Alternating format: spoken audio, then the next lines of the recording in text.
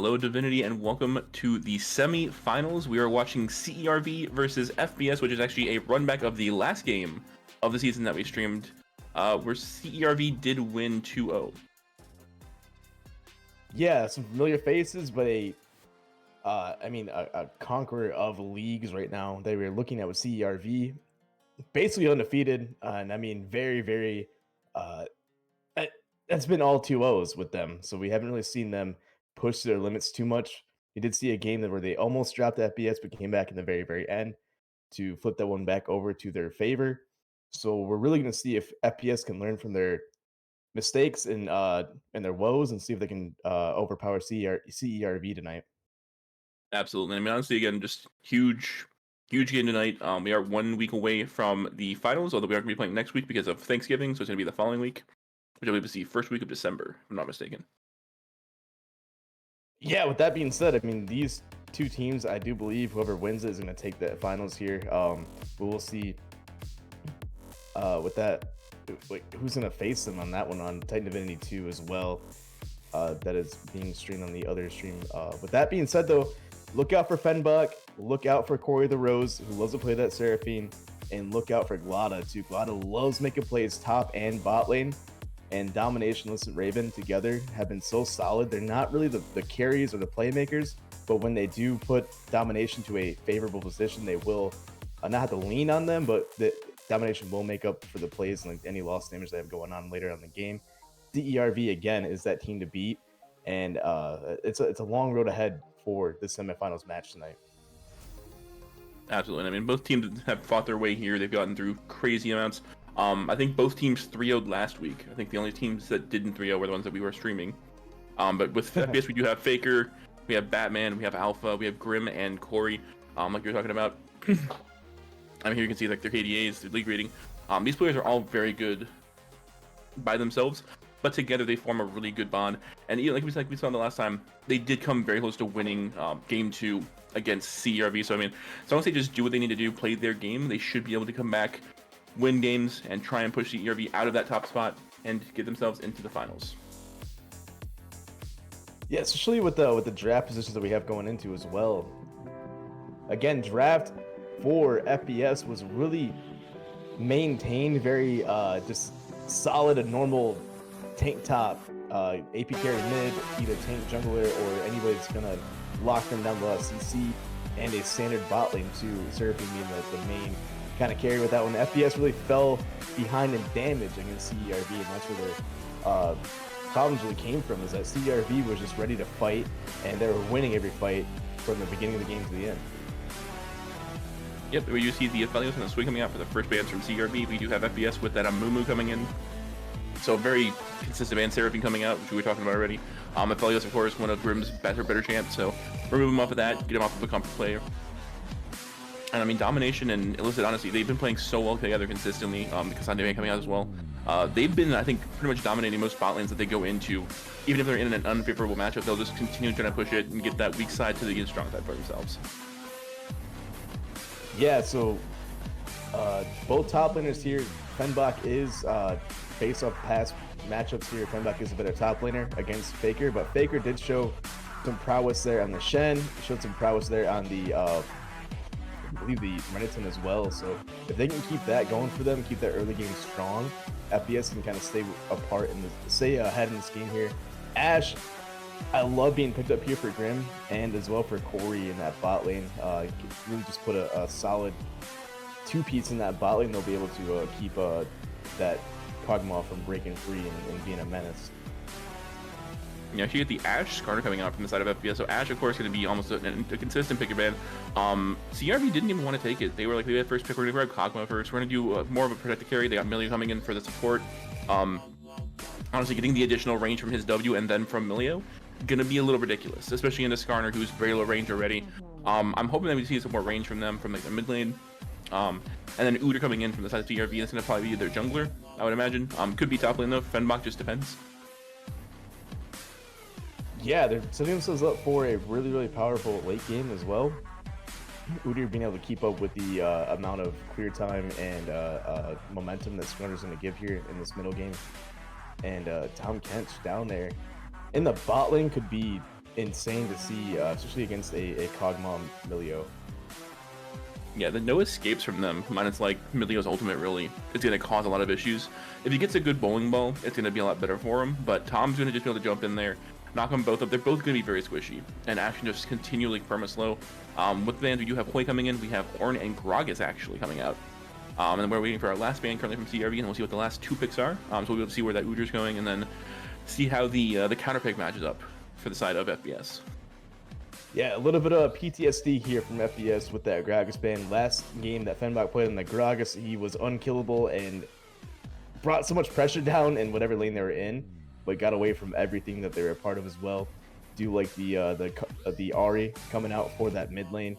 Ahri is an all-around great champion to have, great for pick potential like the Tom Kenton Skarner to help out as well. Yeah, the Ahri just a super safe pick, but the Cassio coming out actually to try and counter that Ahri, which is very interesting to see. And we should be able to see that top lane or that jungle pick, depending on which one they're going for.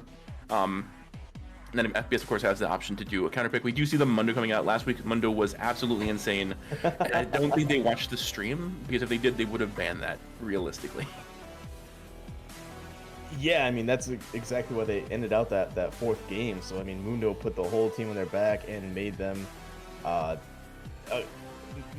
semifinals team tonight. So we're going to see if that can work out against an Alawi. With that being said, I do hear the game in the background, so we'll send it over to that game 1.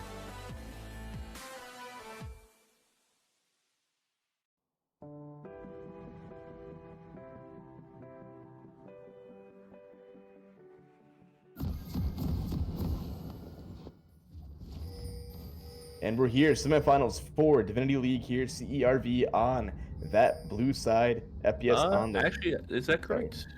Yeah, sorry, FPS is on the blue side here, CERV on the red side. There we go. All right, and yeah, I mean, we do have the Mundo going into the Alawi, which is definitely interesting to see.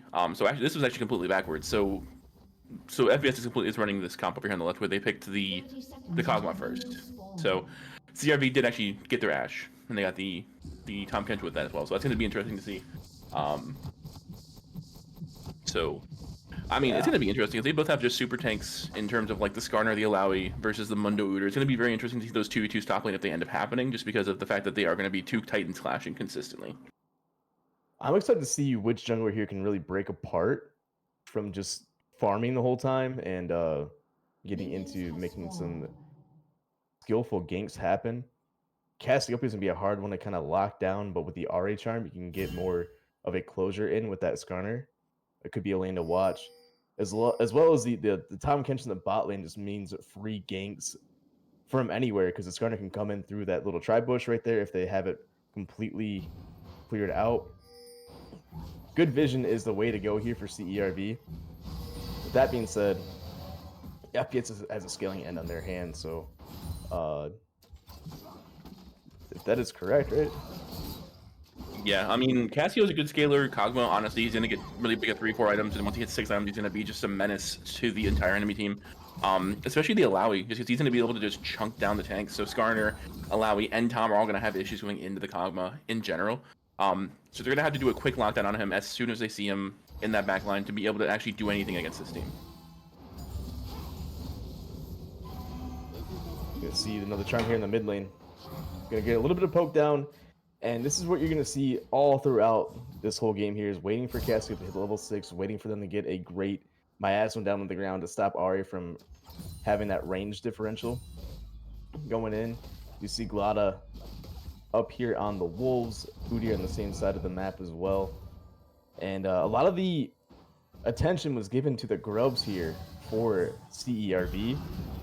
And it did work out in their favor because of the top lane shoving that they had. Fenbach was just so dominant up there in that top lane against Faker. I wonder if FPS wants to kind of try and shut that down here with Udyr and the Mundo pickup. So yeah, and another charm hitting in the mid lane as well. Ahri has just been doing so well with those charms. Alawi is just consistently pushing in that top lane. So I mean, we are going to see a gank from Batman coming in. But Alpha is under half health already. And I mean, you don't want to be at that point with Cassio. You don't have boots. You get scaling movement speed, so it starts out very slow early game. So first couple levels are going to be about even. But if Ahri ends up getting boots on a first back, if she has enough gold for it, it's going to be detrimental to that Cassio to be able to try and chase her down. It's going to take a lot of momentum here for Cassiopeia to definitely get some damage there in the Ari. A lot of levels, a lot of... I wonder if they're going to go Roa after that tier as well. Try to just be the one-man tank, one-man carry of the team here for FPS, alongside Mundo, of course, at that 30-minute mark where Mundo is going to be just a menace with all that healing potential. You see Gladi here chilling, trying to see if they can get a good pick out of the Mundo. Mundo's so far behind in the tower, though. I don't think it's going to be anything there for them. And Udyr taking a great back in this top lane, getting that ward, knowing that Skarner's on the map somewhere, trying to make something happen. Yeah, I don't think the Skarner going into that top lane was going to do anything for them, just because Alawi's been pushed up the entire game. Fenbach, of course, up 13 CS right now, doing a great job on the Alawi to keep that Mundo behind in CS. We saw last week, Mundo was pretty much just consistently farming as well as they could, but they were also up for most of the game. So, I mean, keeping him behind in that CS, keeping him behind in those levels is going to be very, very good for them, and trying to keep that Mundo away from getting that 6-7 power spike and becoming the god that we saw from last week. They're going to have to keep him in check, and I think keeping Alawi on the side lane against him will be a consistency that they're going to have to do, and just hoping for a good teleport in if they can to grab a 4v5 fight while Mundo's trying to push. You can see some high IQs from both junglers here. Skarner, I think, was waiting for a counter gank, which they are right now. They both know where the pathing is going to be at for both sides. Glada and Batman trying to keep their team alive. No momentum would stop everything here on this game 1. 5 minutes in, nothing's really happening so far. Both teams showing a lot of respect so far in the game. But this next dragon could put everything on the line here. Kind of make your sticks in the ground, seeing where everything stands. Yeah, I mean, both these junglers are just kind of like, they're just following each other at this point, it feels like, because it's just they're both on top side, they're both on the bot side now. Glada is going to grab that scuttle, but they do have vision down by that dragon pit for the side of FPS, so they're going to see him taking it. They know what's happening, so they know exactly where Skarner's at. They know he's not going to be able to gank in the other lane, so Cassio's able to try to do a little more free farming. We do actually have Daria coming over and just trying to push out Cassio again from that lane. They're both level 6 now. But the mana difference from Dari versus Alpha is going to be definitely interesting to see, because if Udyr comes in, he should be able to get charmed out and then ulti as well. And there goes the Maximus, so that's actually going to be that cooldown down. Udyr trying to come in from the back, doesn't get anything out of it. And that's going to be the issue you have to watch out for the Cassio, is that if you do your miasma too early, it's not going to work out for you. Yeah, wait for the Udyr to get that that spacing a little bit closer here. Land the W, and then you have your full cooldown on there. Batman's still level ahead, even though Glada got that Scuttle Crab and now going to start the Grubs. Batman he's gonna fall behind at some point in this game here if he keeps doing what he's doing so far this early in the game. It's really gonna get out of his hands though. But at least with Udyr, the farm will always be there, the CS will always be there. The problem is you're gonna lose objective after objective if you're not proactive instead of reactive to what Glada is doing so far in the game. You're gonna see 52 to 47 CS. But at this point, Cassiopeia, having that tier and having the tome is going to be very helpful for them. Blue team going to grab one grub off the map here. Yeah, it's definitely interesting. I mean, the only lane that's currently is winning in CS is the jungle. And actually, we could see, yep, Alpha getting stopped on that back by the poison coming out from from Alpha. So, I mean, smart to do that, but all the other lanes are currently winning for the side of CERV. We have Alawi up by 25 CS already. Like, there's a 400 gold lead already on that Alawi into the Mundo, and neither top laner's back yet. Mundo's trying to back, it looks like, but he's just staying for that wave again. And that's the thing with Alawi, is that they're able to just consistently push that wave in and prevent the back from happening. Alawi may actually get it back off now, though. And they're sitting with a good chunk of gold, so they're going to be able to get some good items coming out, get some more. Yeah, 2,700 gold right now, 2,200 gold actually. And they did just buy a pickaxe and a phage, and then some boots immediately off the bat. So, I mean, they're going to be a menace running into the Mundo until he ends up getting his first level items. Yeah, the good thing about FPS, though, they're facing 3 tanks here. They got the Alawi, they got the Skarner, they got the Tahm Kench. All 3 going to be building some sort of health regen item. So you have the Cassiopeia that can burn down whatever is in front of them. Kog'Maw, even though they're down 10 CS and probably a little bit of gold here as well, maybe a little bit of levels due to the zoning from Tahm Kench, can also chunk down a lot of these laners that will be in front of them. A good front to back team comp here for FPS that should be able to help them out. I'm wondering, these teams are so respectful, that it doesn't look like CRV just 3-0'd this team a couple weeks ago, you know? Yeah, I mean, both teams are just playing this super well. And I mean, that's especially true with like the top laners. Like, there's been no kills. It's 9 minutes in almost. There's no kills, but like the damage being done to both sides is insane. The cleavers coming out from Mundo consistently doing the damage. Faker trying to just space away from Fenbach and make sure he can't just jump in on him. But getting the using his E on the Alawi, Femblock is just going to consistently destroy that health bar from Mundo, and if you can actually get him all the way down and take out the clone, he's going to be able to get those tentacles down on him and actually have him slowed as well. So he's going to be able to chase him down a little bit easier if he needs to. Good to see the dragon finally started here for Glada. Glada starting the grubs, got 2 grubs out of it. Glada starting the dragon, and gonna definitely secure that one as Udyr is on the top side of the map right now. Glada might have the highest IQ I've seen so far out of the junglers we've been seeing in this league. Just timing is everything in the jungle. If you start the wolves now, can I do this after? If I go to the grubs now, can I go bot lane after? Or if whatever you decide to do, there's going to be an action and reaction towards every other part of the team, depending on when you do it and how you're going to do it. So that being said, Glada just knows when they can get away with stuff and how Batman is going to react to it, because they already know that they have to clear out the dragon, now clear out their bot side, reset, go top side here, as Batman is going to be looking to potentially do a gank in the bot lane, maybe attack that mid lane here. We got to do something here with that Udyr. Yeah, Batman feels like he's just falling behind on the tempo right now. Just like he hasn't really done too much. And I mean, with knowing Skarner was bot lane, he could have taken some of the top lane farm from like the jungle. He could have tried to counter jungle him a little bit. And that's, I mean, that's a big thing that Udyr's good at, is he's able to counter jungle really easy. Because he ends up getting a lot of AoE, a lot of damage on him. He's going to be running the excuse me, some AP builds. So I mean, running Phoenix form isn't going to be like one of the better options for him. He can easily just take down like 1 or 2 camps while you do know Glada's bot lane, because you can see him on the board. So I mean, like, there's no reason to not do that, other than just playing a little bit too safe, in my opinion. Yeah, there is a good point of doing it though, because of the team comp that you have, knowing that Cassiopeia isn't going to be as bursty as the Ahri. Same thing with that Kog'Maw on that bot lane. Tom Kench, I think, is going to do a little bit more damage than the Ashe, even at this point in the game so far. Second part of Grubs will be started here. Glada is already up here. First blood in that bot lane, though. Yeah, actually, Domination just solo killing Grim down in that bot lane. Very interesting to see. There is going to be a bigger fight for these Grubs, though. Domination didn't even take any damage, it looks like. I'm very interested to see what actually happened there. But we do actually have a Grub fight happening. We have Batman using his Phoenix. Faker is getting hit by Fenbach in that back end. This is the thing, is that Alawi is just great at spacing. Batman trying to go in on it, but actually Darian getting very close down. Does walk into Faker, so Faker takes him out. Ari getting taken down. We do actually see Fenbach taking a kill onto Cassio, going again onto Corey, and Batman is trying to stop him from getting the kill. But Corey is very low, does almost get taken out by the tentacle, and Batman actually very low as well. We just see Glada going in onto Faker. Batman running away. Fenbach jumps away from it, and he's going to get the kill down onto Batman. That is 2 kills over to Fenbach on the Alawi. Going for a third, but ends up missing his E. But Faker's still there, getting ready to get killed. Fenbach flashing away from Mundo, and that is going to be a kill over to Alyssa. That is a 4-1 now for the side of CRV. Fenbach with the BDE, bro. Oh my god. Taking 2 tower shots in that mid lane, then jumping right back towards the jungle to flash away from Faker, who was trying to get some retaliation there after. I'll let you run that back, this replay. Yeah, so let's see what happened here with the bot lane, because we did get the first blood over on CRV from Domination, actually, just solo killing Grim.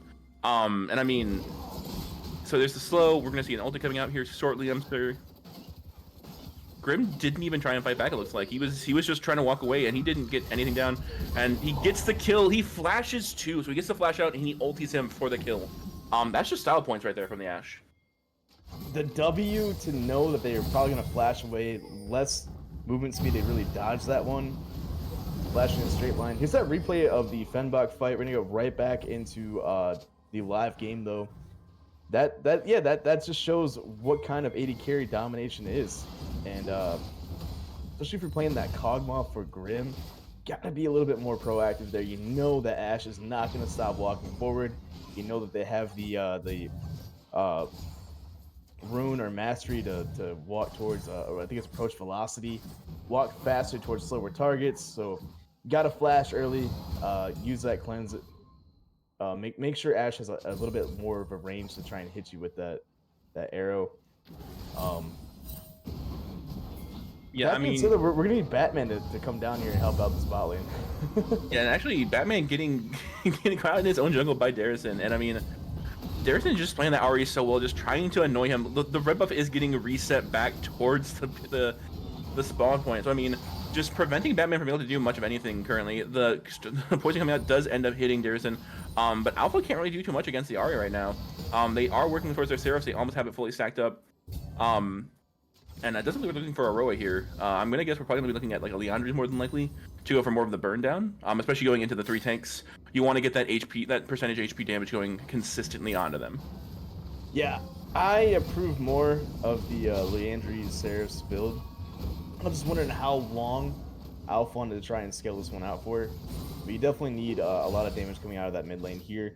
Kog'Maw does give a little bit of the AP mixed damage, and same thing with the Mundo, but I mean, you're going to have to burn through a lot of HP here if you want to get through towards this game. Fenbach is not letting go of this top lane. No, and that turret's gonna be going down. Fenbach just knows if he stays there, he's probably gonna end up dying. But he does actually get the healing down. Batman getting taken down by Fenbach after the tower, and Faker can't take him out. Fenbach is just one man. He's a one-man army, and this is the thing with these tanks is like if you have a duelist like Alawi or like the Mundo, if you're that far ahead, you can take a tower, you can take 2 of them on, and you will still get a kill onto an Udyr. It's insane to me. 3-0-1, 50 CS up. I don't see anything available for FPS to stop the landslide that's coming here from Fenbach so far. Gonna see another Rift Herald, another objective here taken for Glada. And there's 2 things you can do with this one. You can take that Rift Herald, put it down in that top lane, and just completely stomp everything that's left up there of FPS, and you're going to put yourself in a position to have all that gold available for yourself. Glada take a little bit of damage here from Alf. Yeah, and actually going in onto the Cassio does have the miasma down, but not too much coming out of it. Ari is grounded, but and actually there comes the stun, but the suppression comes in from Sojourner, the kill going over to Darrison, and this charm coming out going on to Batman. Batman's trying to make a play on this, but it's going to end up taking his life out, and that is a double kill over to Darrison on that Ari. And I mean, 7-1 already. It's 15 minutes in. We had nothing happening for the first 9 minutes, and now we're just going fight to fight. Grim actually coming back onto domination, which is really good. And that's what he should have been trying to do on that for the last fight he had against him, is just trying to do some damage back because you have that percent chunk HP, and domination is about 400 health right now.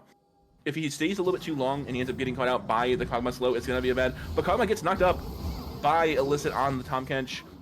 Just trying to get some more spacing out for him. The Bork coming in onto Illicit, but he does walk away. Honestly, very well done by CRV to try and keep that wave push in while they get the second dragon up as well, which is Chemtech. And we are going to see a Mountain Soul coming out for this game. So, I mean, for any of these tanks, especially for CRV, they want to get that Mountain Drake, get that Soul, and just get that huge shield you're going to have going forward. I don't even think CRV needs it at this point. If they keep continuing to play like they are right now. Great job, Alyssa Raven, to respond to the amount of damage and range differential that Ashe is having. I don't get it. This team didn't want to touch each other at all in the first 5 minutes, and now it's nonstop fighting here at 16 minutes. Batman going in. Yeah, and Batman, again, getting caught out by 3 members of CRV. He may be able to get away in that bear form. Does get chunked down to half health, though. And the flash coming in from Darrison gets the charm down. And that's going to keep him slowed enough to get the kill. Possibly over to Fenbach, actually. Oh, and he's going for it. But also, Alf running away from Glada, running away from Illicit.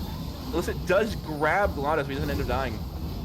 Flashes away from Batman. And that is going to be Illicit getting taken down by Alpha, and actually flashes as well. So that is unfortunate for CRV. The stun coming in on to Corey. They both get suppressed. The kills coming out. Glada gets taken down by Cassio, but that's going to be a shutdown over to Cassio actually on Glada, but that's going to be a blue turret down. That's going to be Ashe getting another kill, and Ari getting another kill as well. We've seen some crazy orb walking right there from Alf on the Cassiopeia. Move E, Q, W. It was going all out there in correct rotations as a 1v2'd while the rest of their team was being chased down by Fenbach and the Furious 2 behind them. Fenbach still alive as well, still causing a havoc there in that top lane. Had Faker running for their lives with the ghost of uh, Thanksgiving past to say Christmas, but it's not there yet. Don't forget about Thanksgiving, everybody. Absolutely. That being said, though, we have a certain part of the game where CERV is going to force you into a corner, and I think that's how Batman and Grim kind of feels. Either we fight now, or we're gonna lose like we did our last series.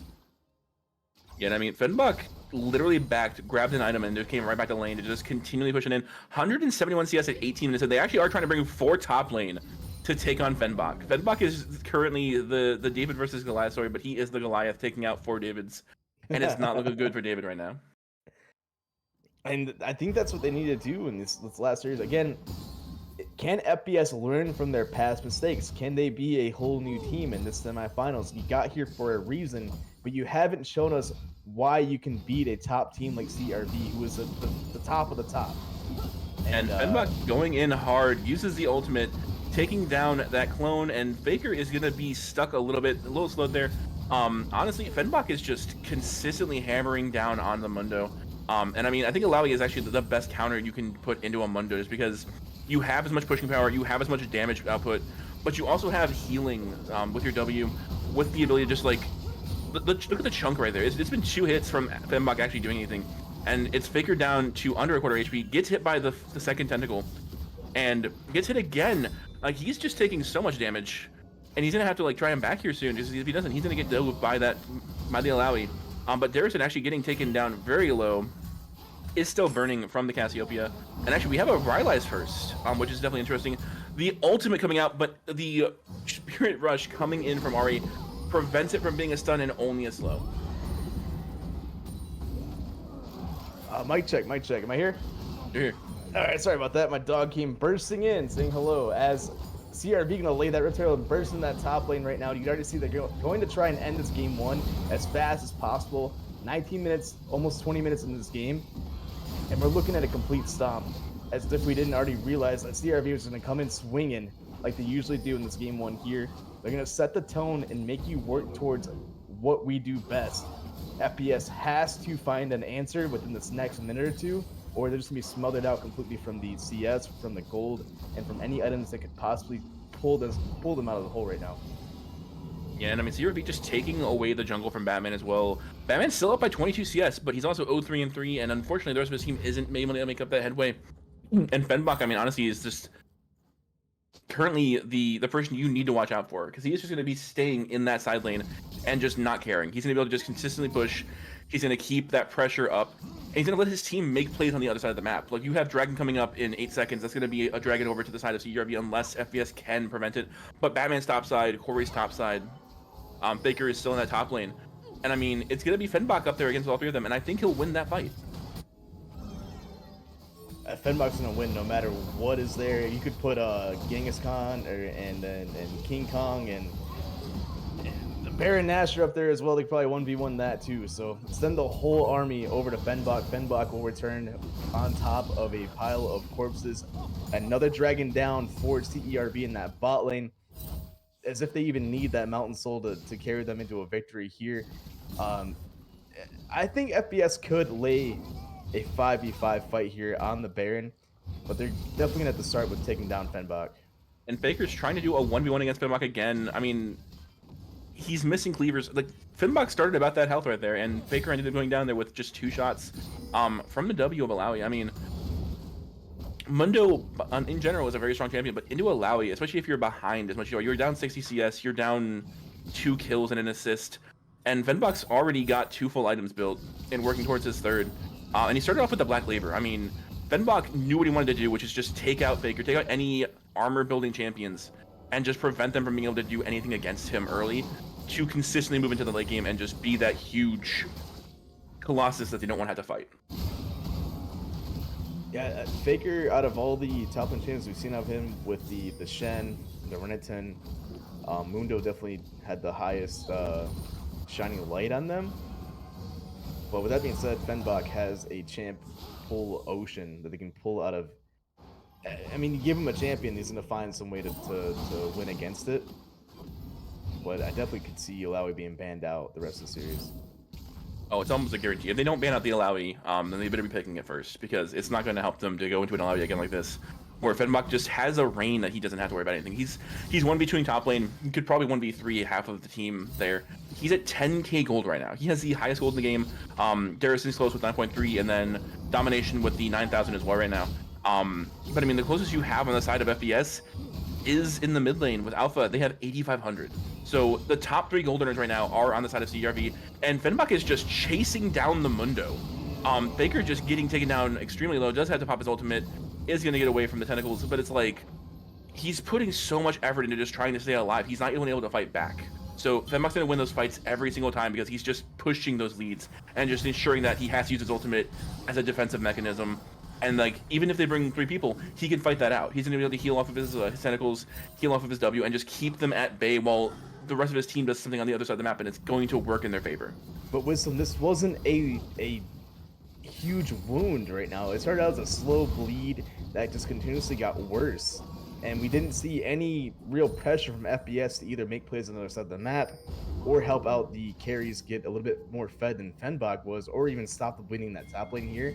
We just seen them kind of stand by and watch Fenbach completely open up this top lane. And I mean, here's the 4-man bot top lane that we're looking at for Fenbach. Fenbach may actually go down here, does ulti, does end up taking the tower down, but it's actually going to be a shutdown over to the side of FPS onto Grim. So Kog'Maw getting that shutdown is going to be great. That's going to have their main carry a lot stronger. And actually, Batman getting caught out by Illicit, by Glada, and they're going in. The suppression comes out. We do actually have Darrison coming in from this side. Does jump in. Illicit getting the first kill onto Udyr. The ultimate coming out from Cassio from Alpha does get the stuns down. Ash getting taken away by Illicit. And Darrison trying to get the charm down on Alpha. Does get the damage down. Glada going in on Alpha. Gets the kill. Mundo, though, from Faker takes out Ash. And Glada just consistently fighting that back line, that bot lane. And he's winning right now. He ends up taken down by Grim. Illicit does take out Faker. And that is going to be a 3-for-3. Clean fight from both sides. But that's the thing, though, with CRV was when it was playing a 4v5 where they only lost 2 people. And FPS still lost 3. Yeah, I was gonna say CRV is gonna make sure that Fenbach goes. Sorry, FPS is gonna make sure that Fenbach goes down. The problem is that CRV felt confident even without Fenbach to defend themselves against a full health 5 champion FPS team that didn't lose anything here against CRV. So I was wondering if ERV was gonna actually win that fight or if they were going to get completely bodied here, which FPS showed some life back in this 25-minute mark of the game. Baron's still for the taking, and there's still a lot to be proven by FPS. We're seeing the Emilio actually come in clutch as well in the later parts of this game. Alpha did so much damage, a great 4-man stun with the Cassiopeia ulti, and Domination was not able to run away from the Mundo and Cassiopeia burn. So we're going to see a lot more combos come out of this FPS team that we were not expecting. Yeah, I think Alpha with the Petrifying Gaze did a really good job of getting the lockdown on 4 champions, but again, like they lost a 4v5 fight for the most part. They did end up losing 3. Grim, however, did get a shutdown onto Fenbach, so that's going to give him a lot of gold. He did finish the Winsus, has the Zeal now, so he is now currently a 2-item Kog'Maw. Does actually have a bounty as well on him. So I mean, you want to see that. You want to have that Kog'Maw be as strong as possible. And they are playing the surround the Kog'Maw, just keep him alive as long as possible. A lot of trying to get that dragon naked down. Fenbach in the back end going on Faker, and that is going to be Fenbach actually behind them still. Flashes in, ultimate coming down, takes in 3 of them. Fenbach taking down Batman immediately. Darrison taking out Corey of the Rose. And Glada going in hard, trying to get more. And Faker under a quarter health now. I mean, CRV is just playing this so well, and Fenbach honestly wasn't even contested on that back end. He was just able to walk in, actually even flashed into the enemy team for a 5-man ulti, and took down 2 of them. What an Alawi ulti in that resend of a fight on that Soul Drake for CERV. They're going to start that Baron right away as well. We were talking about stopping the bleeding in FPS. CERV knows how to put a gauze on a wound. They know to stop that right away, take away any problem that's going to be happening in the future, and readjust. Right then and there, they knew that they needed Fenbach in these fights. Fenbach came, Fenbach conquered, and now Fenbach is going to be walking it down the bot lane in a new situation that FES has to deal with here. And I mean, that Baron and that Mountain Soul now are going to be so detrimental to the FPS side that, I mean, even though you have the burn coming in from Udyr, coming in from the Cassio, coming in from the Kog'Maw too with the Bork, hasn't made a difference so far. And are you far enough ahead? And the issue is that they're not far enough ahead to actually make use of it too much. But I mean, Fenbach's going to consistently just be there on the backside. You're going to have Glada going in for those 3-man ultis and just running through walls to grab you. Domination on the Ashe with the ultimates are doing really well. Elicit's going to keep you alive no matter what happens. And Darison's going to be there to just try and clean up these cleanup kills and just keep those charms coming to stop them from being able to take you out. CRV is playing this so well for each section that they need to. And I don't know if FES is going to be able to actually come back soon enough to stop this from happening. It might be a little bit too late right now for FES to do anything about it. Thankfully, we do have Cassiopeia with a lot of wave clear, but not enough health to deal with a Fenbach who one EQ combo with that W. Already a half health Cassiopeia with Leanders with the Rylai, so that's a healthy champion. 4-1, 266 on this top lane. There's nothing you can do about the CRV is going to take this game one, no matter what FPS wants anything to do about it. Yeah, I think throwing Alpha down there against Fenbach is the best option, just to keep him at bay as much as possible. He does have the wave clear. He has the ability of keeping the health from Fenbach down if he doesn't get caught out by any of Alawi's movement. If that happens, though, it's going to be more of an issue for Cassio trying to stay alive versus trying to push any type of leads that they can try and do. And Alpha actually is now in that mid lane. It is the 3-person from CRV pushing that mid lane down, and they are 1-3-1ing this perfectly. They're getting all 3 inhibitors right now, and this is going to be a CRV win. Batman is going to try and go in, gets charmed, immediately gets chunked down, but is staying alive, and does actually almost get caught out. We do see the flash coming out of Corey. Darison trying to go on to the Milio, but I mean, this is a 4v5 fight right now. We do see them going back to the base. Charm coming in onto Alpha. Alpha gets taken down by Darison. Glada going in hard onto Faker. Faker trying to chase him back down. And that is just towers being chunked down by both Domination and Fenbach. That's going to be a charm coming in, ends up hitting Faker with it, gets his passive back, but that is going to be the first game going over to CRV in 30 minutes. I mean, there's not too much to say that we didn't say in that last series, Wisdom. This is kind of a copy-paste that we've seen from that last series we had from them. The issue that we're having at FES is they're too one-track minded here, whereas CERV will pull out anything and everything they want to. They'll play Swain in that bot lane there. They'll play Alawi. Fenbach loves to play Alawi, but we don't really see it too much because of the matchup concerns, or sometimes you need your top laner to leave, and Fenbach, even on a champion like Alawi, left. I mean, there wasn't much else to do up in that top lane, so I see why they left, but we're going to see kind of a repeat here as long as FPS doesn't continue to stay on that one-track mind. So they're going to have to definitely change everything up here and re-evaluate themselves as a team and their champ pools to figure out how to deal with a dominant team like CERV. If you see that you have a weak lane, make presence in the other lane or stop the problem that you're having to deal with in the lane that was happening here. You can't just kind of wait for it to go away on its own. It's not a team you're dealing with right now. This team is going to take whatever they can from you, and you're not going to get it back without a fight. Absolutely. I mean, we did see CRV just take over this game entirely on their own. And I mean, Fenbach in the top lane did a really good job, but Darison actually coming out with a 5-1-5, had a better KD overall. And Darison, I mean, honestly, in those fights was consistently available to get those charms down onto Cassio, onto Kog'Maw, onto Milio, and just pull in the squishy targets to take them out as fast as possible. I mean, FPS did have to completely change up how they're doing this in the next game, which we are going to be getting ready for shortly.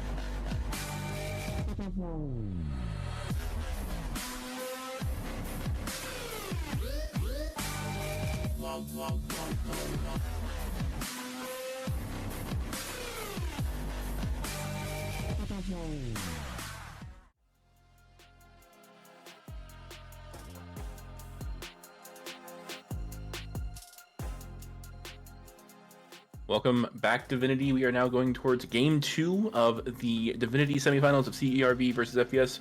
We just watched CERV hand FES another loss, and they did that so well and so coordinated. It was insane to watch the entire time. Yeah, I mean, it's what they've been doing all season. That's what they're doing up to this point right now, and we should have definitely known it was coming again. But that being said, FBS has to be more proactive. They have to learn from their mistakes over and over and over and over again. You got to just get your bodies out there and see if you can make some plays happen. But we're looking at a point in the game right now where it's going to be a make or break for FBS. You give up 2 games, you're just going to be giving yourself a serious loss here. So whatever tricks you had up your sleeve right now, just pull them out. Absolutely. I mean, watching just the complete run over of FES in that last game, from domination getting that first blood solo in the bot lane against Grim to the crazy fight we had at the second set of grubs, with Fenbot, Glada, Darrison, and Illicit all just going hard in the paint, and Fenbot getting the 3 kills to start that snowball that he had. And I mean, Darrison just played super well the entire game as well. The Ahri was so cohesive with Glada on the Skarner, and I mean, they played every single fight so well. Even if they were losing a bit of that fight, they came back with it. We did see the Alawi jump over the Dragon Pit to get a 5-man ulti. We saw Darrison consistently spirit rushing with a charm to get somebody caught out, including Alpha. Batman got hit a couple times. And it's every single bit of CC that they used was in cohesion together. And here's the draft from last game. Honestly, I think if they don't change much of the draft, they aren't going to have many issues. Keeping the Ashe, of course, is going to be a good option. We are keeping the same size, but it's going to be FPS Blue, CERV Red once again. So I mean, the Ashe could be first picked by FBS, and I expect it to at least be picked or banned every single game again, just because she is the strongest bot lane champion right now in the game. That's not an AP champion. Here comes that game 2 draft rolling right at you. Yeah, no one likes to play against control mages. When you throw a control AD carry down there like Ashe in that bot lane, there's nothing you really do about it that's going to be substantial for a team like FBS, because they got to think outside the box. They can't just throw a Sivir down there. They can't throw anything else comparative to an Ashe, and the range itself is such a pain to deal with. You're going to see that first Swain ban, Aphelios ban out for FBS.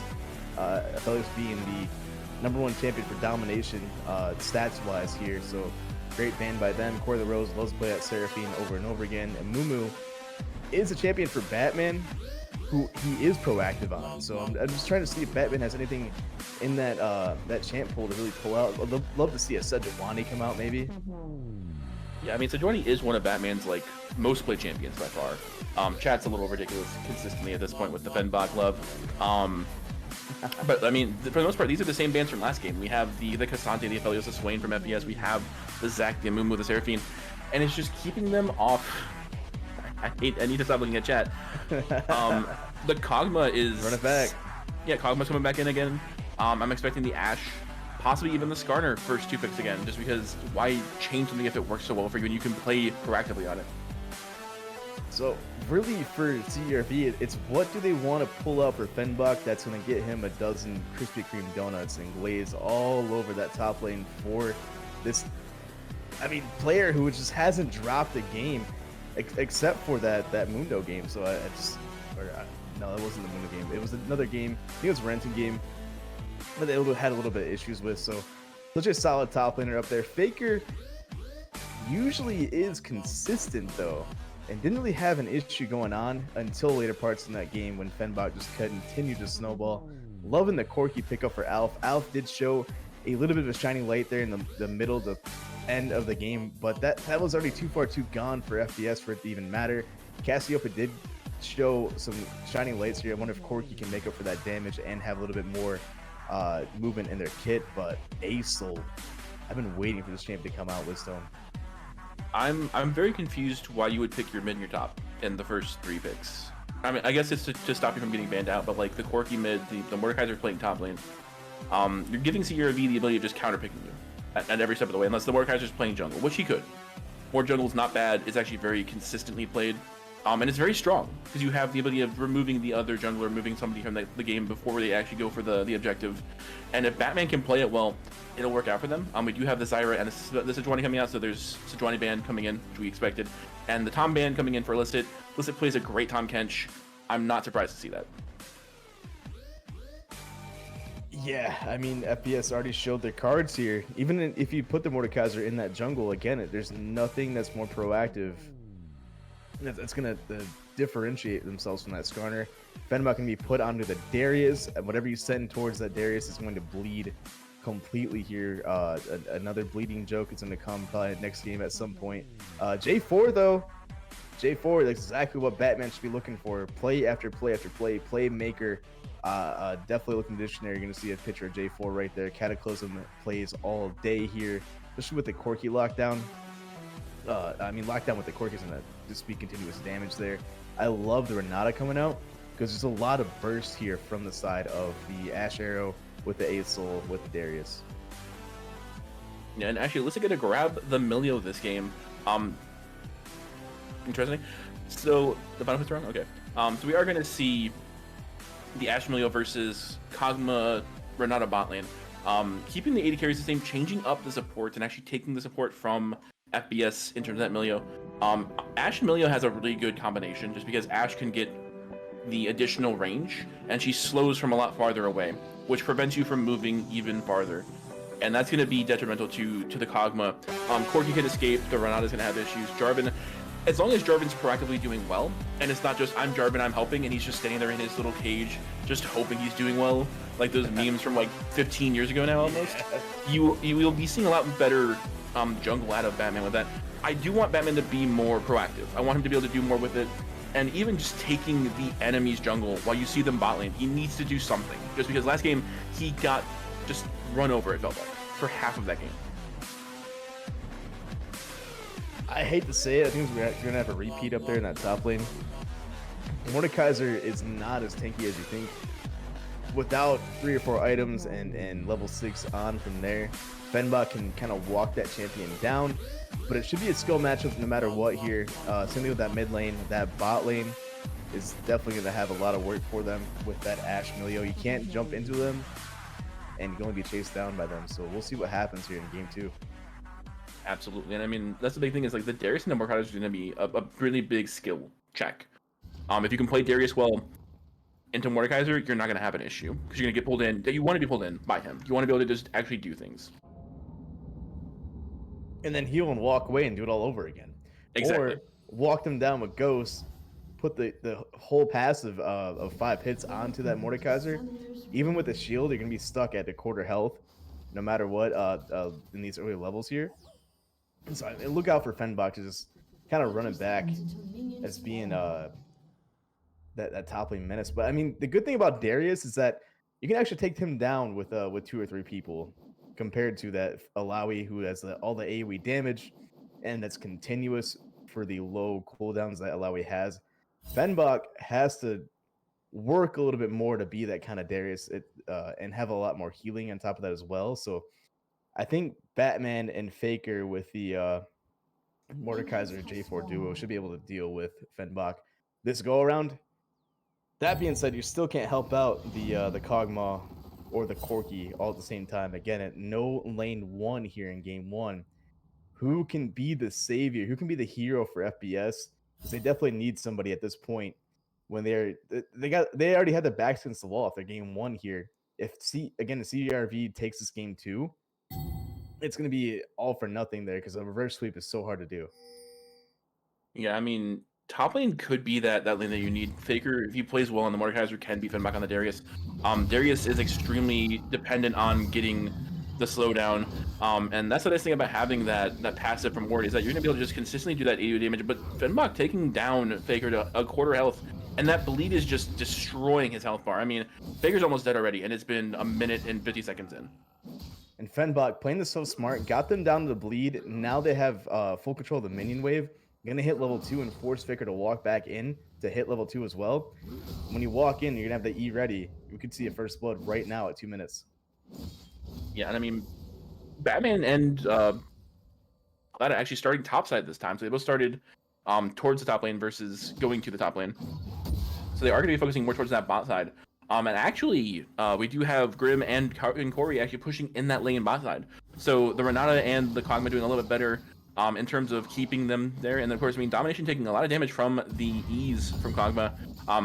Looking to just try and keep them pushed under their tower as much as possible since they know they have Batman coming down towards them. Glada is actually looking to try and get a gank onto Faker, and Batman's going for the gank in the mid lane against Dayrason.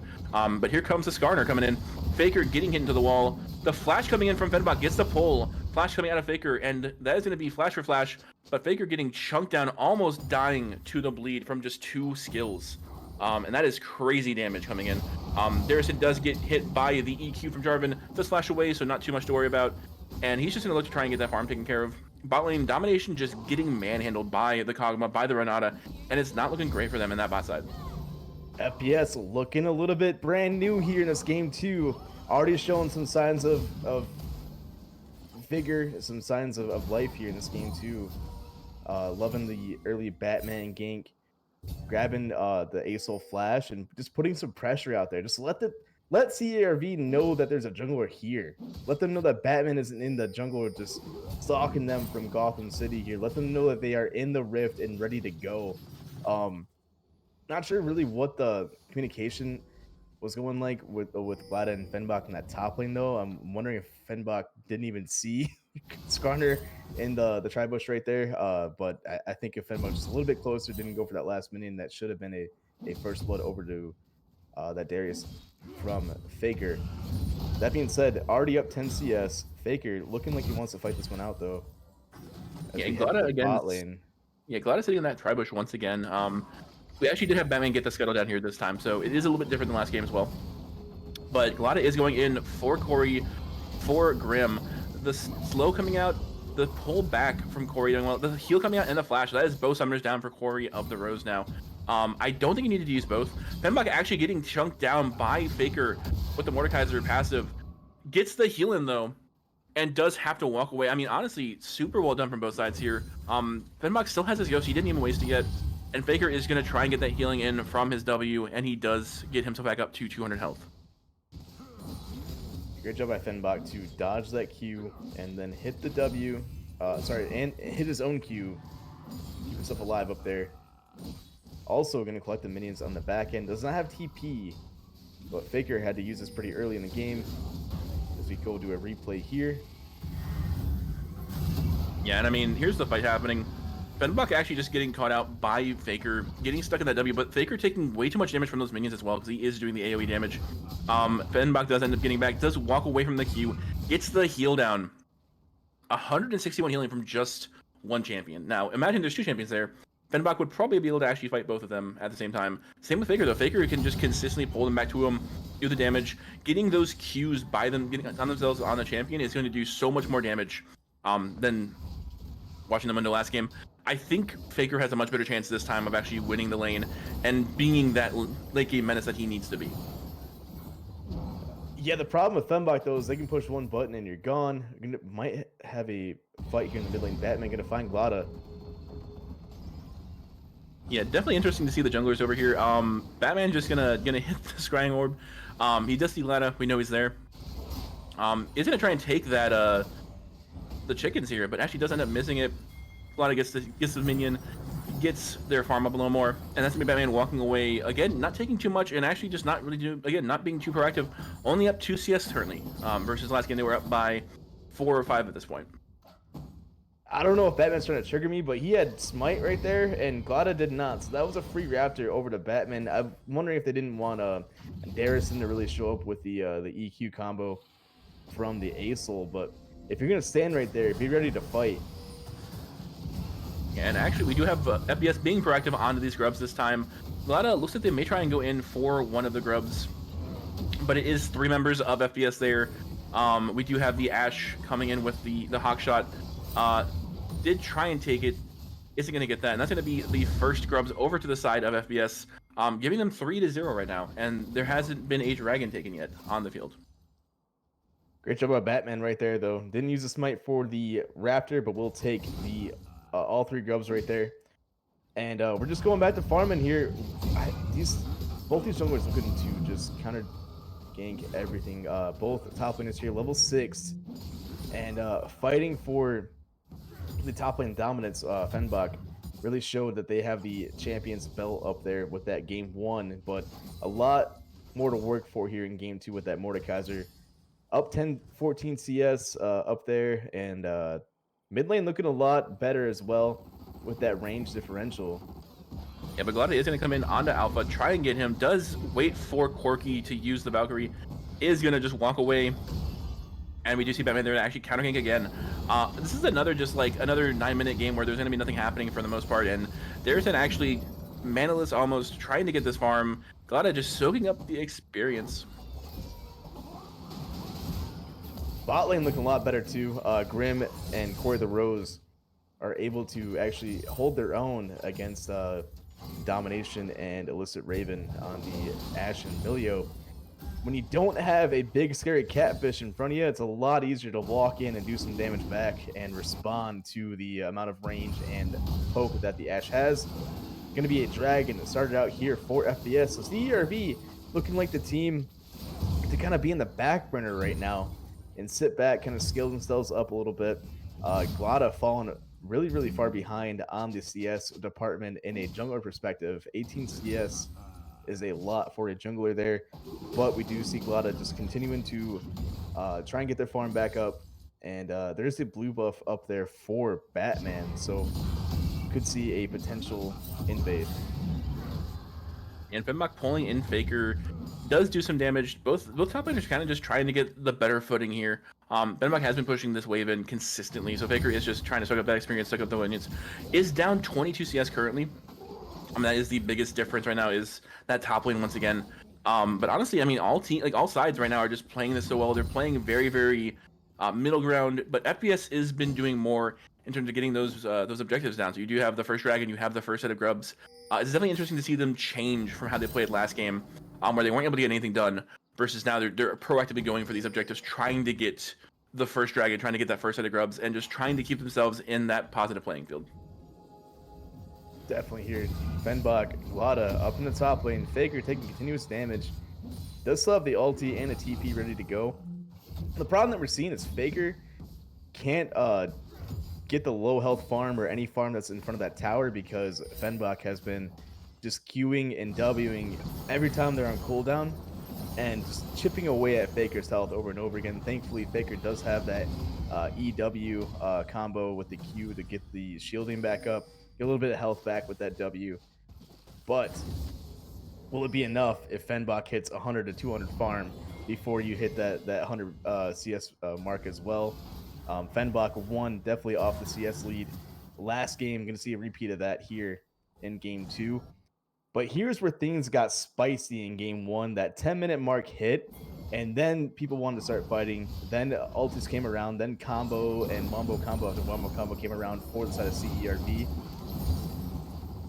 Yeah, and Darrison getting taken down very low by Alpha.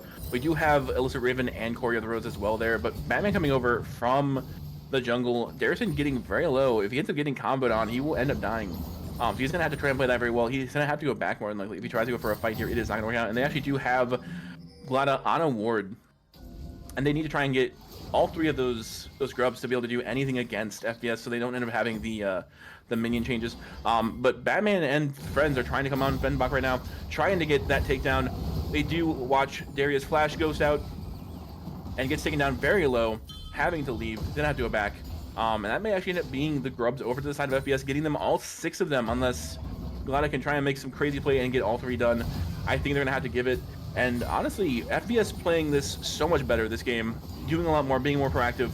And that is 4 members there trying to stop this. Illicit trying to push in Uri, trying to get something done. That is 5 over to the side of FBS so far. We do have Darrison coming back, trying to get some damage down.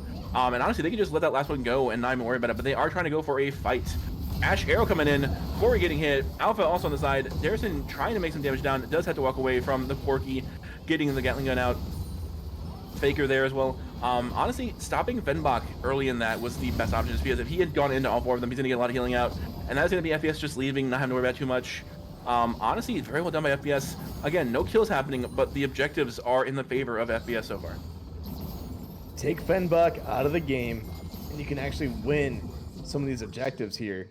You've seen that with the Dragon. You've seen that when Fenbach had to leave early and they got the first set of grubs, and now you attack the problem, and the problem isn't there anymore. You get the second set of grubs. I was waiting for a huge Acel ulti to come down, especially when that Ash Arrow hit a member of FPS in that sort of blue hit area for FPS. And I'm wondering, as the game gets later, Acel gets more stacks, more stars get called upon, and should see a huge explosion and a huge 5v5 at some point in the game. Objectives going to get a lot harder for FPS, and I think that's why CERV feels so comfortable giving up a couple here and there, especially this early in the game. So look for that scaling to happen for CERV, and look for them to get a little bit more aggressive with that Acel.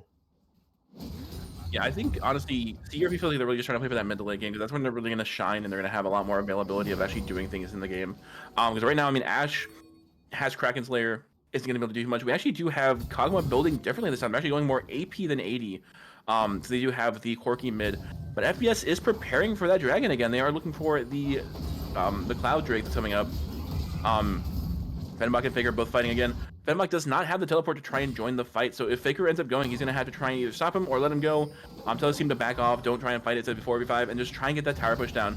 But it's definitely interesting to see FPS take such a proactive role in getting these objectives. This is their second Dragon they're going for, and CRV can't really stop them right now. I mean, Durison's still in the mid lane.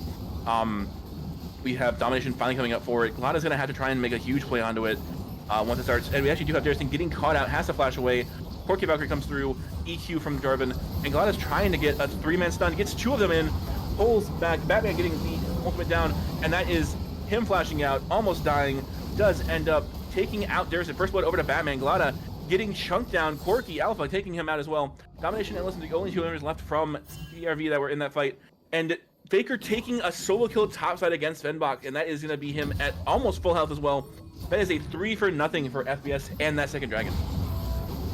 Goes that replay of the fight here in that top lane. Fenbach is pushing up in that top lane, trying to stop the TP from Faker. Going to grab the E onto that Mordekaiser. Mordekaiser going to pull them right back in as they chase them down. Faker going to land the ulti at some point in this fight.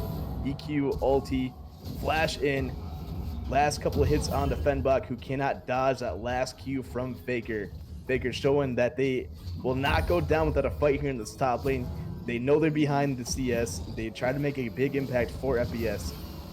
But they didn't even get the Dragon here. What's going on? As they all recall. And Dragon's still alive at this 14-minute mark. 3 kills for them, though. They finally broke that barrier. First blood over to Batman, who I thought did the J4M helping meme that you were talking about earlier when they went into Acel like that. But the good flash out was definitely the right call right there. Wisdom, what do you really think about that showing from FPS? I think it showed more signs of life this game. Like the last game they played really passive. They weren't really able to do too much. But they've been so much more proactive this game. And like we talked about, tempo is the biggest thing in these games, especially from the junglers. And Batman has changed it up. He went from having issues making plays, trying to do everything on the Udyr to Jarvan being able to actually go in, and he actually is helping this time with the Cataclysm, with the EQs. And I mean, he flashed away from the Acel ultimate, got down to like a quarter health, and still ended up making it out and getting that first blood onto Darison. Acel didn't have a chance to live there, and you hate to see it, but I mean, FPS is trying to keep this an even playing field for themselves, and they're trying to get those leads, and they're doing a great job so far. Yeah, you can see CRV is mad about how that fight went down. Acel gonna get that shutdown into Corky, and I mean, CRV might be that team, Wisdom, where you hit me, I'm gonna hit you back twice as hard. Like now you made me mad. Now I need to wake up. CRV were kind of coasting through that little part of game 1. They came back. Fenbach kind of just carried them all into it. There's nothing to really go down.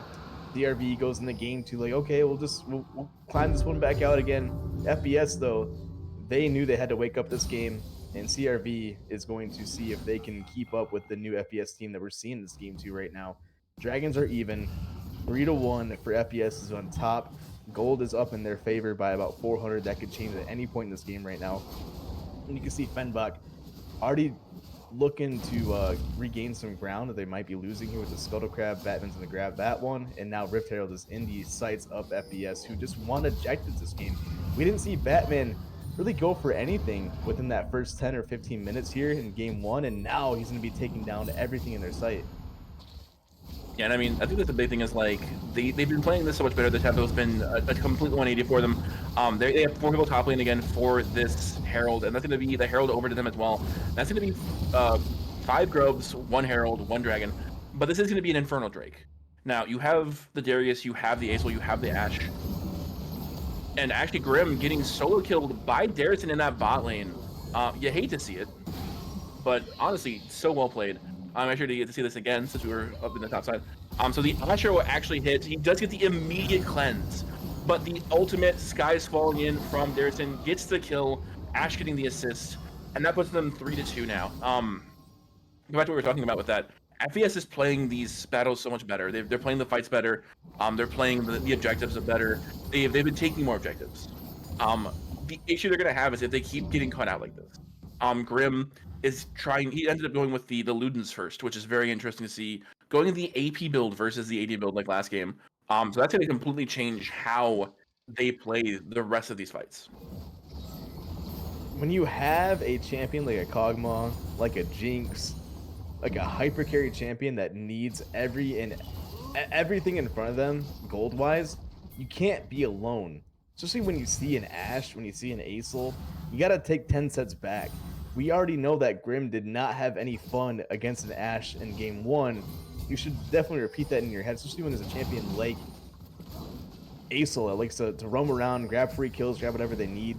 Darrison is always looking for a pick, like we see with that Ahri in game one. You got to be more just aware of this kind of situations here, and we need Grim to be put into a situation to be a carry Kog'Maw. But I think they're going for more of that poke style, that AP push R, and you keep pushing R until you can kind of one-shot somebody here, which I don't mind. Yeah, I don't know. I'm not sure who ended up being that blue buff, but it looks like Glada ended up smiting it, and Corki actually did get the steal on it.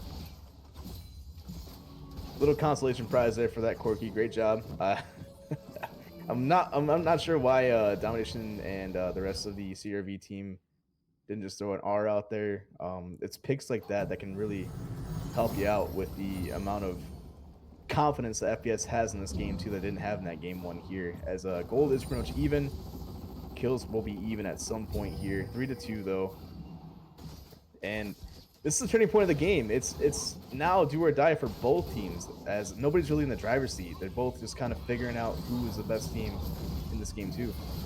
And Glada actually getting pulled away from the EQ from Batman by Corey of the Rose. The arrow missing, but Grim is stuck there by himself, does end up getting away. Vila Darcy coming in, gets the kill down onto Grim. And that is a 3-for-3 like you talked about. We do have Batman getting pulled back in. Honestly, I think that was a miscommunication from Corey and Batman though, because Batman tried to get the EQ down onto Glada and got pulled away as soon as it hit. That is unfortunate to see. Great to see for CERV though, who don't want a even series. They want to definitely 3-0 this as fast as possible. So they put themselves back into a winning situation here. They fell behind, fell a little asleep, kind of coasting again in the early game, but now they are back into their dominating style of gameplay here. They're going to continue to put themselves into a pick situation that they need.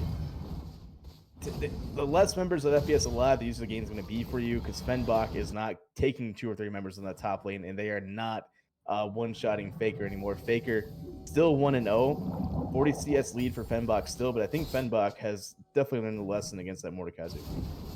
Yeah, I mean, he could probably do a solo now. He does have the Stridebreaker. We do have the Riley coming out. We actually have the Teleporter coming in from Corki into that mid lane, which is interesting to see, because it looks like they're trying to just overload that mid lane, prepare for that dragon fight. That's going to be the first of the Infernal Drakes, which both teams want to get that. That's going to be so much more damage for you. And we do actually see the Ritual coming out in towards the mid, so they're going to go for that mid lane. We do see the Herald actually just getting chunked down right now.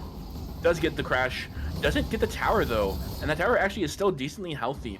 I almost feel like it was like a misplay there from Super early. FPS to try and do it. Yeah, it was way too early, and they didn't have anybody even jump into it and try and go for the tower. They just tried to let it do its own thing, and it didn't work out how they wanted it to. Fembach is ghosting in, pulls in, does get caught out by Mordekaiser's Death Realm, but he is able to stay alive a lot better than the last time. He's away from Mordekaiser, is just trying to keep himself there.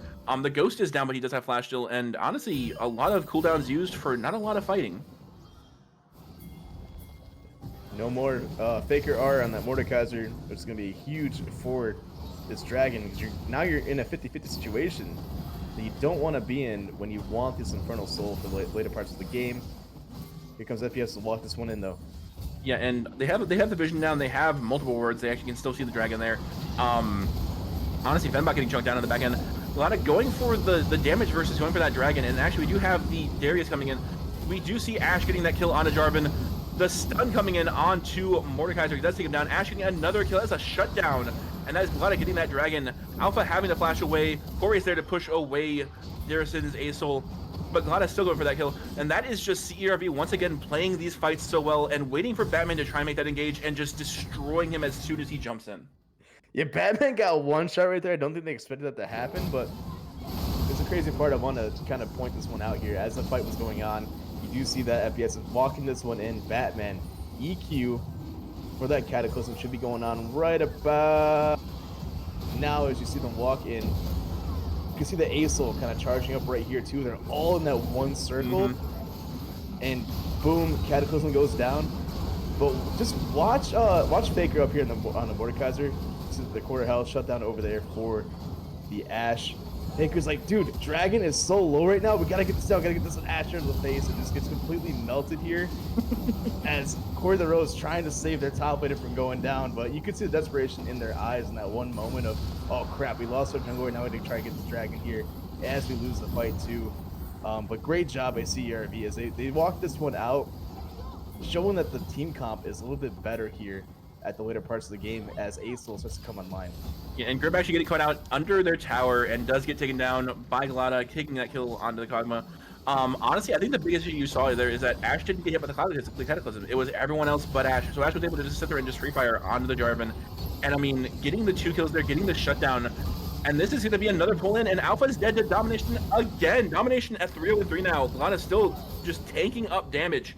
And CRV is just coming back with a vengeance. They're like, we had this little early game. That's completely fine. You guys got some objectives. That's cool. But here we are again from like game 1. We're back at it. Fembach's in a split push. We're going to have the rest of our team just destroying you in these fights. And you're getting caught out. Like, Grim didn't have to be under that tower. I don't know why they were still there. But they got caught out. They died. And then Alpha just got immediately dominated by Glada's ultimate. And just, honestly, Domination is just taking over this game for CRV currently. That's one of those you hate to see is like, oh, I just watched my AD carry get dove. Let me go back to the same tower they got dove at and get dove at myself. And you hate to see those kind of misplays happen because you got to be careful in how much you give when you do get a loss. You lost a dragon fight. What did we do after that to help ourselves and put ourselves back to a winning situation? We gave up 3 kills in the mid tower that we tried to get on the other end too. So now we're even deeper in the hole. Baker is now the point of attention. It does actually use the Death Realm onto Darison. Darison is under half health, does get the Skies Fall in on them, gets the shield, is trying to stay alive, channeling that Q. This help from Milio keeping them alive, and Faker goes down to Darison. Batman trying to keep his team there. Glada just constantly fighting, but Grim getting that damage down, is trying to poke them down. The Cataclysm comes in, Batman getting chunked back. Darison trying to get more damage down. Does actually end up popping over but gets taken down by Grim. A little bit too cocky there. Glada very low as well. Illicit is still there to try and keep him alive. I'm not sure why Glada went back in on that. Is very close to being dead. Had to flash away. Domination making his way up finally, but a little bit too little too late, and that is a 1-for-1. CRV honestly just going for these picks and just trying to make these plays as much as possible to keep FPS back. Glada is still there with almost no health. Domination putting out the W's, trying to keep the slows, trying to keep the damage in there, trying to keep them away. And Grim just getting chunked is gonna end up dying actually. Again, cockiness, not playing. Fembach taken out. Alpha as it's responsible. Domination getting another kill onto the Kog'Maw. Sorry, Illicit actually taking the kill onto Kog'Maw, but Jarvan going down to Domination. And this has just been, I feel like FPS had that lead and they've just thrown it entirely at this point. Glada finally backed after so long there, just divvying themselves in and out of Death's way, out of complete harm that could be done by one Kog'Maw R. I mean, I've never seen Kog'Maw R through a whole mana bar this late in the game, but Grim was really trying their best to hit something there. They were very, very close to taking out at least 2 members in that fight, just couldn't get it done. But you can see the desperation put in an FPS. They know something has to happen, or they're just going to see themselves get completely obliterated here. I mean, it's 4-11. 5 to 10 minutes ago, it was 3-3. And now we're looking at a complete snowball again out of CERV. Darrison looking for a little bit of a deep vision. Baron is up. They do have an Ashe and an Acel. They can completely melt this thing at any point in the game from here on out. Dragon will be spawning in about a minute or so. And this is where you're going to see teams kind of flip. The CERV say, forget the dragons. Let's just take a Baron and try to end this one out. Do we fight for everything? Do we try and coin flip everything? Which with CERV so far ahead at this point, I think it's a 75-25 of these fights here for FPS, especially with Darrison having such good angles to fight from. Yeah, and Faker and Fenbach fighting in that bot lane gets... What in the world was that ultimate from Fenbach? I'm sorry. Is that half health? That was half health. Yeah, Holy... Here you go. Holy Go ahead, mother, man. All right, so Fenbach versus Faker down here in bot lane. We do see Glada coming in. That is a half health Faker, and that is, yeah, the Noxian Judgment just coming out and half healthing Mordekaiser to death. That's half health. Those stacks are no joke in this game. 900 damage. Oh my goodness. But that's the difference. Yeah, so... that 50 to 90 CS difference here for that top lane. 2 items compared to again 2, but I mean 2.5, I guess, for Fenbach. But it's the leveling too.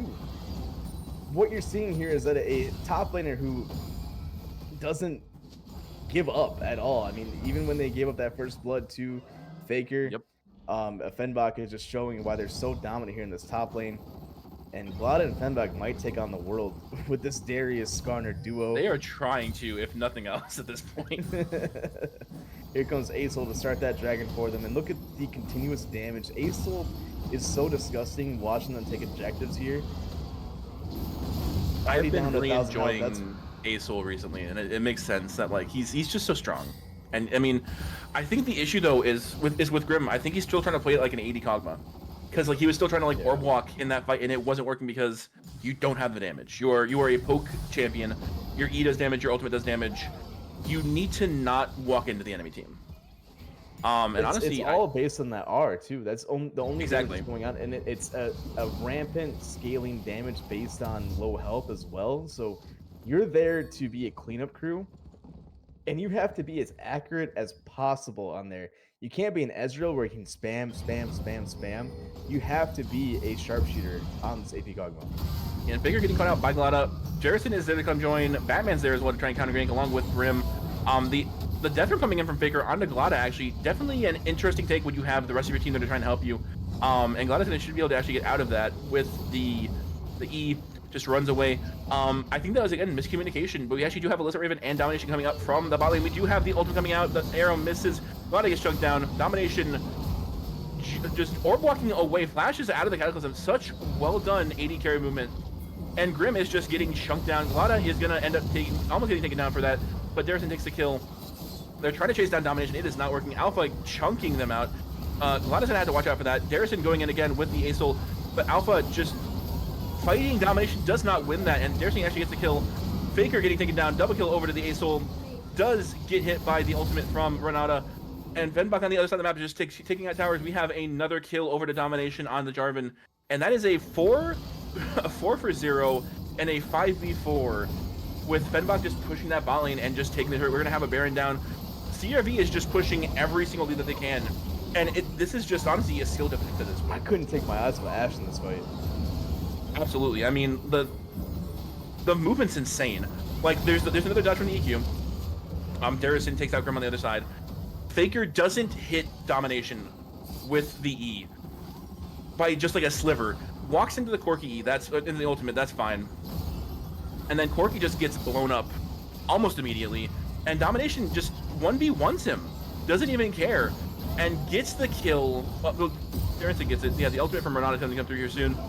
Faker getting chunked down as well, getting killed. That's a double kill over to Mordekaiser. He just barely misses it. Darrison is there to try and fight, but not using any skills was the best movement there. And Batman just getting taken out as well, can't do anything. And Domination is just slaying the enemy team as you want an AD carry to do. Range plus taking away the other movement speed plus having your own movement on top of that. Fenbach never left that bot lane. Now he's at an inhib. This is insane out of CERV. I mean, a 4v5 domination up there in that top lane. You couldn't land a single scratch on the domination there. By scratch, I mean CC or lockdown until that very end of the EQ where J4 just had no surrounding cast around them to actually take down domination. And the rest of Glada, Darrison, and Illicit Raven were healing and giving out as much support as possible too. Darrison was burning down the rest of that team. Definitely put Faker on the back end. Yeah, they're not done. They're just chasing down FPS at this point. Yeah, Batman getting chunked down under half health now. And honestly, I mean, Darrison Domination with another amazing Ash Arrow. Darrison getting the stun down as well. Corey goes down, finally taking their first step of the game to Darrison. Fenbach is just 1v1ing Faker again in this top lane. And I mean, this time, Faker's not winning. And that, again, over half health. God. That was like 60%. What is Darius, like, what is Fenbach doing on these champions that just makes them insane? Like, I've not seen a Darius do that in literally, I mean, at this point, not like on 10 a minutes. tank like that. 10 minutes at this point, because it happened recently again to Faker. But like, Fenbach is just using those stacks so perfectly to get that maximum amount of damage down. And that's a Mordekaiser. That's not an AD carry. That's not a mid laner. That is a Mordekaiser who has health in their kit and a shield, and you're still one-shotting them from what, 1500 health? It felt like it, at least. I mean, it was 60% health for sure. I mean, honestly though, if you look at the bounties right now, everybody on CRV has a bounty. And I mean, this game honestly is the Darrison domination game. Like, domination has been doing so well in these fights, and he's just been playing them perfectly. And you want to see an AD carry do that.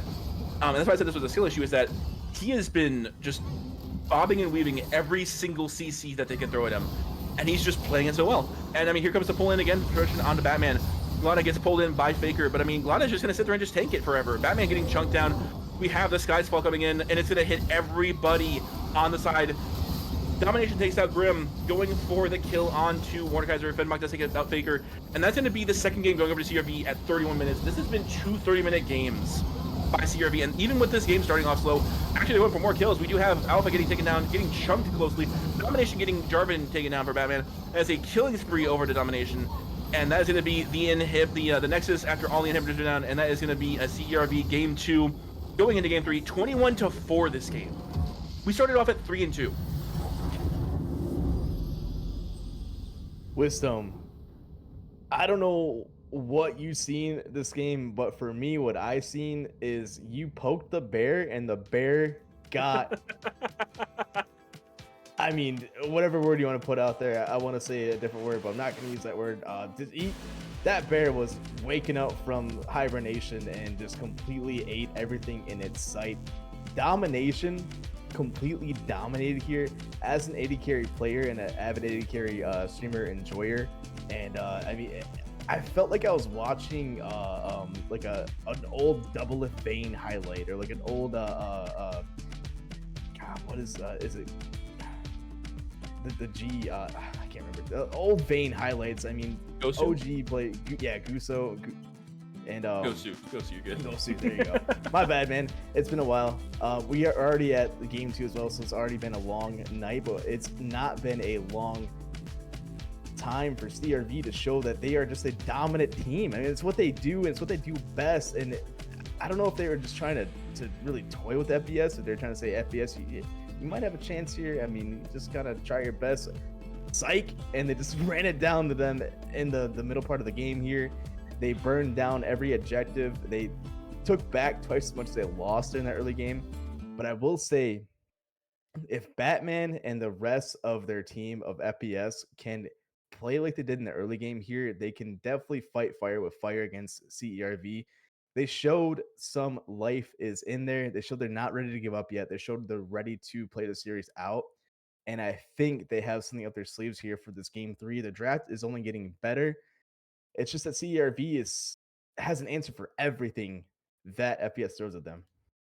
Absolutely. I mean, we saw this game. FPS dominated the early game. They had the first 5 grubs. They had the first dragon. They had 3 kills in that first grub in that second grub fight. Like they were playing so well. And then CRV was just like, cool. So we're just gonna come back and beat you now. And then they just didn't let FPS have a foothold anywhere. Domination dominated, like you said, that entire game. 7-0-9, 21,000 damage. But also, like, just the movement was insane. Every single fight, dodging EQs, dodging every single CC left and right, and face tanking a Corki to get the kill as well. I mean, Domination, honestly, it showed, again, the power of the Ashe. This Ashe is going to be, like I said, picked and banned every single game. And if they keep giving it to Domination, he's going to keep doing the exact same thing game after game, and it's not going to stop, and you're going to lose. But we are going to be looking towards game 3 here. Will CERV be able to prevail and get that 3-0 sweep, or will FPS come up with something new and try and get that counter?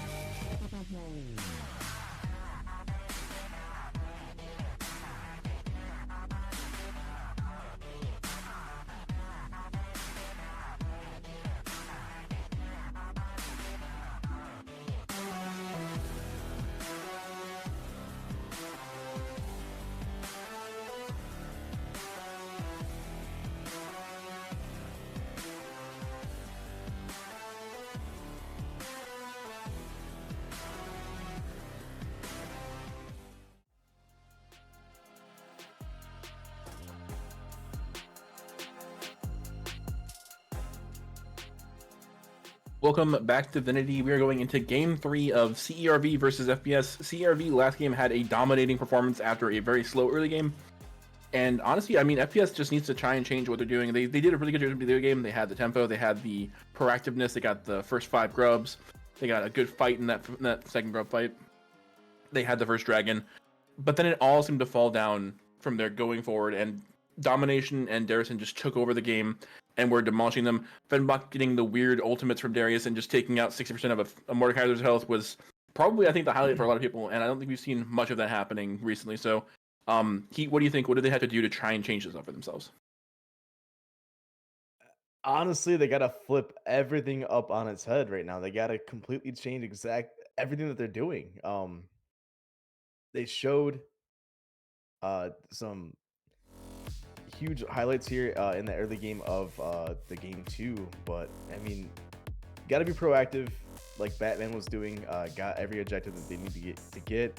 Started a couple of fights here, but no kills happened until the very end of that second dragon fight there, where Batman got that first blood. Again, you poked the bear, you woke up CERV, who just came out swinging, gave it every Mike Tyson combo that was possible, and I mean, uppercut, left, right, uppercut into a KO for that game too. But CRV,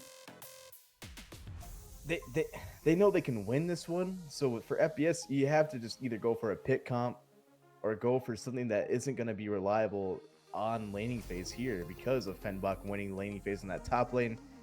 You know that you're not going to be able to do anything out there, so do you camp the top lane, or do you give some light over to that bot lane there and the mid lane? I mean, Alf has shown a little bit of what they can do, really, but when your Ash on CRV is 1v1ing a half health Corki at the same health as well with that barrier, you kind of know that the game's kind of ending itself from right there. So FPS, you just got to either give it all or just let it go here in this last game of the series. This team is just a juggernaut, and that's the biggest issue. But I think FPS has something left under the sleeve with that draft they're going to show us here, because they're staying on the same sides again.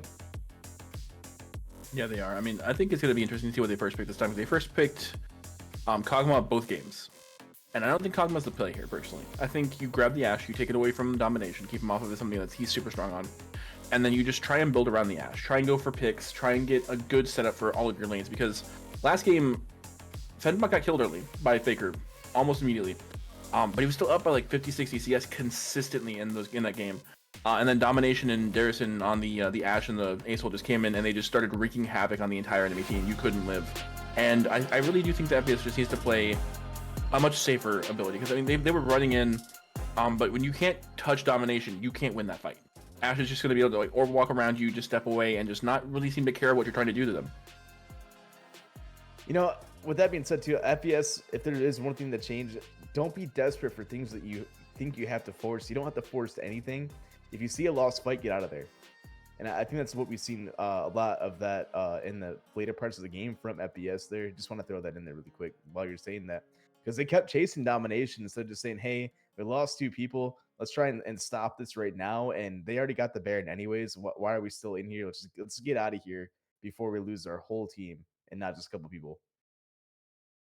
Yeah, there felt like there was like a lot of miscommunications, or like just a lot of issues in general that they had, where they weren't fighting as a team. They were fighting as like 5 people trying to like 1v1 people, and it didn't work. Whereas CRV was just like on top of the communication. Glada, even being at like 100 health for half of that fight, was still just keeping the CC down, keeping his team alive, and he did not give a crap. Like, he was like, I'm good. I can stay alive. Even if I die, it's fine, because Domination's gonna be able to do things. Darison's there to help out. We have Illicit Raven on the Milio just to keep everyone alive and keep them available. And Glada didn't even die. He was just in the middle of everybody, just going, we're good. I'm playing Skarner again. I can sit here and tank for 12 hours, and you're just going to lose.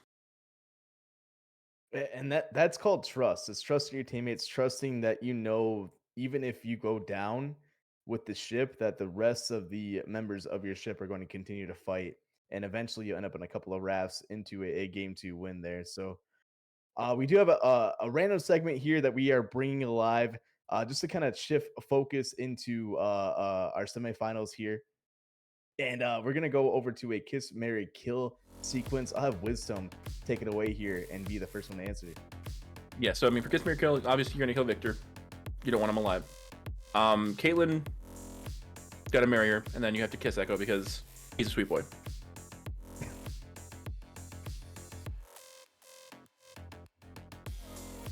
How about you, Heat? Just need to. Are we good, producer? Oh, okay. My bad. Yeah. So this one, I mean, Victor just seems like a kind of a psychopath a little bit for me. I mean, looks like you're gonna get in the car with him and never come back home. And I want to build a home with somebody. I don't want to have to be buried under the home. So gonna throw a kill in there for Victor. Caitlyn, I put Kiss on there just because Caitlyn is a little bit too straight edge for me. I like a bad boy or a bad girl as well. So with that one being said, that's why I put a Kiss in there for Caitlyn, because I don't want to follow the rules. I don't want to be a sheriff. I like to be out in the streets here, and Echo is from the streets, so I put Mary on Echo. Echo is going to build me. I mean, I know every Christmas, birthday, Valentine's Day, I'm getting something crazy. Definitely getting a huge, like, oh my God, Echo, thank you so much for this contraption to make my life 10 times better. And Echo is always gonna make your life better, so I put a little ring on there for Echo, just because I know they're going to definitely keep me happy at any point, especially with knowledge is power, right?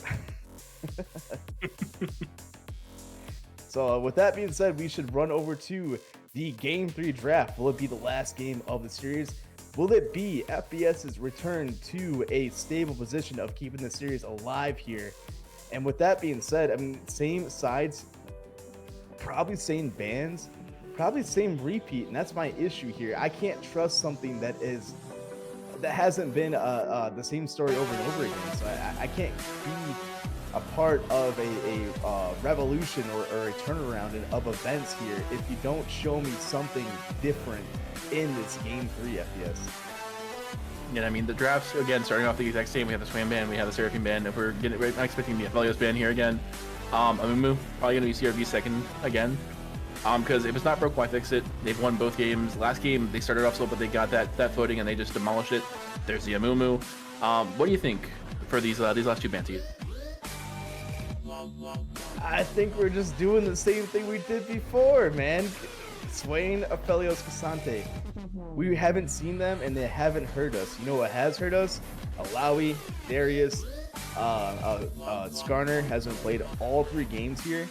And we're not even banning out the champions that Fenbach has destroyed us on. So, I mean, why ban out the unknowns here? I mean, Swain is a good ban, though. So you do know domination plays that can be kind of thrown around.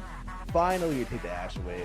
And this is where the problems really started for CERV. Put domination on something where he does not feel comfortable on, because this Ashe is too... we say Ashe isn't a hyper carry. In the hands of domination, Ashe is insane. Absolutely, and they're actually going to counter that with the Caitlyn that we were just talking about in our last segment. Caitlyn, honestly, not too much being seen. The Elise coming out, though, for Glada or for Elise at Raven. I expect it to be jungle, but I would love to see an Elise support with that Caitlyn and just the weirdest things you can make happen. Yeah, we do know Domination likes to play the lethality Caitlyn and loves to shoot from downtown. You can see why the Elise is picked up there on Glada to kind of do that first set of burst damage here and have the rest of his team kind of pick that one up. Finally, we see the Sejuani. I didn't mind Figure on the Mordekaiser, but the problem is you're picking it so early, you don't know if you're counter picking yourself all over again like you did in Game 2. Yeah, and I mean, the Gragas coming out, so they're not even giving him a chance to ban it. Fenbach's like, no, give me the Gragas, we're good to go. I'm not worried about it. He's going Mordekaiser, we're good. Zaryaban coming out. I mean, I think it's going to be interesting to see. I do expect Glada to be playing the Elise. I do expect it. I haven't seen Elise very much in general. She's a great champion to play, though. She has really good pitch up. The Waybank coming out, actually, on the side of FPS as well. Yeah, again, on Elise, the problem that you have is if you're going full AP, you're pretty squishy, but you are just very evasive. And if you go tanky, you're falling off on damage, and you're just kind of there to be a stun bot or just a tank in the later parts of the game. So excited to see what Glada goes for here. And it's kind of the same story for the Gragas. The problem is when Fenbach's on Gragas, I'm not scared of the Fenbach that I know is going to 1v9 my team. I'm scared of the Fenbach that's going to pull 4 people, get away with it, and not die, and just kind of go back and forth, back and forth, back and forth. You're going to see Fenbach alive at more parts of this game than you did game 1 and game 2, because Fenbach doesn't want to fight you anymore. He just wants to pull pressure and be there for his team when they need him the most. Yeah, and we do see actually, looking coming back onto the Tom, so we're going to see that Catfish in that bot lane again. This one, the Caitlyn, we are actually going to see the Poppy support coming out from Corey of the Rose, I believe. I don't expect anything else to be in that spot, so that's going to be interesting to see. I guess you can stop the Gragas, you can stop the Caitlyn, you can stop the Corki. Actually, you're going to see Darius taking Corki this game into the RE from Elf. Grim is going to be playing that Ashe. So I do want to see how FPS plays this, because it seems like they have a much better comp for this game than they have the last 2. Wisdom, I'm sorry, but I can't keep repeating myself. I'm just gonna say this one last thing before we go into game 3, and you can continue on it if you want to. Though, game set match CERV, just based on draft, I think they carried this one back out into another victory here and end the series out as quickly as they started here. I will be surprised though if Batman can actually do something on the Sejuani. It's just that I just see too many angles here for CERV to win this game. Yeah, I think the biggest thing we have to worry about is just trying to keep domination down. Playing Caitlyn, he's a lot safer. He has a lot more range available to him to make those movements around like he was in the last game as Ashe. And I mean, Ashe, very immobile champion. At least with Caitlyn, you have the net, so you can get away a little bit easier. But that's why they have Poppy. They're going to try and stop that from happening, stop the Corki from balking in, stop a lot of people from doing things. And I mean, I think it's going to be a big matter of how they do in the early game, moving into the mid game. Not just the early game start like they had last game, but they need to get that movement into the mid game to do better. And we actually do have an invade coming in from FPS. Fenbach does see them all there. He is going to be able to E away, and they get the first ward. So that's going to be 5 gold coming down. Everybody's thumbs upping it, and that's going to be them backing out. But Darison and Glada are looking for an early ward on the blue. They see Alf. I'm hoping Alpha doesn't have Charm first, because that would be very upsetting into the Corki for the wave clear. But I mean, not too much done from that side. That is the first, but not the last time you see Fenbach evade a whole team just off of an E from that Gragas right there. So slippery, so evasive. What I need to see from Batman, though, is the same playstyle that they played in that J4, but surviving this time because you have a champion like Sejuani who's made to tank all of that damage and go in, go out if they want to, flash out if you need to, but that QR combo into the E to finalize the damage in the later parts of this game here for Sejuani is going to be a key strategy of FPS to pull in a turnaround of the series. If it doesn't happen now, it doesn't happen ever, because it's over and it's done with. Either you played these games and you went in the series fighting to get this point and move on to the finals, or you give up right now, because there's no point in playing out this game 3 unless you're going to put it all on the table and leave it up to chance for your team to come back with at least get a game out of this one here for FPS. You got to do something. Show that you can compete with a top team like CERV. Show why you're here in the semifinals. Because if you don't do it now, again, it's over with. You got to wait till next year.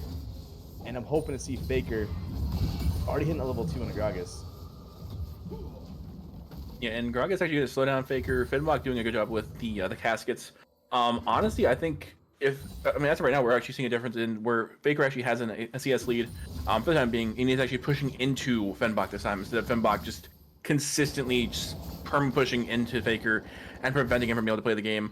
Honestly, bot lane again from last game, we do see FPS pushing in early, but Domination is able to just get those easy minions, only down by 1 currently. Mid lane extremely even, and then Glada and Batman are definitely interesting to see because they started on opposite sides. They both started red buff, and they're both around mid right now actually. So we are going to see Sejuani trying to gank mid. Corki Valkyrie's away, ends up completely whipping. Batman does charm hitting onto the Elise. And Faker just getting chunked down by Fenbach on the Gragas. He's going to walk away. Honestly, and Batman coming very close to being dead, this is a very interesting thing to see, is that CRV is trying to take that lead early and prevent them really to do anything. And actually, Ashe getting cut out on the top side is going to have to flash away, but is going to die. I mean, they could have flashed, even barriered there, and they would have lived. But that is going to be first blood over to Illicit Raven. Once again, the Catfish getting that first kill. Such a hard thing to follow here, as we do see the replay coming back in from the bot lane. You can see that Illicit Raven's kind of baiting them into that trap, trying to stop them going in. Domination gonna get kind of caught up here by Corey the Rose. But now Grim has nowhere left to go because Corey used all their engagement, walking away from them, gonna exhaust someone out. But Grim, you gotta flash, you gotta bury, you gotta use these abilities proactively because of the range from Caitlyn, and Caitlyn still could have flashed as well, but you see Glada back in the bot lane. Could we see a dive, Wisdom? It's unlikely just because the minions aren't where they need to be. We may just see some damage coming down onto the Poppy. Actually, they may try to go for the dive, but we actually do have Batman coming back towards that million into Darrison. He's getting chunked down by the Qs from from Ari, and actually Glada getting chunked down by Corey of the Rose is gonna have the flash from Ash happen onto them, and they do die. Grim taking that kill. We do have Domination getting another kill, taking out the Poppy, and does actually end up using the cleanse, does make it out alive, and Grim is under half health under their turret already. And honestly, really well done for that flash into getting the kill onto the Lisa, but the comeback onto the Poppy for Domination, a lot more work happening in this bot lane than we've seen in the past. I think that's where CERV is flexing themselves and knowing what they did wrong in that game 1. But I mean, honestly, they played it correctly, in that game 2 because of the scaling that they needed from their champions at that point. Right now, you're playing with time on Elise. As Elise does fall off in that mid to late game, you're playing with time on the Caitlyn because you have a good early game, a slower mid game, and a fantastic late game here. So we already got a Dirk out of the Caitlyn at 4 minutes in. Ash has the advantage of having continuous DPS, but Caitlyn can just EQ W combo you, and you're dead to rights with an R when they hit level 6 here. So great job by CRV knowing that they need to really ramp up where their hard part's gonna be that mid game because of the pick comp from FBS, and we need to see if FBS can play CERV's game because they're playing the same kind of play style that that game 1 had going on. You have that power top lane, that pick mid, and the Ash. Yeah, and Darrison almost getting caught out, but honestly chunking down Batman with just a couple of skills. It's interesting to see the damage from Corki early on in this game. Unless they actually are going for the early dragon possibly, but also going back for another mid lane gank. Batman going in, we are going to see the Valkyrie more than likely coming out of Corki. Actually has to flash away, does get out, but Alpha going in for another Spirit Rush, and I'm not sure why, just tanking that turret down. That's going to be the first of the grubs going over to FBS, possibly actually. CRV trying to counter that. I'm not sure what the point there was with Alpha trying to go in on them. They weren't going to kill the Corki. He was too tanky still. But we do have the first of the grubs spawning in, and we do actually have Fenbach pre-moving this time to try and prep for those if he needs to happen. Yeah, I think Alf knew they were going to be heading towards a recall anyways. Same thing with Darrison, but Darrison kind of won that engage because they lost their flash, but they got a whole wave to themselves as Glada came to back them up. Corey going in the bot lane. And Woogie completely disabled there by Illicit Raven with a huge Tom Kench W. Tom Kench really showing why they were such a great support champion in the first place. I haven't seen this champion down here in a long time, but Raven looking like it never left. And we did see like Tom Kench kind of moving more towards a top lane dominance here. Batman pulling Glada off of the... Yeah, but honestly, they're going on to Faker. Faker just had to flash away. Glada's still pushing in on him, and Faker's going to have to try and pull in Glada onto that turret. Fenbach there to try and save him. Unfortunately, that's going to be Fenbach going down to Batman, and Mordekaiser taking out Glada. Faker with a huge Q, getting that solo damage. Honestly, a really big misplay there by CERV. This is like the second time we've seen communication problems coming out of the top lane here for CERV. But I do think that Glada was just trying to grab that one grub and get out of there. Not sure why they tried to force that fight in the top lane, but they will definitely throw their early game lead that they had going on. Now Faker is up a kill in that top lane against a champion that you don't want it to be because Fenbach is not on that carry anymore. Fenbach is on a control mage, healthy kind of just look at me, I'm over here. Some people bot lane fight going down though. Yeah, Grim getting caught out by Elizabeth, by Domination, and that's going to be a kill over on the Ashe from Caitlyn. Glada just staying on Corey, trying to keep that Poppy down. We actually have the Ace in the Hole coming out, chunks him down to half health. Corey is going to get out of there. Batman there to save as well if they need. Glada actually walking into Batman now, and is still a level behind, only level 5 to level 6. They're going to be stunned up. They're actually going to get solo killed by Batman. He did use the ultimate, but that is going to be a dead Glada again. Kind of overstaying it. It feels like they think that they're tankier than they actually are since they played Skarner in the last 2 games. Yeah, you can see that, but you can also see that they know that Elise is just gonna.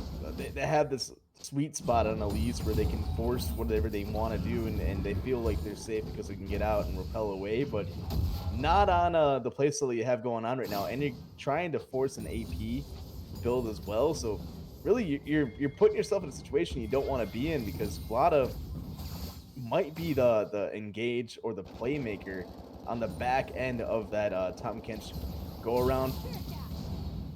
Looking to see if Alf can land the charm. Going to go wide in the charm here on Darrison. There's a lot more action here in Game 3. Both teams know that their backs, FPS knows their backs against the wall. CRV knows that they don't want to force FPS into a winning situation, so they're going to try and defeat them before they can kind of defeat themselves right now, with Glada being 0-3 and Elise. Haven't seen this out of them yet in this whole series. Normally, Glada is the one making the biggest plays possible happen, but now Batman is sitting 2-0 on a Sejuani and able to run the map and make it be their own and make Glada walk into them. Yeah, I think Glada is just kind of trying to play, because they're definitely playing Critical Hero more of an assassin type versus playing the tank they have.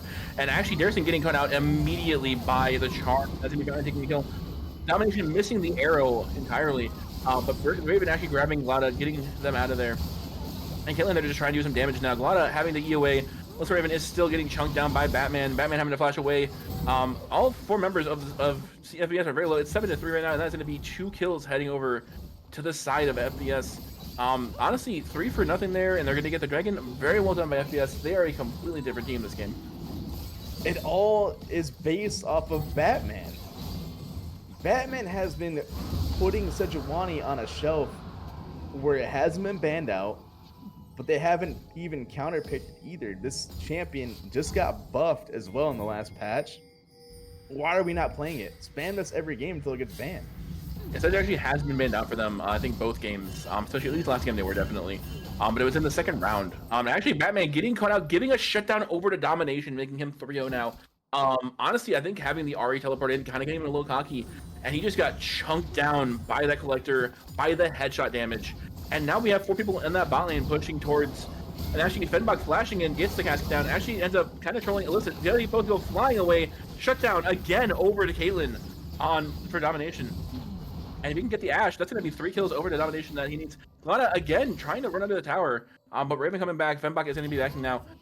Definitely an interesting way to try and dive this tower. And actually Domination flashing in for the kill. They have Corey trapped, but Batman taking 2 kills, taking out Glada, taking out Domination, getting that shutdown on the Caitlyn. Batman is trying to be the 1v9 carry for this game, and so far it's working in his favor. Will it carry them into a late game win, though, as the 2 tanks kind of battle this one out? Looks like Raven will walk out without any issues at all. It caught me off guard, because in that situation where Domination is walking away with the flash up, Heat, if Heat was playing this game right now, definitely would have flashed in auto the Ashe, who was 1 health as well. So just kind of caught me off guard that in a semifinals game of a game 3 that you could win this one, where you're kind of doing crazy plays like that. But I respect it, because that's what you need to do. You need your intrusive thoughts to come out and win sometimes right there. So great job by the 6-1 Caitlyn. Domination showing they can play whatever AD carry is put in their hands tonight. The Ashe for Grim is not looking like the same Ashe that Domination is playing, though. Yeah, and Corey actually trying to run into the Corki is going to get chunked down. And actually, Sentiment trying to go in for more kills does end up chunking out the Corey, and they're going to have to leave that lane. They are looking towards that top side for those grubs for the second time. Batman's actually already working on them. We aren't going to see, it looks like we aren't going to actually see anything from ZRV trying to counter that. But you had him last game, it was fine. It'll be fine this game as well if you have 5. We're not too worried about it. And they're actually going for a dive onto the Ashe again in that bot lane. And Grim just getting consistently cut out, does have the Ace in the Hole chunked down to under half health. And Grim just gets demolished by Glada. that assassin at least coming through very handily for them. And that's going to be a tower going down as well for CRV, getting that first tower down, and actually Domination getting a lot more aggressive this game. And I think it's because he's playing the Caitlyn versus the Ashe. Caitlyn's allowed to be a lot more aggressive just because she has the out with the ace and with the net, and honestly just playing this extremely well. You can see one goal in mind for CERV too. Put Fenbach onto a champion that they don't have to carry on but can stay alive and stay healthy with. Put Glada onto a playmaker that can kind of run it down with but doesn't really matter at the end of the game. And then put Corki or Darrison onto a scaling damage heavy, and then put Domination on the same kind of thing too, but run it down that bot lane. And they're attacking that weak side that's been a weak side this whole series too. They're smelling blood down there, and they know that they can keep attacking this one over and over again. Batman has definitely been fed off of this one though, by coming down there, kind of cleaning up what is left.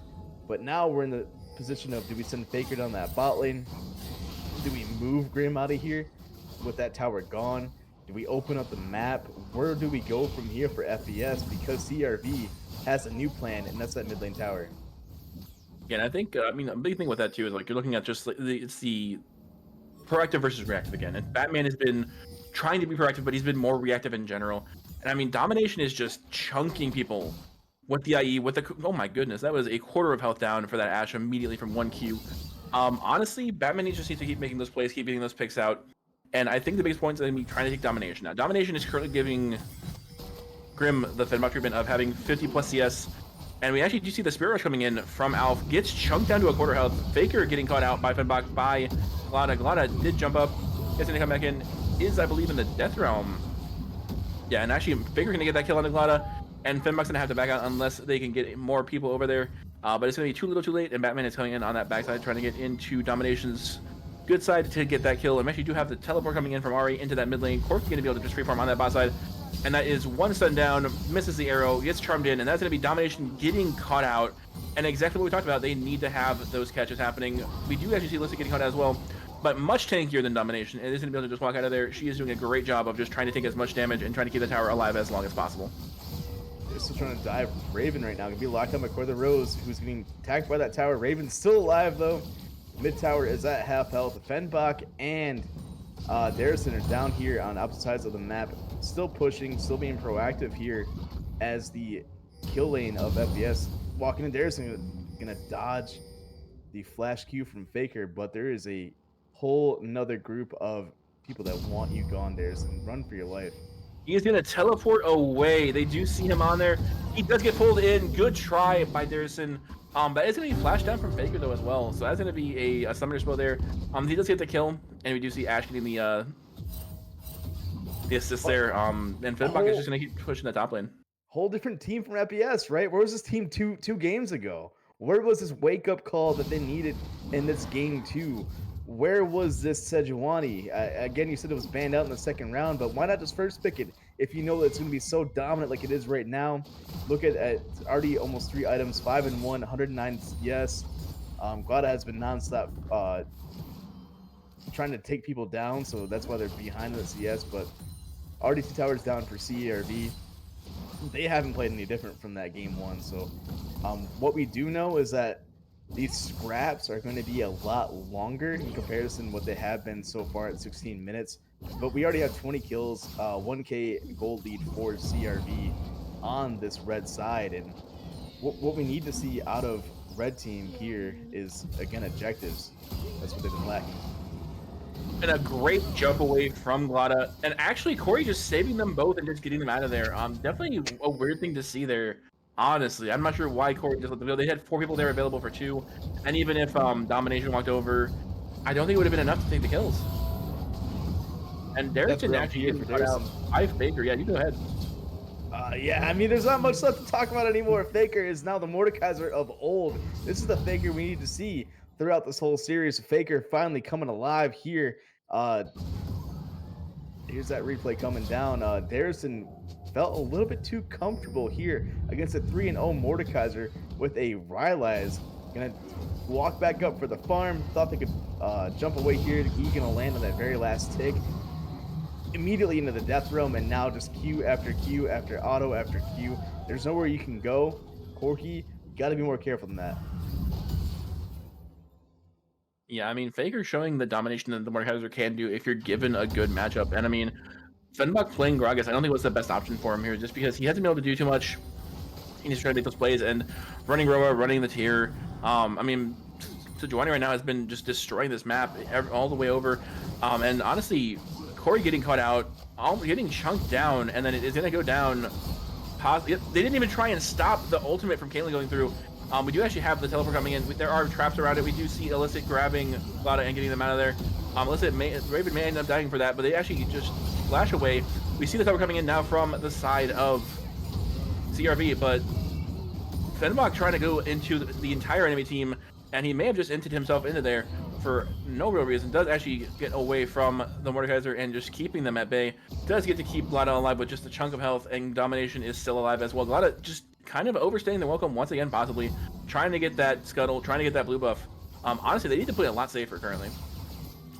Yeah, they feel like they're in the driver's seat, but I mean, when you're layering CC onto an Elise, onto a Gragas, it's not going to go in your favor.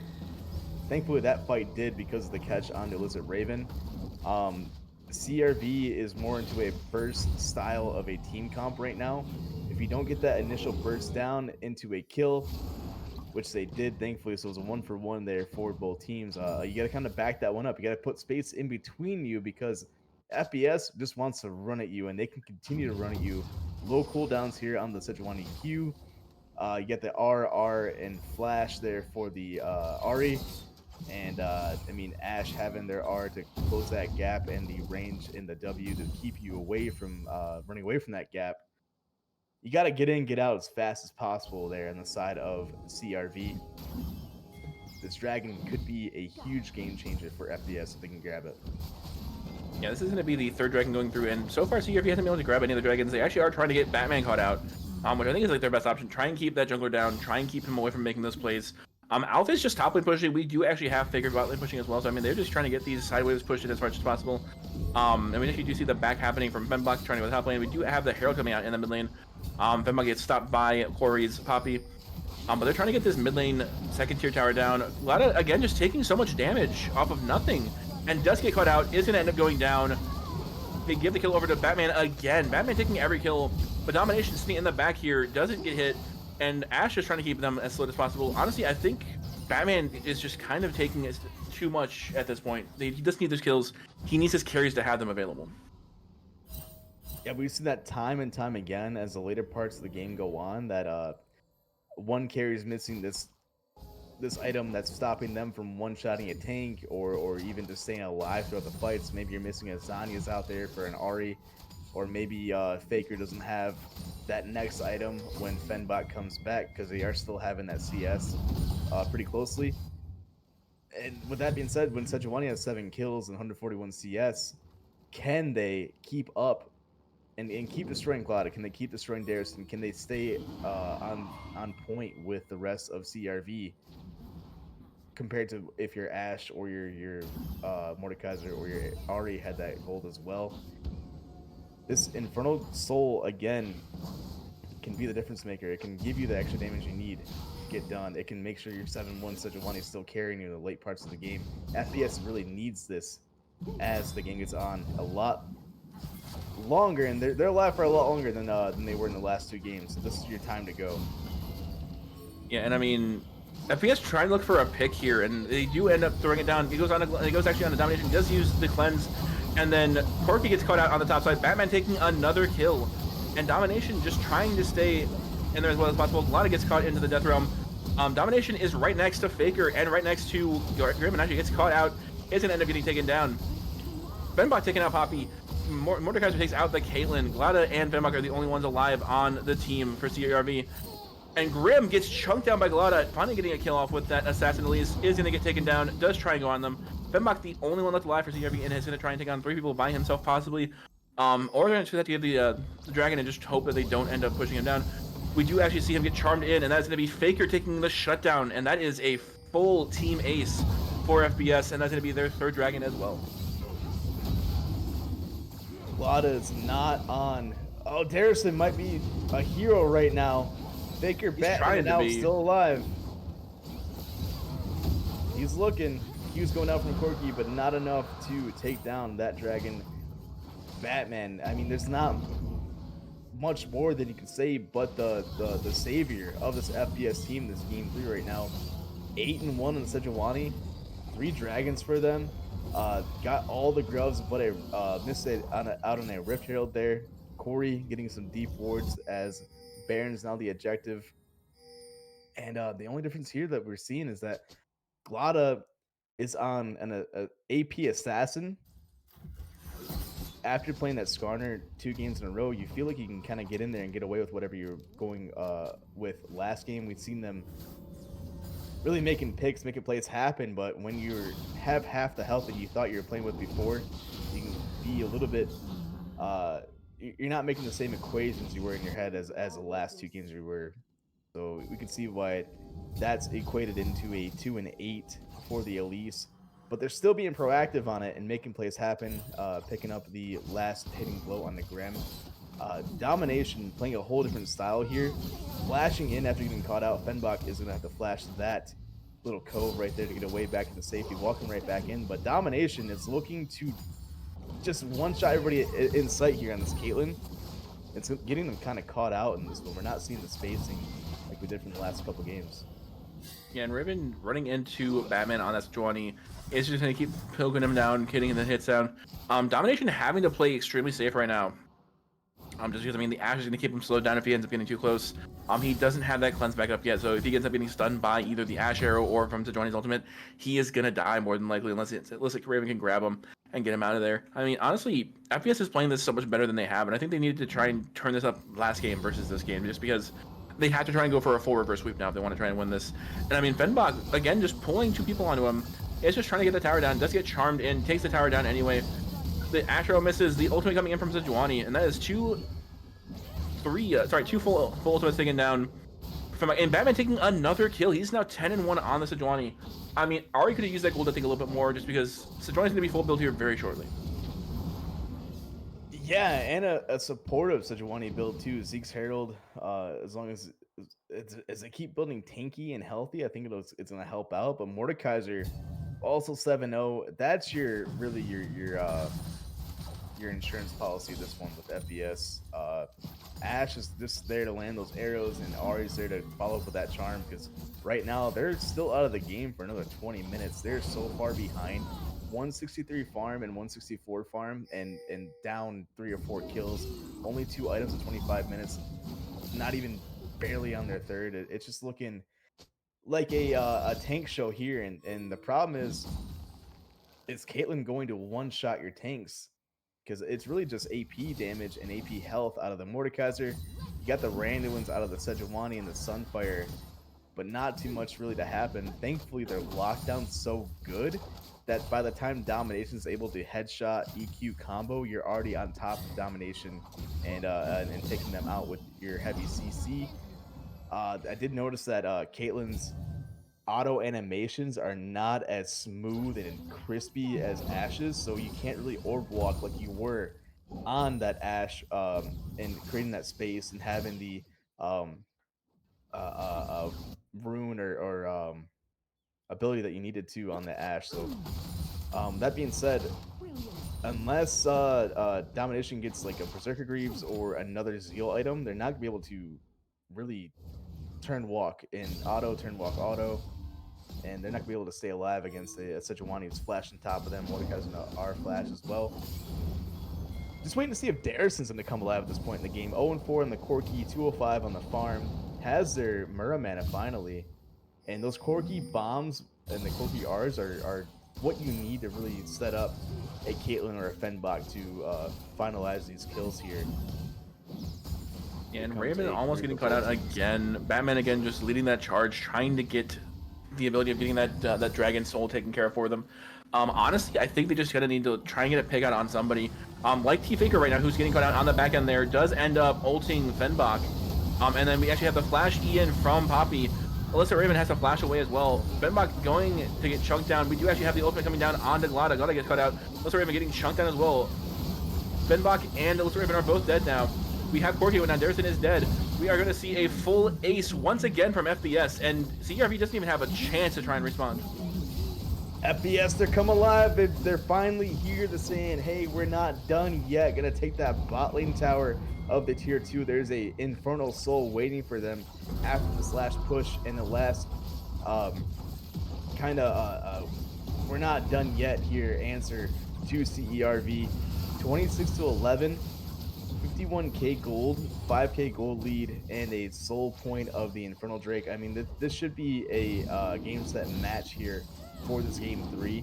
The only thing that CRV has left waiting for them is if they can stop the Baron and kind of huddle themselves into another item or two here. We're seeing that Darrison can't really do much on the Corki. Domination's trying to one-shot Grim, but Grim looks like a whole different AD carry. Even though they're 2 and 5, they're still walking up like they are a 10-0 Ashe. So there's a lot of hype coming out of this team on all 3 fronts here. Even though the laning phase didn't go as good as they wanted to in that bot lane, they're still alive as well, and it's looking like they could go for a first sweep. Astro goes down and hits. And Domination did get caught out by that arrow. Unfortunately, they weren't able to catch up at all to the Caitlyn, but they do have that Infernal Soul now, and they are currently ahead by a lot. Ari trying to get turned down, and then missing. Domination just auto-attacking the Ari. Does have to use the Spirit Rush away. We do see Lucifer even just sitting on the enemy, and we have teleports coming in from both sides. We have the shot coming in. We have Faker getting caught out. Does pull Domination into the Shadow Realm. So Caitlyn able to do any damage there. We do have Finbot trying to keep them at bay. Batman getting chunked down under half health, and I mean honestly, just FPS is just playing these so well. They're even just pulling the Caitlyn into the Death Realm just so he can keep him there, and he can't put out that damage to prevent his team from getting chunked too much. Just really well done from Faker on that one. Batman just constantly face tanking and isn't even just dying. He's just sitting there waiting for more. This is why CRV was so aggressive there in that bot lane. This is what they were trying to stop from happening, but they're just delaying the inevitable here. They wanted to have a mid game where Caitlyn was just one-shotting people. They wanted to have a mid game where Darrison was so far ahead and Reglada could kind of make up for the lost damage, but Corey is going to catch out Domination here. Yeah, and Domination getting caught out by the Poppy. We do actually have the double coming in from Cork, who was pushing bot lane. What was that? That was Alyssa getting pushed all the way back. Batman getting chunked down by the Corki, by the Caitlyn, is going to have the shutdown go over to Caitlyn. Reglada gets the kill onto Ashe. And it is going to be CERV coming back hard to get these kills. Faker getting caught out, does pull in. Domination is trying to get away, does end up getting the headshot, and 1,000 gold bounty over to Domination now. Ari, the only one left from FPS's side, and CERV is just showing that they are still going to fight, they are still going to go for these kills. And Domination is now going to be such a huge milestone for this team. I mean, honestly, the fight was so well done. Yeah, you can see Domination sit alive in this one. Corey the Rose going to grab him right here onto the Raptor pit. Domination backing this one up.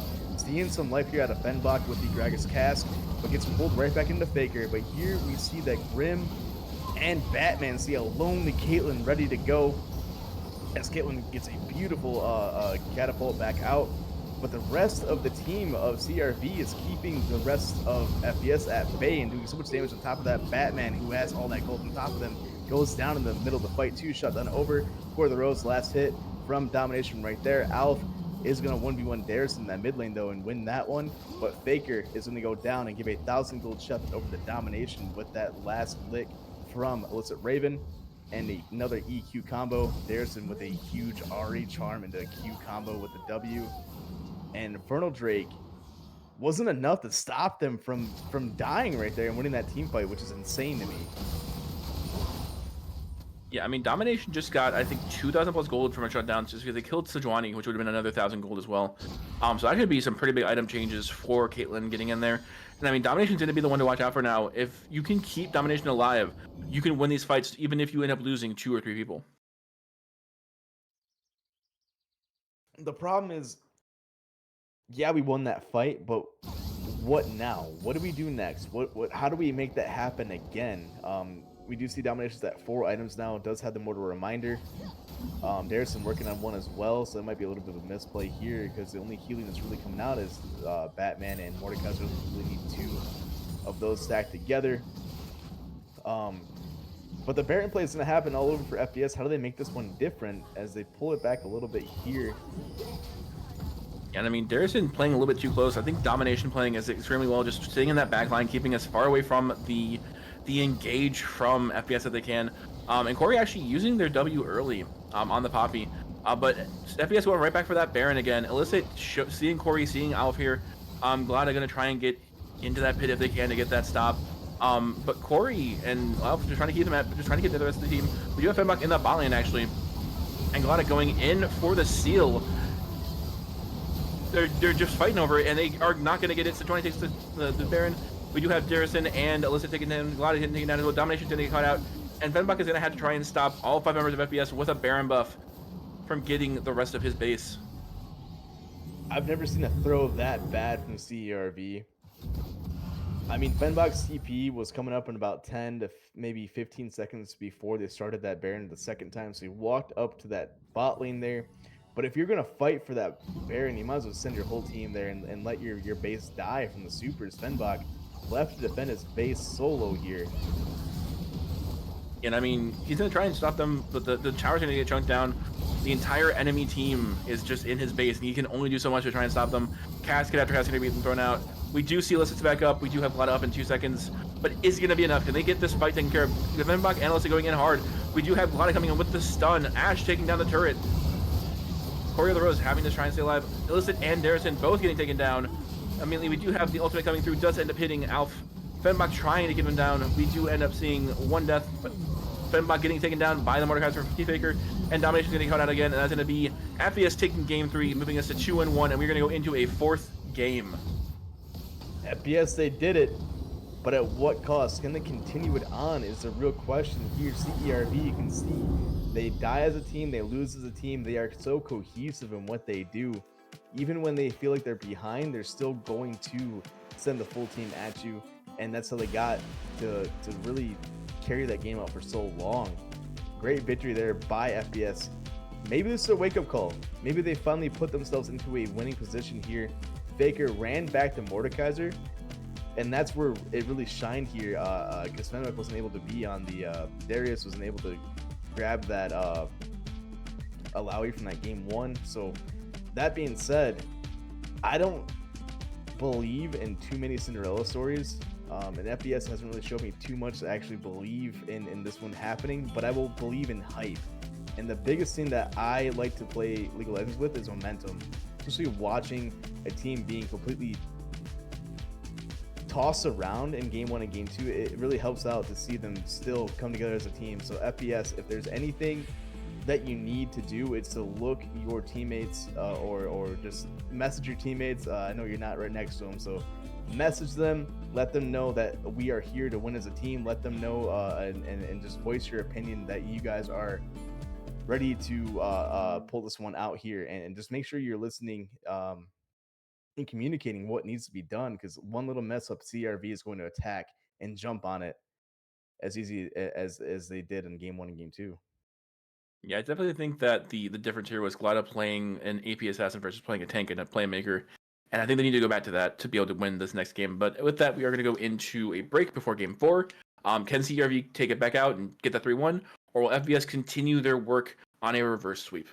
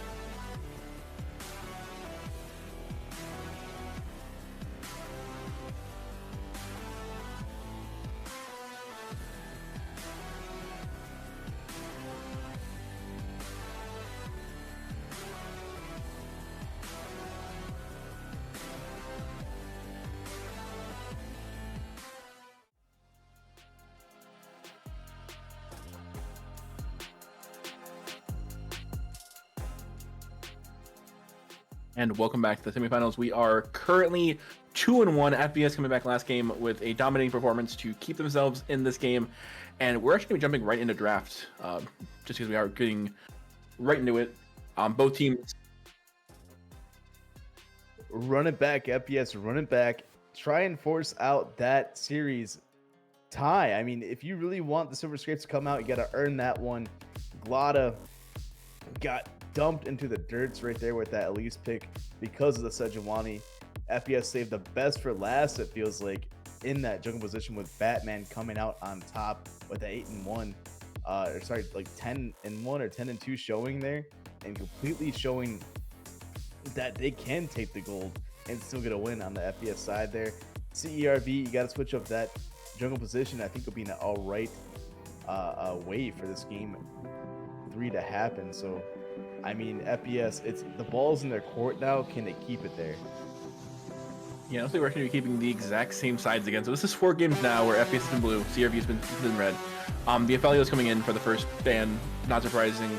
Domination has not been able to play that at all this time. The Amumu coming out again, so far we're so good on keeping this consistent for all 4 games. Wisdom, the real question here is, do we ban the Ashe out or do we pick it away from CERV again? You know they want that back in their side of the draft. Grim looked pretty good on it though. Didn't win that lane with it, but did still put up decent numbers there. Was very aggressive on it, even though they were like 2-5 or 2-6, ended up being about 4-6 at the end of the day. Same bans coming up for FBS though, and that's the weird part of FBS winning blue side, is they're banning out the same kind of things and picking up the same things, and CRV gets a win out of them going blue side again with that Mordekaiser ban. Yeah, I'm expecting the Ashe here, and if they don't go with the Ashe, I don't see them winning the game. The Ashe, yeah, okay, there we go. The Ashe, I don't think was like the pinnacle of them winning the game, but it helped them so much with having the CC from the arrow, from being able to just slow everybody on the enemy team. And I think they needed to keep that. I do think getting the Mordekaiser is the best option, and I think, honestly, keep the Caitlyn. It worked out. I think switching Glada off of the Elise, which was such a weird pick, and taking him back to, I mean, Skarner could work here. Honestly, anyone that can catch people out is going to be great for him. So I think he needs to play like the tanky, smart engage that he's been playing. And there's the Skarner, and I think this is going to be the best option for him. Yeah, that's why Glada was playing the way they did there in that game 3, because of the amount of games they had in that Skarner, the in and out, the staying alive through it. The problem is that Batman found their answer. They found the Robin and Ashe as well. They're able to 1-2 punch CRV into a corner where they can't really pull themselves out of. And Nico is one of those champions where we have seen them fool anybody time and time again. I mean, Nico's been so self-sufficient in all these games we've seen Nico played, and that's kind of scary to see that right now in this game 4. Yeah, I mean, the Tom catch coming out, not surprising either. Liston's been playing a great Tom. Honestly, this actually just gives CRV a better chance, because they're going to be able to just counterfeit that mid laner. Because Nico realistically should be going mid. If she goes support, I'm going to be very weirded out by that.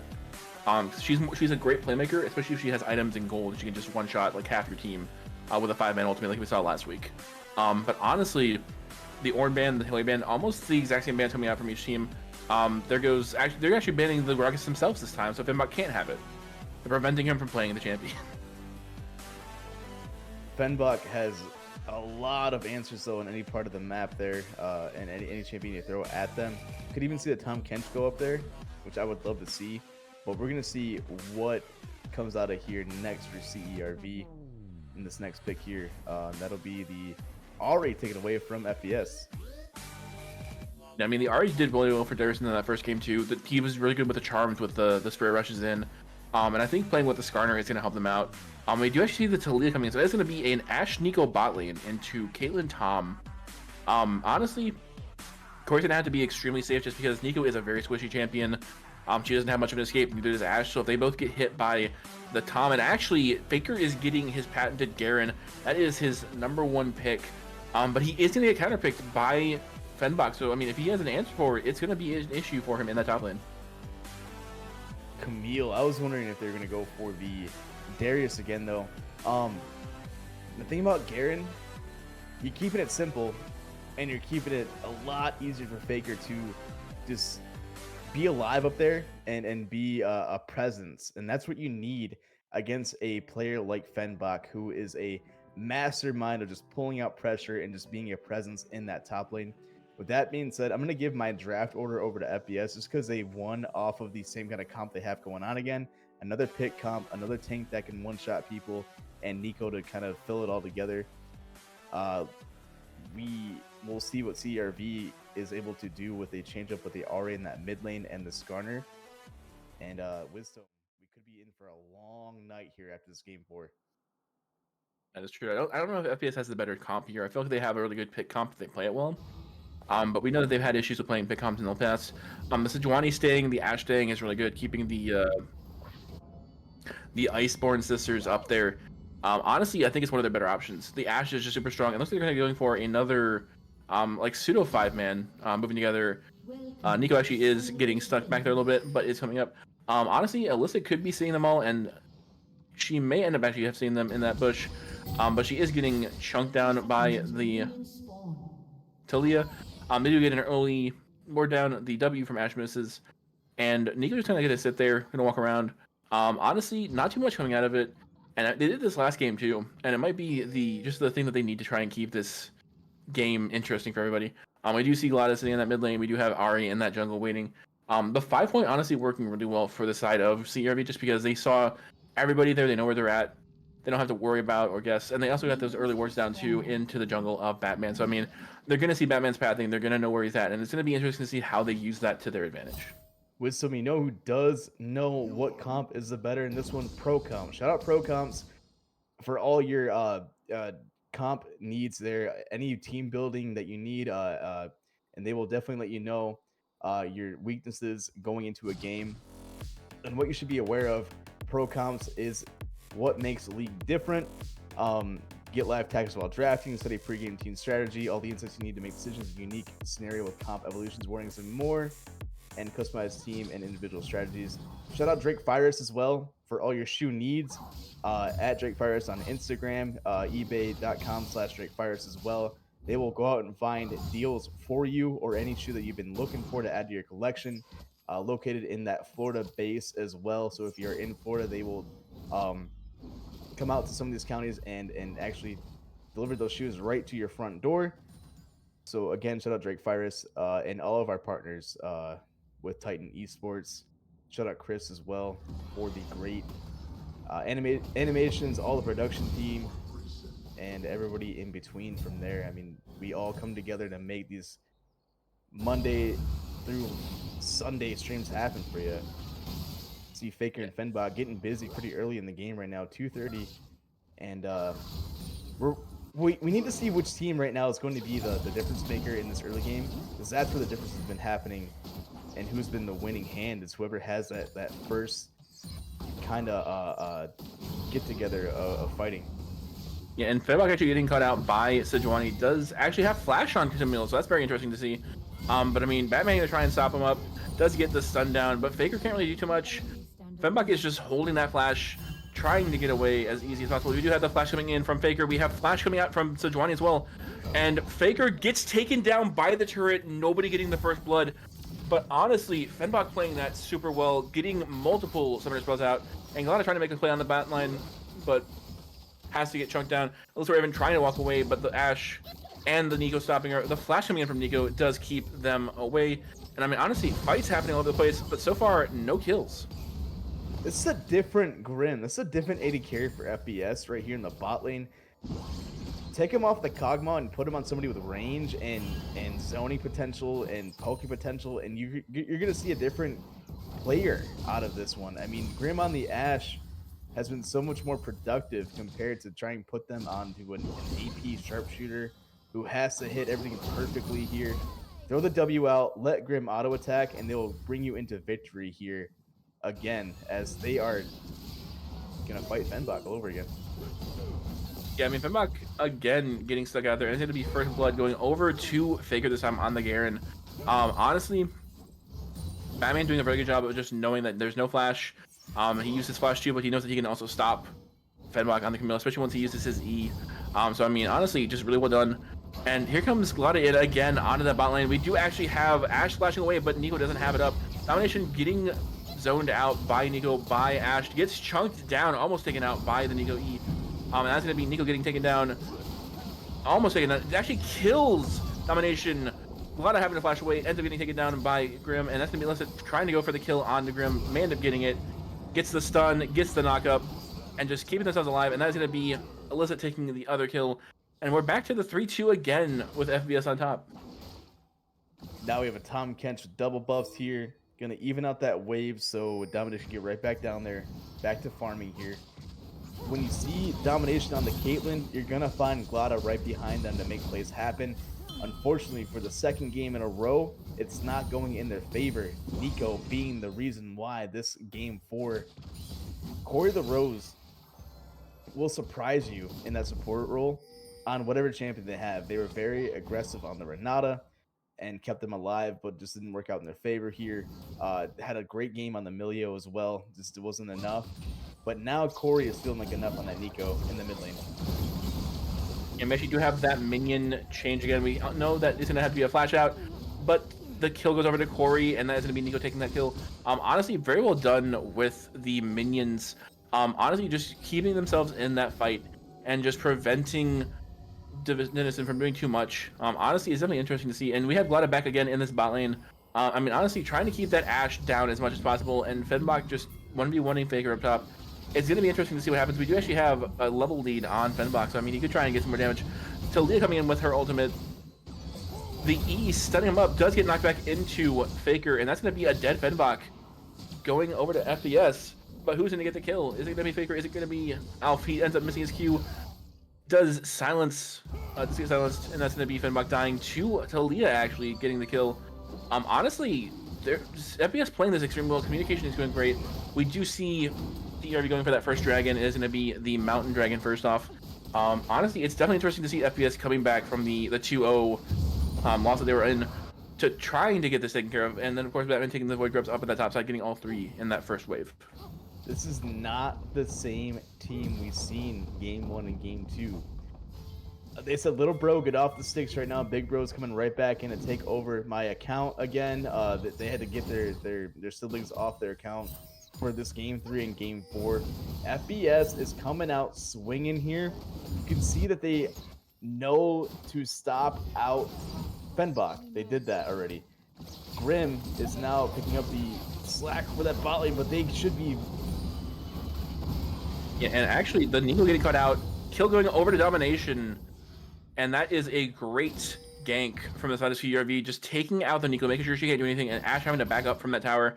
That's going to give Caitlyn some plates, and Domination getting a nice early lead out here with the 21 CS, with the Terra plates, and with the kill and assist that they're running.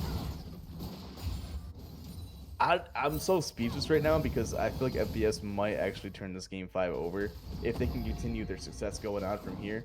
The problem is early game is only one part of this 3-section game we call League of Legends, the game of chess, the game of mind games here. The biggest mind game of all is how you play Nico and how you structure that out into a win, because you can lay all your tricks out early in this game here, or kind of save a little bit, surprise them on a Baron, surprise them on a Dragon, surprise them on where you need it the most. I'm wondering where FPS wants to go as they continue their success here. 5-3, 8 minutes in, 700k gold lead. We do see that Ashe is still down 23 CS on top of that. So bot lane's still kind of ahead after that one. And Batman is now looking for Darrison. And the arrow actually does end up missing Darrison. Is going to get caught out by the Sejuani. But unfortunately for Batman, he is not as tanky as he was. He isn't as fed as he was last game. Does have to flash away. I think he honestly could have just walked away. He has not been too overconfident with that. Would you see Scar trying to get that kill onto Batman? Alf is going to keep him alive. Honestly, Batman just kind of misplayed that pretty heavily there. And took a tower shot and had to flash away for almost no reason, really. Yeah, I agree. I thought there was a little bit more follow-up coming out from somewhere, but with the Asher going wide, he kind of had to just back that one up a little bit. He gave Darrison a little bit more CS and confidence there with Glada coming in to back them up. The real surprise here, Fenbach being 0-2 on a champion that should be stomping up here in the top lane. That Camille is so surprising with that double Q. Will catch you off guard, take a lot of damage off, and chunk your HP bar. Low cooldown as well. But with the help of a little bit of their friends here from FBS and Faker, shutting down Fembox lead that they should be having. But still up there in the CS. And seeing a 20 CS lead here for Batman, who's been so successful in a champion they haven't pulled out as much as they should have. So glad to see the Sejuani back in the hands of Batman. Not too much to say about Talia though, but we will have a lot to say about them on these Baron and Dragon plays later on in the game. Yeah, I mean, honestly, the biggest thing with that is just keeping Finbuck down. I mean, playing Gragas last game kind of kept himself down. And then this game, they brought up Batman, they brought up Alf to try and keep him away. And I mean, honestly, it's very smart on their part to try and keep Finbuck down as much as possible, especially into a Garen, where Garen needs to get as much farm. He needs to just try and keep himself as tanky as possible and just keep himself on that damage. I mean, actually, we do have Batman coming in again. We do have Finbuck just going to run out. And that's going to be an easy... actually, it was Nico up there. I'm sorry. That was not Batman. That was Nico. It's so not even that, playing that timing. Yeah. It's honestly. when they go up there. They're going up there when the grubs spawn. They're grabbing the grubs after they push Finbuck back, making CRV having to retake these objectives. Interesting. So that was definitely, I think, a miscommunication there. Another ulti coming out from Nico that actually didn't hit anybody. But Darius and his after to stay alive, they actually missed the arrow again for Ash, and that's going to be Faker going down to Glada, getting that kill, getting the shot down, and that is a huge ultimate from Skarner. They get another kill, double kill down for Glada. Glada gets taken down by Batman. Batman is getting chunked, and they're trying to catch him out. He does get charmed in. He is going to be dead on that top side. Alf getting caught down by Finbuck, and almost gets taken out. Does live. Batman also living with just a sliver of health. Crazy escapes from both of them, and I think Darrison is going to have to back up and not try and chase. Honestly, very well done by Batman, by Alf to keep themselves alive. That was CERV winning that fight.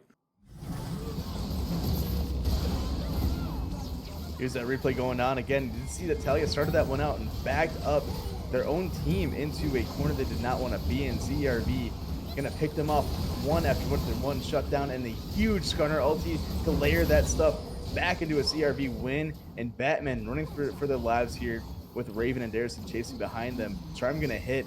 Batman got out of this one somehow though.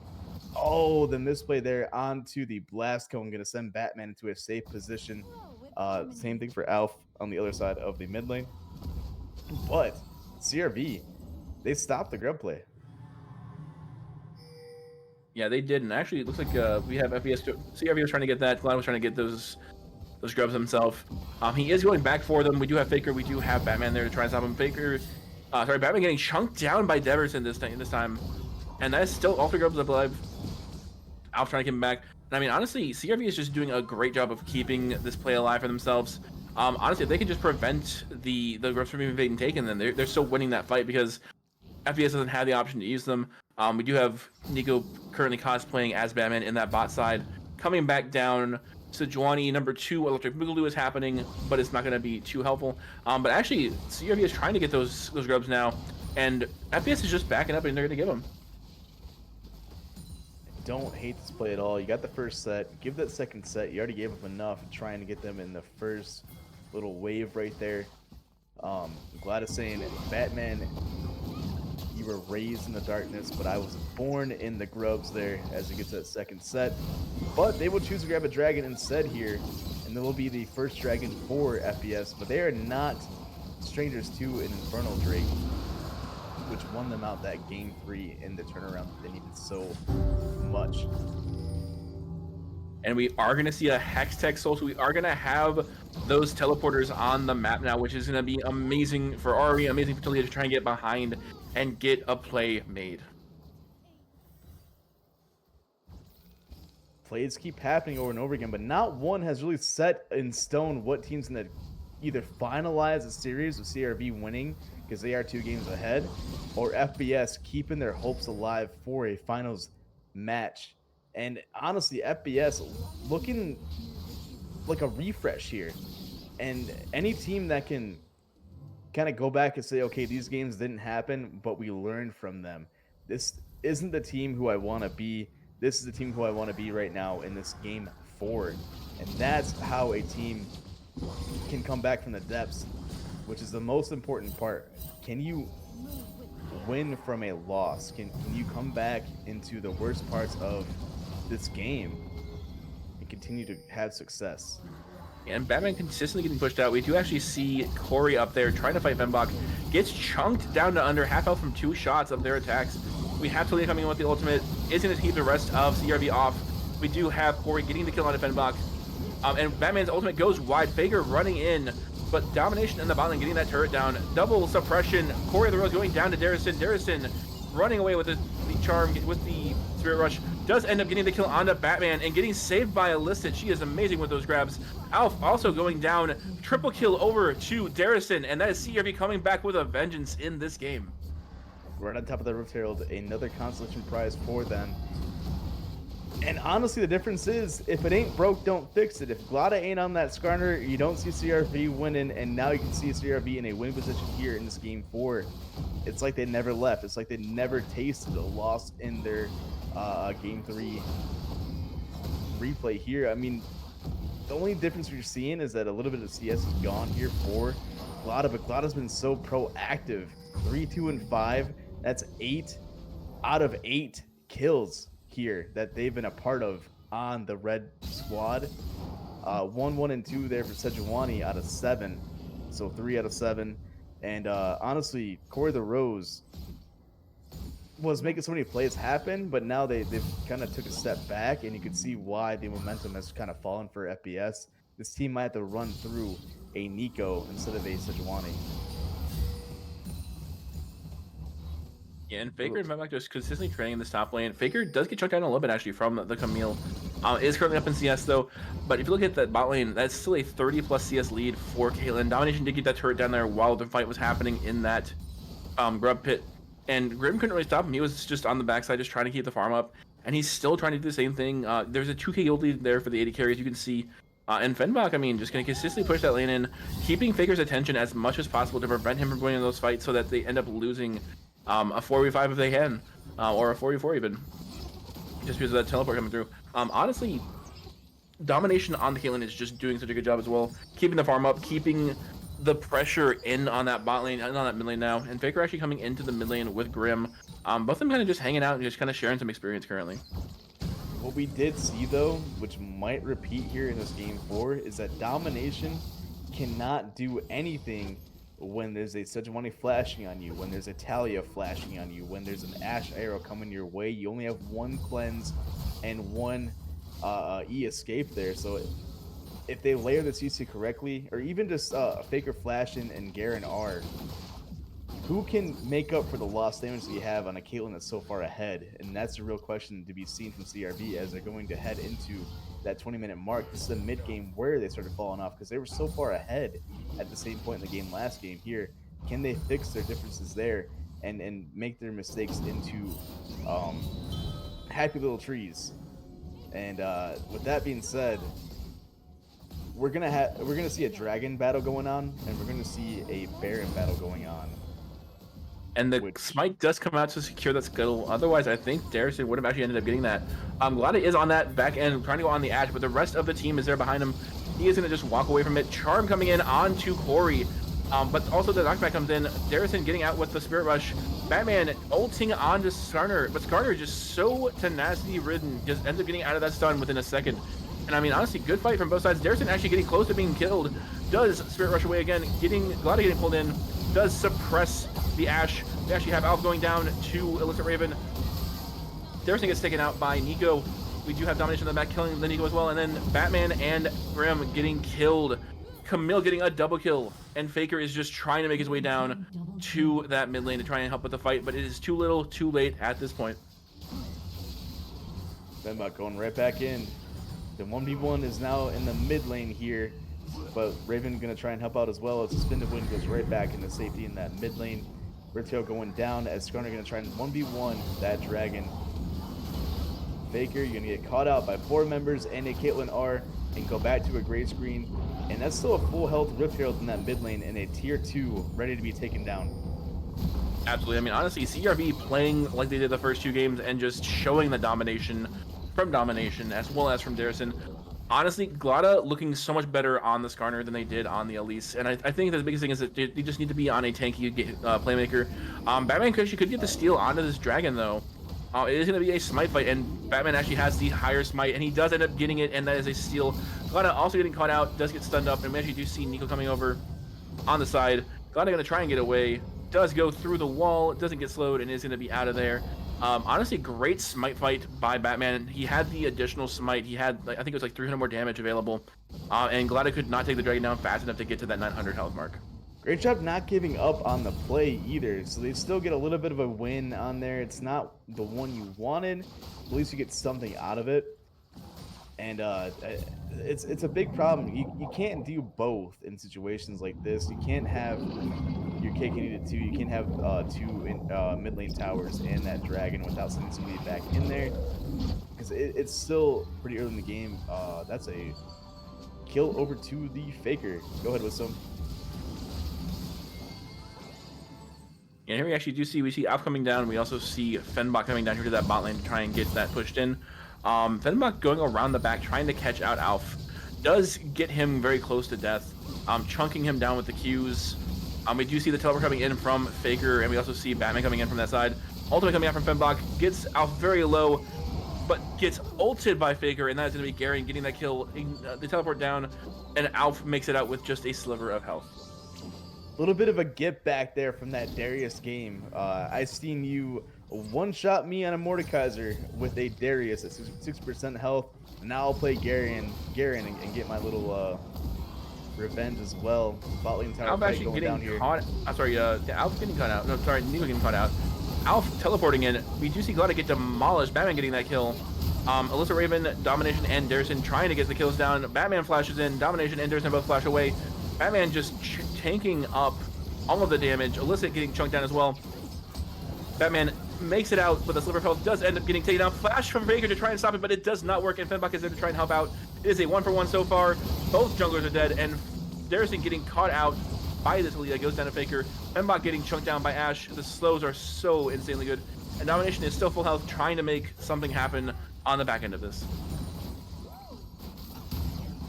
Again, Grim is looking like a top 80 carry on this Ashe, keeping everybody within arm's reach for the rest of the team that is basically melee there. That being Batman and Faker. Batman does go down, but nothing up too crazy here. We are going to see that 3,400 gold here between Caitlyn and Ashe. But Caitlyn has a lot of take people to get through with Batman and Faker being in their face at all times, and the amount of CC coming through from the Talia, Nico, and Ashe. We have a uphill battle for CERV in this middle game, like we did see. It's a repeat. It's a full-on repeat from last game. The only thing that's different is Glada is not 2-9. And Corey over the roads getting caught out by Elizabeth a little bit, does end up throwing the clone out to get hit by Skarner. Not too much going to come out for that. They do have wards down. They are looking for that vision. And Faker actually getting caught out by Glada possibly. They are bringing most of the team here. The clone is just there to try and throw them off. But Faker running into Alyssa Raven is getting stunned up. Does actually dodge out of Fenbach. Does get ultied. Multiple ults coming down. Caitlyn getting the kill onto Faker. And that is going to be a good pick from the side of CRV. Doing a really good job of just keeping Faker away from being able to make plays, being able to do anything with that ultimate. And Darison going in, does get the charm down onto Ashe, gets stunned up by Sejuani. Nico flashing over, gets the stuns down on two of them. We do have Darison flashing away, does end up living. Corey so low. We do actually have Alyssa Raven grabbing Glada, excuse me. Batman getting the kill onto Alyssa Raven. Fenbach having to run away, does end up getting caught out, and that is going to be Grim getting that kill. And that is going to be Domination in the mid lane, just taking a turret and not actually there for any of that fight. Maker, huge flasher from Alf to get the last landing blow onto Glada on that Skarner, who started that fight in a 3v5 fashion there from CRV, just invading and the FBS's jungle in that top side. But you're biting off too much that you can chew, and Domination's not even there. Yeah, it definitely felt like they just kind of like weren't communicating with Domination not being there. And they went for this fight. Domination is on the back end of this. He is going to go through the river. And then they just kind of start going for more fight. I feel like Alyssa got caught out, and everyone else just kind of went back to him. Fenbach actually was also trying to walk away. But then Darrison goes in trying to make a play and gets immediately caught out by the Sejuani from Batman. Just gets set up, does end up getting Nico flashing onto him. He does end up flashing out immediately after the stun happens. And then Fenbach trying to make a play in there as well. But Domination's nowhere near this fight. They are mid lane the entire time. Darrison is sitting at a quarter health. Glada and Alyssa Raven getting chunked down by Alf, by Grim on that backside. Alyssa gets cut out, shut down going over to Batman. Batman getting more gold that he needs. Glada and Darrison at the top side. Fenbach getting cut out as well. Grim getting that kill onto him while Caitlyn takes the turret. And then Glada is up here by himself, sitting on a ward, and then gets cut out immediately by Alf, getting shut down again. And that is another kill over to that Talia. Yeah, I think Domination had some gold to spend right there, but once they've seen that the fight was basically over, the shot caller CRV said, just go mid, get us something for the mistakes that we just made there. Glada has gotten away so many times with overstaying that FPS knows that Glada's probably still there. It's probably like a 50% chance, and had that ward and that vision control to show them out and get that free pick at the very end of that fight too. So FPS staying active. Absolutely. I mean, Salesmen are staying active. They are. They're trying to get those sales taken care of. They're trying to get their quotas for the month, and so far it's working for them. The last two games have been great. They're consistently doing well. They're playing a lot better this game. They're going for the picks, and they're actually getting the picks to work. It is currently 5 people versus 5 here. We are looking at this next dragon in 6 seconds. So we're looking at a huge fight here, trying to see who can get that dragon. Will it be up to a point for the side of FPS, or will CRV be able to get their second dragon, tying it up and keeping them both at 2 more dragons needed at least to get there? But we do actually have Fenbach getting immediately caught out, gets stunned up, gets killed, and he doesn't even get to see a lot of day there. That is a dead Camille to that Ashe. And now it's gonna have to be Glada trying to go for a steal onto that dragon, because they can't really try and fight this. They don't have domination there again. He's finally walking over. Glada getting cut out by the clone, and that's gonna be them taking out the dragon. That is 3 dragons over to the side of FPS. And another kill onto Fenbach. They are keeping him out of this game consistently. He is playing Gray Screen Simulator, like was said earlier in the chat. And he's not on Gragas. He's not on a champion that can get away with. Fenbach does have the Camille, which says the E, but it's just not enough. You get blown up way too quickly. Mid tower going to go down next in line for FPS, as they have a game plan to take away this game 4 from a team who's been so dominant in every showing that they've had until now. They've never had the backs against the wall. They've never had to deal with this for more than 1 game. Now they're at 2 games, which is unreal for them. And hopefully they have the mental strength to get themselves out of here. But we do know that FPS wins with Soul Drake. So a Hextech Soul should be enough poke out of the Ashe, out of the Nico, out of the Talia to get your main tanks in there, to get a Garen R to finish, get a killing blow on there. Maybe the Ashe Arrow and the Talia R as well. So you got to be careful of this stuff, because these are the little things that stop you from just ending a series out. You're so close to going to the finals here with CRV. They got 2 games. They just need that 1. Why do you want to put it to chance here? You got to figure something out now, especially with that Baron being on the line. With that Baron, that is the momentum there. That's the brick wall that just keeps moving forward and forward and forward towards you, that you just can't really stop. Especially with this being so early in the game, you have to figure out now how to stop FPS from having this pressure, having this momentum, and where to cut them at, and make sure that they don't continue the success. Especially if you force a game 5, that's when it gets really scary, because that's when you know that any mistake is going to make yourself, it's going to break you, and it's not going to feel good if you get a reverse sweep. And Darrison trying to get that scuttle in the top side does end up going over to Batman with that smite. Honestly, I think CRV needs to stop trying to take fights. They just need to try and go for picks. That's what they're mainly going to be good at. Fenbach needs to be able to just jump on one of the squishies, stop trying to jump onto Faker, stop getting caught out. Like that last fight, he was just immediately caught out. He didn't get to live for more than like 2 seconds, and he was just blown up. And he was just too far up. He's able to play from the back end. He can go in and just jump on somebody and try to assassinate them with the Triforce, with the Ravenous Hydra. Honestly, I think it's just a big misplay from both sides. And I mean, FPS is just making less mistakes as a whole. Batman even getting caught out there and just walks away easily. Doesn't have to worry about too much.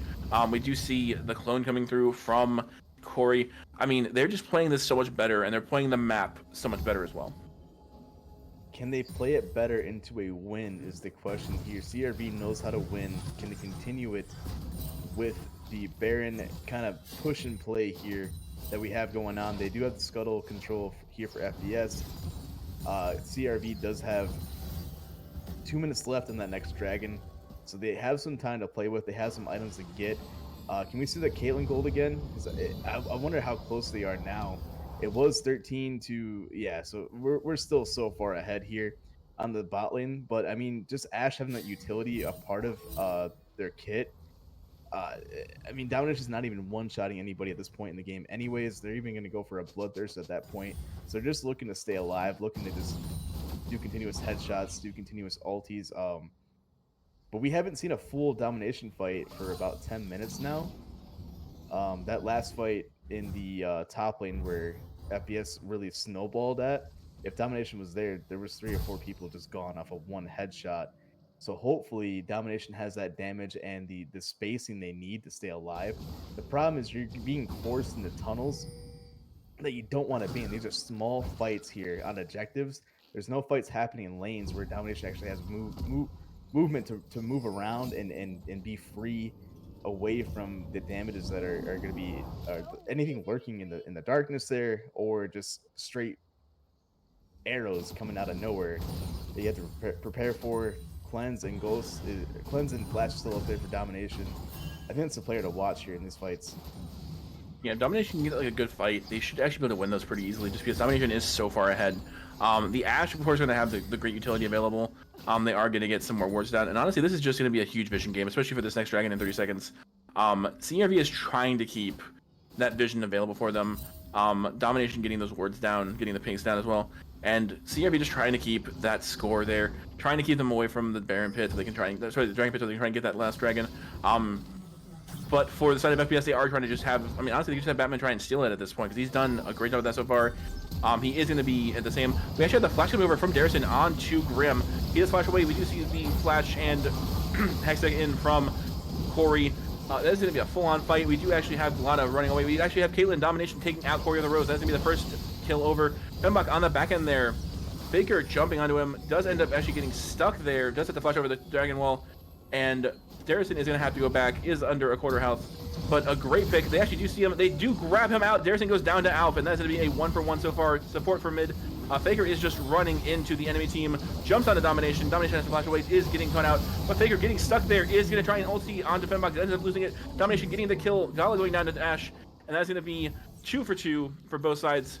And FPS are trying to get that last dragon for themselves for that soul. Domination's not done. They want Raven to 2v3 this one with them. Great Talia are come through. Dragon at half health. And Fembach coming in from the back end. Alf getting caught out. Does end up getting shut down. The smite coming over to Batman does end up getting the dragon, and that's going to be the Hextech Soul. Domination getting caught out by Ashe. Grim and Batman are both very low. Fembach getting the kill onto Ashe, getting the shutdown, and that's going to be Batman running away with his life and that last dragon. What a turn of events here. And it's just not enough. Every time we see CRV, there's one ward right there in that dragon pit that the whole fight surrounded, that CRV didn't even look to sweep, didn't have a pink ward for. They put their vision up, but they didn't play around their vision. They played backwards, and we knew the FPS already had full control of that area. They knew where they were going to be in the first place. And Darrison kind of fall into that kind of Glada issue we had earlier. If you're low, run away and go back. You're halfway to the Nexus anyways. You might as well go back to your base and back in your base. We know the FPS won that fight. They're going to keep going. There's no point in looking for a pick when your team is already gone anyways, and they're backed up into the other quadrant of that fight that it first started at in the first place there. Just you got to know your team here. FPS is not that game 1 or game 2 team that you fought where you just completely own them. This team is fighting back. Raven getting pulled back. Domination does end up getting the chicken. They do actually have traps down available, and that's going to be 4 people putting it over onto Illicit Raven. Illicit Raven is just getting chunked down, but is staying alive, getting that healing back up, and is now back over half health. Honestly, she's been doing a really good job on the Tomcat, just keeping herself alive, keeping her team alive, and just keeping everything going. They do have the root coming in from the clone. They're going to get that pink ward down. And this is going to be a Baron fight, I think, that's going to either win the game for FPS or keep CRV in the game as much as possible. It's still weird to say that it's a 50-50, but it is because of how far ahead Domination is in these fights. But the amount of CC is just too much for a champion like Caitlyn to stay alive through with not enough utility to block all of that. As we do see that they are playing back and forth, playing a game of chicken here to see which one's going to go and start that Baron. Guttle will be going away for the side of FPS. We do see a lot of attention here on Darrison and Faker. Faker having TP ready to go, as well as Darrison. But I don't even think FPS needs that anymore. They can win off their poke. And that's true. The issue they're also having is that Corey is getting way too far into their team consistently. CRV is just not really paying attention or watching for the Nico, and she's been getting 3-4-man ultimates consistently in these fights, which is always changing it over and ensuring FPS to be able to win them, just because she's stunning up half the team and they just can't do anything to fight them back. It's such a weird spot that we're in right now. 33 minutes in, 2K gold lead for CRV, but they are not the winning team. Gala is getting almost caught out. Yeah, honestly, the not being able to be slowed for both Gala and Batman is just so good. And I mean, here comes the clone again from Corey. It does end up being a knockback. Honestly, they need to get a really good fight. They need to get like a pick on somebody if they can. But FPS is playing this so well in terms of that they're always keeping somebody with somebody else, minus Faker, who's just pushing that bot lane consistently into Darrison, which is keeping the Ahri busy for those fights. And I mean, Gala once again getting stuck on the other side of the red pit. Is trying to look for a pick if they can. They do end up hitting Corey over there on the side. Batman and Corey just consistently walking together. The clone just walking up towards there, and then going back again. Doing the recall for the clone is just, it's hit them so many times they've ended up using like a cooldown on it, and it just always like knocks it back and it goes dead. But it's like the Nico has just been such a game changer for Corey in this game that it's just been preventing CRV from able to do too much. It makes you think. It stops you in your tracks. Like, is that Nico? That might be Nico, guys. We gotta back a little bit here. And that one little interaction of making them stop in their tracks puts the vision control that FPS has so well in their favor that they can react to how CRV reacts to these issues, like this Baron being half health already. And we actually do see that is going to be another clone coming in. They actually did stop the Baron, which is crazy because I mean they had it down under half health. They weren't really getting stopped for it. Benbach having the flash away does end up having the Asher come out and does end up missing. That is going to be a big cooldown for Fenbach out. He's going to have to go back and then try and teleport back in if he can to try and help with this fight. But see, FES just playing this extremely well and just keeping CRV from going for any of these objectives. It's our first 35-minute game of the night so far, and it's a banger of a clash between FPS and CRV. CRV gonna have Fenbach TPing in to try and be a savior. Yeah, and actually, Nico getting the spell shield down from him, and she's gonna come in from the back there again into one enemy this time. But it was Raven the only getting caught out by the Nico ultimate. We do have Figure going in. We do see Figure killing a look at Raven. Ends up getting a double kill on a domination. Darrison so low, does end up killing Batman. But Fenbach and Glada getting chunked down. Glada goes down to Grim, and that's going to be Fenbach going down as well. Over to, actually, He-Man making it out. There's another arrow missed for Grim. That is Fenbach going down to Alf, and that is a 4-for-1. Domination and Alyssa getting demolished by T-Faker's Garen. I mean, they're playing these fights not great. I mean, they're getting caught out consistently. The Nico's just constantly just able to just push them back. And I mean, she only ulted Glada this time, but it just worked out in their favor. And then you're counting picking the Ahri, but the Ahri has not been as great of a showing as the Talia or the Corki that Alf played, or the Cassiopeia. Alf is outshining in playmaking abilities in this mid lane compared to Darrison. Even though Darrison has been winning in lane, it doesn't mean you're winning that game here. With that being said, we need somebody on CERV to step up besides Domination, because Domination is on a champion that cannot 1v5. Fenbach is a champion that cannot 1v5. Can CRV shine as a team rather than one playmaker into carrying out the backs of the rest of the team here, which FPS is the epitome of one for all and all for one, because they walk it in as a team and they win it, and they continue to thrive based off of teamwork here. As you can see that Faker is now having the top lane kingdom Yeah, and I mean, honestly, he's gonna get that solo kill. It's gonna just. Oh, and there it is. There is the. There it is. I mean, we expected it to happen. This is gonna be FPS going for that game for when Domination does get to kill on Nico. Out killing Illicit Raven actually though, and that is gonna be a 1 for 2 across the map. Darrison is actually very low. The Galata coming in at the end of that fight. Honestly, CRV is just trying to make anything that they can, but that's going to be another turret down for T-Faker, and he's just going to keep pushing that in. Honestly, the Elder Dragon is just going to be in so handy for them. And I mean, the chunking down from T-Faker, Fenbach didn't stand a chance into that fight. There's not much you can do when you just have a Garen. It's just so simple. And I say that in the best way possible because of it being so simple, it's such a winning top lane champion. You see a Baron going to 2000. Glada coming in for the steal, will not grab it. Blue team has the Baron and the Soul and the gold lead and the champions to win the game. What does CRV have on the side of their team to really make this happen and finish out the series before it heads into a game 5? Yeah, I mean, CRV is gonna have to do a lot of turtling now. They're gonna have to try and make a lot of like picks, and that's the biggest issue. They're not going for picks. They're consistently getting put into fights that they don't want to take, and they're not able to do what their comp does, which is Ari Charm. One person, you bring them, and everybody just jumps on that person and they die. FPS has been doing that. They pulled in Fenbach that one time, and it was just everybody just dogpiled on him. He was dead immediately, and it was a 45 for the rest of that fight.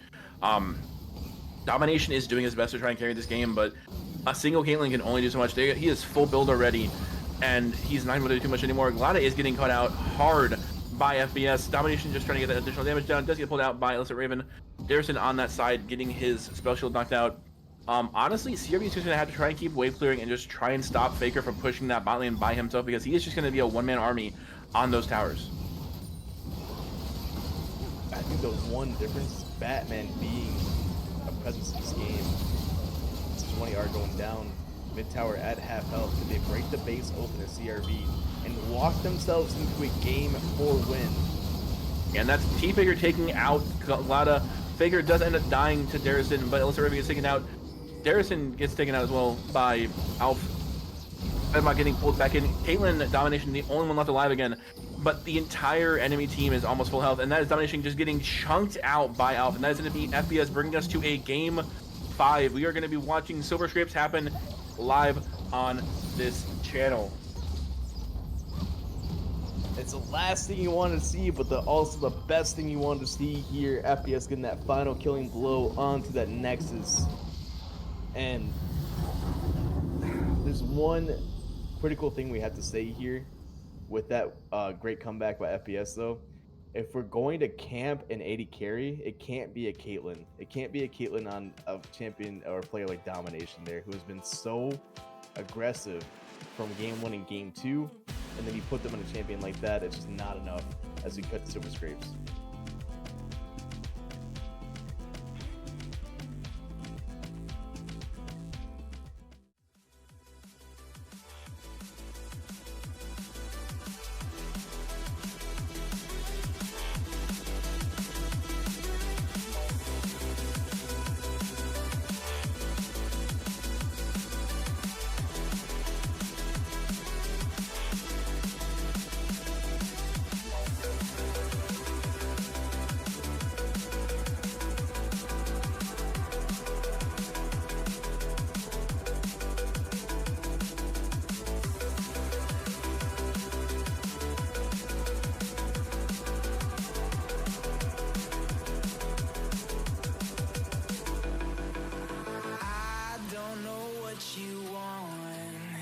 Let's have a bit of fun till I downfall. My love, if you feel like I do right now, don't say you're on the run to the other side. My love, you say you wanna try, but you never do. Sugar, there's a reason why we lose.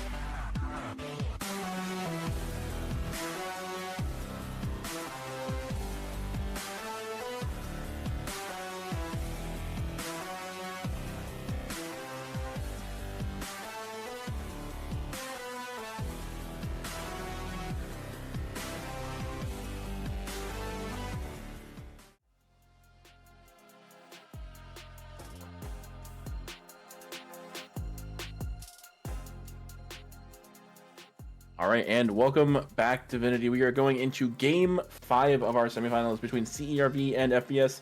CERV had a dominating first 2 games, but FBS has come back with not 1, but 2 games going for that clean reverse sweep on their end. Heat, how are you feeling?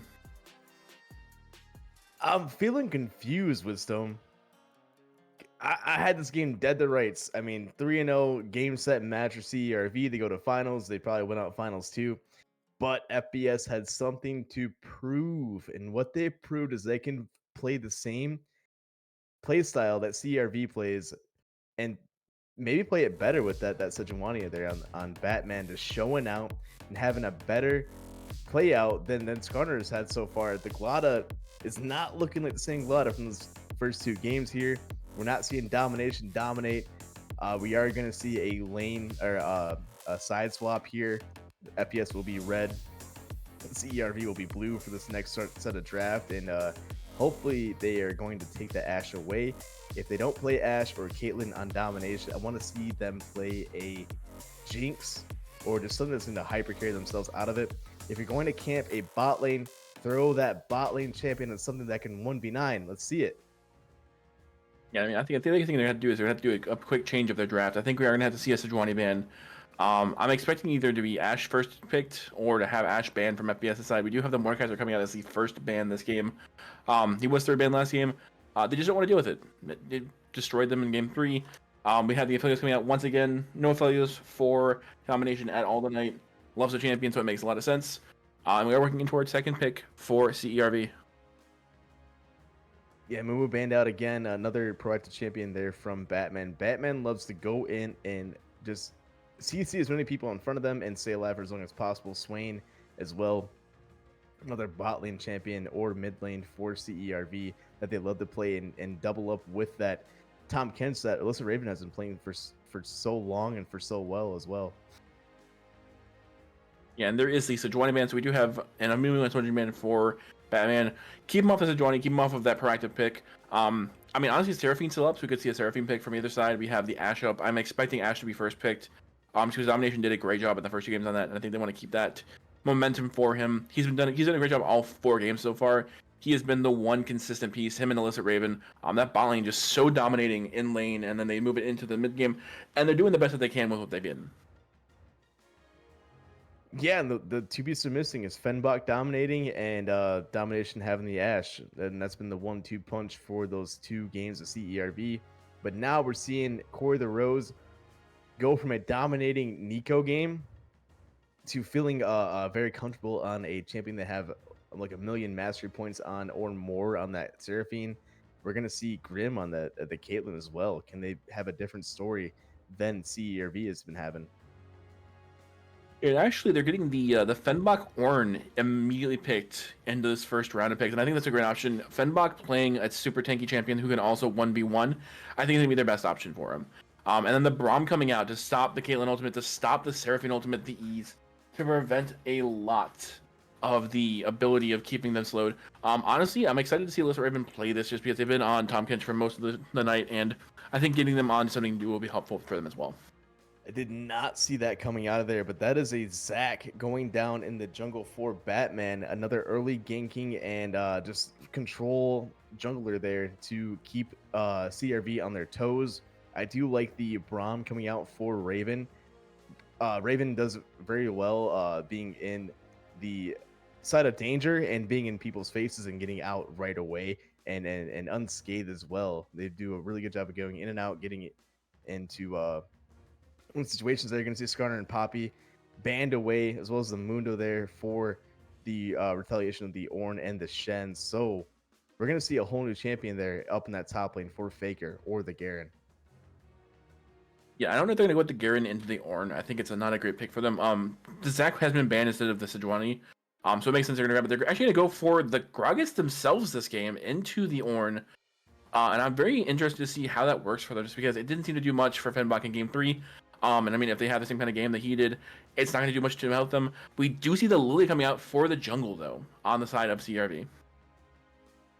We're seeing a team fight comp against a disruption comp, but I don't see FPS having the amount of damage to deal with the Ornn, the Braum, and Lilia is going to be able to run wild and free against FPS unless Zac can keep them into a bitter situation there. Talia can be picked away from Alf, who had a great showing last game. But the Corki comes right back, and they did not have any issues scaling that Corki for FPS.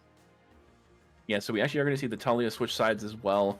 And then Corki coming back in for Alf. Alf did a great job playing Corki in game 3. I believe it was game 3, it might have been game 2. But he did a great job of playing him. He did as much as he could with what he had. And again, like it's like just an issue of the team couldn't keep him alive. The Gragas and the Zac here is going to be interesting. I do think it's interesting to see the fact that we have the Seraphine Caitlyn bot lane into the Ashe Braum. I think it's going to be, if Caitlyn can get some good headshots down onto Ashe, it's going to be a lot harder for her to be able to make a lot of plays. But Talia and the Corki's going to be interesting just because Corki's going to try and run away with his W. He's going to get stuck in those rocks possibly, and it's going to cause him issues. The Lilia jungle and the Ornn top, I think, are going to be great choices to come out of Galata and Fenbach. which means it's something we haven't seen yet, the split or this series, and I think that it's going to give them the ability of actually playing better and making more happen on the map. The two biggest question marks we have right now is Glada. Where are they going to go now? They're going to power farm on the Lilia because they're not going to do that whole dive comp that they've been trying to do on CRV the last two games right now that put them in a hole, but had domination in a very winning position, but could not carry them out of it. Are we going to see Darrison try and make up that kind of a loose cannon style that we've seen from Alf in that last game, making plays all over the map and cutting off CRV from the fights here? Are we going to see Fenbach be a solo carry, which might not happen because they are on that tanky Ornn, but does do a lot of damage itself? What we will see, though, is FPS is going to be proactive again. It's game 5. Everything is on the line right here. It's do or die. It's go big or go home. And Batman is on that Zac that can do the diving potential, can get in, get out, can disrupt any team fight, and can make early ganks without having to have a ton of farm on top of them. And Gragas doesn't have to have anything on top of them as well to be a huge power and huge force in that top lane. And it looks like we're going to have the same type of the 5-point coming out from CRV, and then also the 5-point actually coming out from FPSM. They aren't going to go for the invade. Batman and Glada are just going to hang out in the mid lane, just throwing emotes back at each other. Darrison and Fenbach are standing up outside, just kind of chilling out. Fenbach's doing a little dancing. So it's going to be just a very minute point here in the very beginning where they're just kind of just going to hang out. They know each other's at. They're just kind of just chilling at this point. The respect. Each game these two teams play against each other, the more respect they deserve from them. With that being said, FPS had to work for it, and that's why they got here. They had to earn that respect from CRV. CRV came into the series already having that. Which is more deserved, though, is really going to come out here in this game 5. Who is going to really force themselves into game-winning potential? And FPS loves to have those dragons stacking up. They can get that better off with the Zac, with the only potential that CRV has out of the Lilia is the team fight potential and the kind of kiting and running away and maybe a little bit of poke. The good thing about this, though, is that Lilia is able to force out vision, and you don't have to blindly check these bushes anymore. You can send an E in there. The E doesn't, if E hits anybody, you can see who's in that bush. Look for vision to be the main key point in this game 5. Absolutely. I mean, the last couple games, it's been vision in general. And I mean, bot lane, we do actually see Corey taking more of a dominating route and trying to get just poked down onto domination on the Ashe. It's nice to see the FPS bot lane trying to push themselves into a winning formula this time versus just kind of being more being more reactive to the bot side of CRV and just trying to do as much as they can to just keep themselves in the game versus trying to make those plays and make something happen overall. And that's been the main point in general is FPS has been working themselves into putting them in favorable situations instead of following around Glada. Batman has them making the situations happen instead of following them from objective to objective. They've been starting these objectives here and forcing those key points of vision, forcing the picks out. Faker taking a little bit of damage here. Fenbach back into a champion that they know how to carry with and be productive on. And Darrison actually playing the Talia very well into that Corki. I mean, Talia, I think, honestly, should have been just a pick-up man for this entire set at this point, since both millers are able to play it very well. Alf is actually out of mana completely now. If he ends up getting caught out, he will end up probably having to waste that flash out since he doesn't have the Valkyrie. He does end up getting 4, as does Darrison. And top lane, of course, Fenbach is just pushing T-Faker once again under his tower. Trying to keep himself up in CS. He is going to be a little bit behind right now. But overall, all lanes kind of running it. We actually do see FPS, I think, having Grim for the first time in all 5 games having a CS lead overall. Yeah, and another point onto the amount of range and capabilities that Ashe has in this bot lane that's been so dominating here. I know we keep saying that word a lot, but it's been so true here. Every team that has Ashe has been winning the game so far, which, that being said, ERV definitely has the Ashe back in their potential, but it's the slowing potential, the space Ashe creates, but then you throw a Talia on top of that, and now you're doubling up everything that Ashe does well. You have the spammability of Talia, you have the rocks and the Q formation and the ulti as well to come down and makes a huge wall and barrier between all the teams. And Faker is back in that situation in that top lane where they don't feel comfortable in their lane. Yeah, and we actually do see Batman sitting in that bush towards the bot lane. He does want to try and keep that Ashe step back. He does want to try and get the Caitlyn ahead. Because he's seen how well the Caitlyn does in general. Darius actually getting almost killed by the Raptors over here. Is having to run away from them. And Glada ends up pushing Corki out of the lane.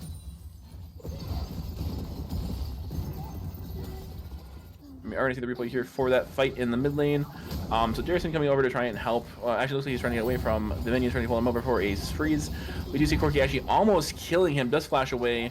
Ends up getting the aggro from the chickens from Glada, who is going to rush into Corki, try and get him down, and does end up actually getting him out of lane.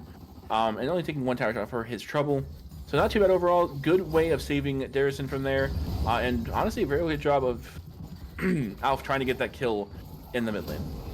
And don't forget that Alf is used to and comfortable at being up close and personal with these situations, with these champions. Alf is the one that was able to try and carry the team on the Cassiopeia, on the Corki, on the Ari. When Darrison played these champions that Alf plays, they did not look comfortable. They did not look like they were having a good time on this one. And that's when you've seen CERV start to fall downward into the spiral that's led them into this game 5. I mean, what we're seeing is FPS can take down, flip it, and reverse it, just like Missy Elliott, and show CERV what needs to be done with the champions that they are used to playing, and that's the biggest key part here. If they can continue to have the success that they have, but CRV wins off of laning phase. They win off of this early game here. They win off of momentum. And I don't see that happening for FPS in this game 5 so far.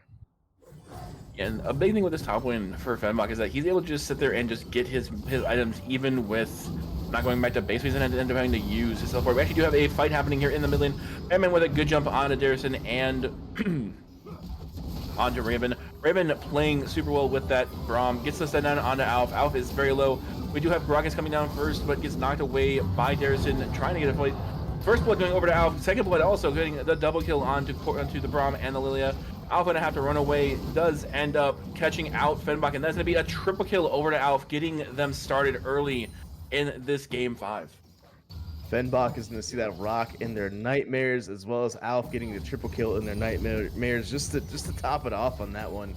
And FPS now showing their early game potential. Alf came in swinging, and now has 3 kills on their belt. And it's really going to help out when you're trying to get items like Mertrez on top of the Man Immune that you need to build up and take your time with so well. There's a couple of champions on this FPS team that needs time to scale. So the more early kills they get, the better it is. And there is actually everything coming in to stop Batman from getting the other grubs. So that's going to be 2 going over to the side of CRV. FPS grabbed 1. And we do actually still have Illicit Raven in this top lane, or in this jungle area for the grubs. While we have Domination versus Grim in that bot lane, just kind of going 1v1. Grim actually is winning that fight, though, and he is keeping that CS number up. Ashe is having a little bit of an issue trying to keep farm up, which makes sense, because, I mean, Caitlyn has a lot more availability of range and a lot more overall damage coming out from their abilities. It's a weird one here, because we're finally seeing the bot lane at FPS carry on something that isn't the Ashe. The Caitlyn has been putting in so much work here on the opposite side of FPS, where they are now in the driver's seat of something they are not used to having. I'm excited to see if Grim can be the same kind of character, same kind of player they were on the Ashe that they are on the Caitlyn right now, later parts in the game.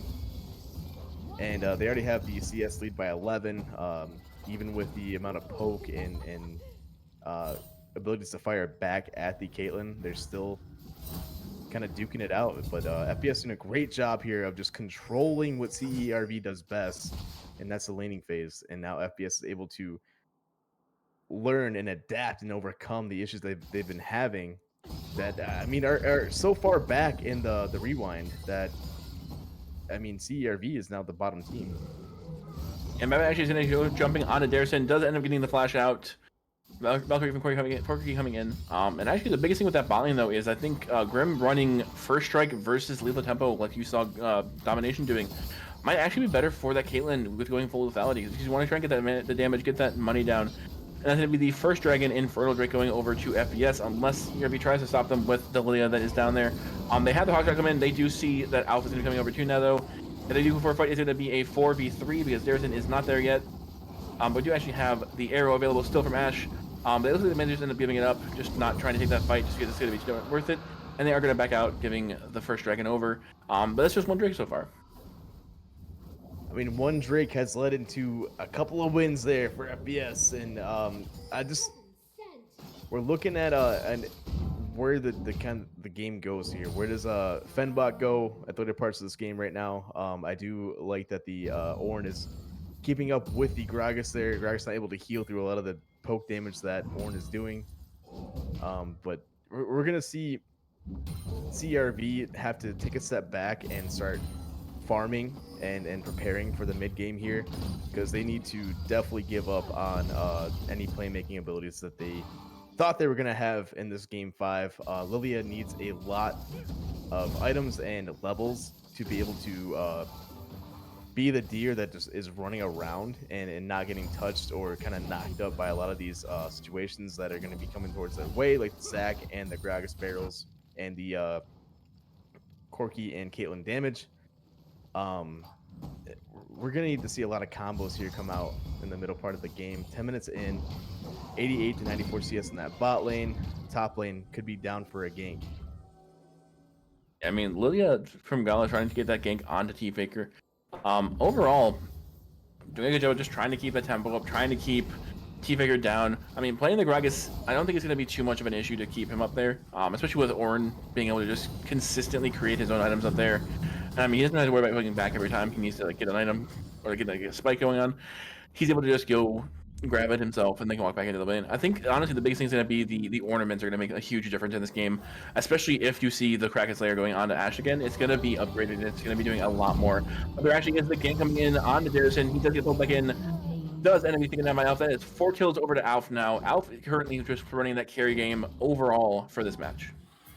They get the pick and they get the grubs. The timing is insane right now for this team.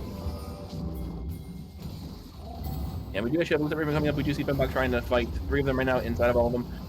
It's going to get just chunked down, but the slow coming in from Braum does end up actually missing the Seraphine ultimate. Her concert was actually ignored by everyone, and they're going to walk in and get those grubs instead. If a Seraphine sings in the woods, does anybody hear it? If the grubs goes down for FBS, can they win game 5 here? That's second pair for them. And man, I can't believe we're seeing this out of Batman right now, who honestly looked like a different player. Going all the way back to game 1, game 2 again. We seen them just chasing around Glada. What's Glada doing? Oh, Glada's doing this. Maybe I can do this. Well, I don't know if I can do that really, but now they are proactive. They are asking Glada to come to them, and we can see that Glada is on a different kind of play style here. They're going to be farming it out and seeing if they can scale themselves into a situation where they can try and one-shot the team, or at least put themselves in a situation where Ashe and Darison can do the rest of the damage they need out of this team comp they have going on. Just a normal laning phase again going on. We got a death here in each lane though for CERV. 4 kills over to FPS, a 1.5k gold lead, and CS is even here in this mid lane, but 10 CS up there for the Lilia, 18 CS there for the Ornn. Nothing too crazy though. I mean, it's something you can't come back from here on the side of CERV, but FPS definitely is in the winner's circle, and they are going to a finals so they can keep up the same momentum they have going on right now.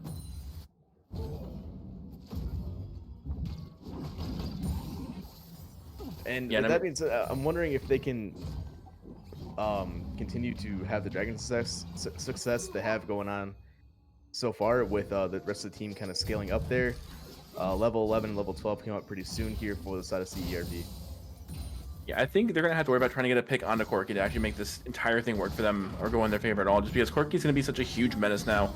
If he's able to just consistently get those kills and just get free damage down on everyone, it's gonna cause a lot more issues. And I think honestly, with them trying to go in on this fight right now, going in on Grim, they end up getting too charmed from the ultimate from Seraphine.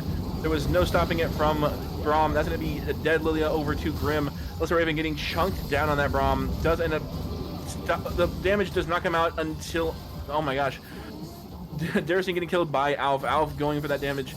Alyssa Raven barely making it out alive, and Zach having to pop his passive, but that is going to be 2 kills over to FBS, 6-0 now on FBS. They are just a completely different team from that first game that we saw them in. And we keep saying it because it's so unrealistic of what's going on right now. Reverse sweep is in its full effect right now, and CERV just looks defeated. They look like they have no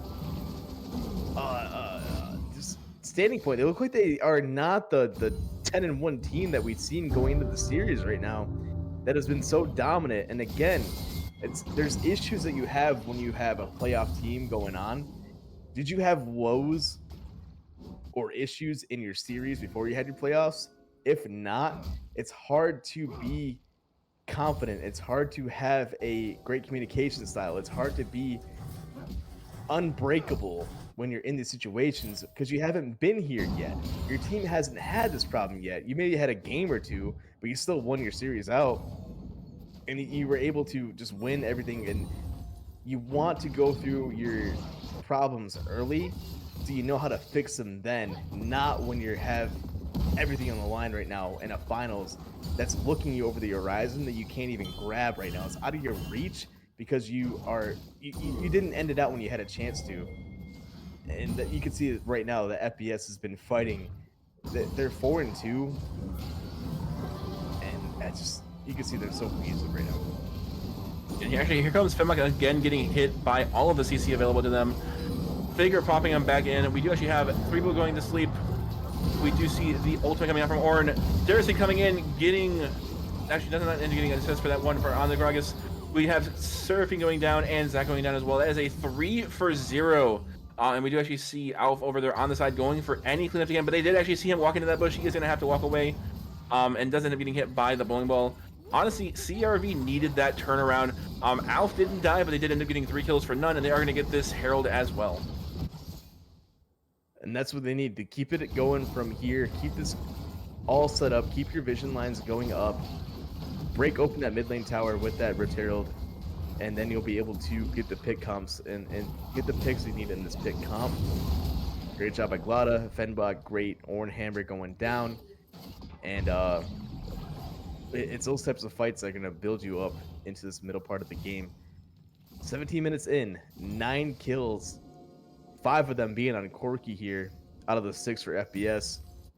And they spread it around, spread the gold around here on CERV, which I like a lot more because that one Corki can take an Ash Arrow or an Ornn Hammer to the face or a Lilia and just be locked down, and then that's half your gold just gone away on one champion. Absolutely. I mean, I think the biggest thing they have to worry about is just keeping Alpha alive as long as possible. So you can just sit there and actually do the damage.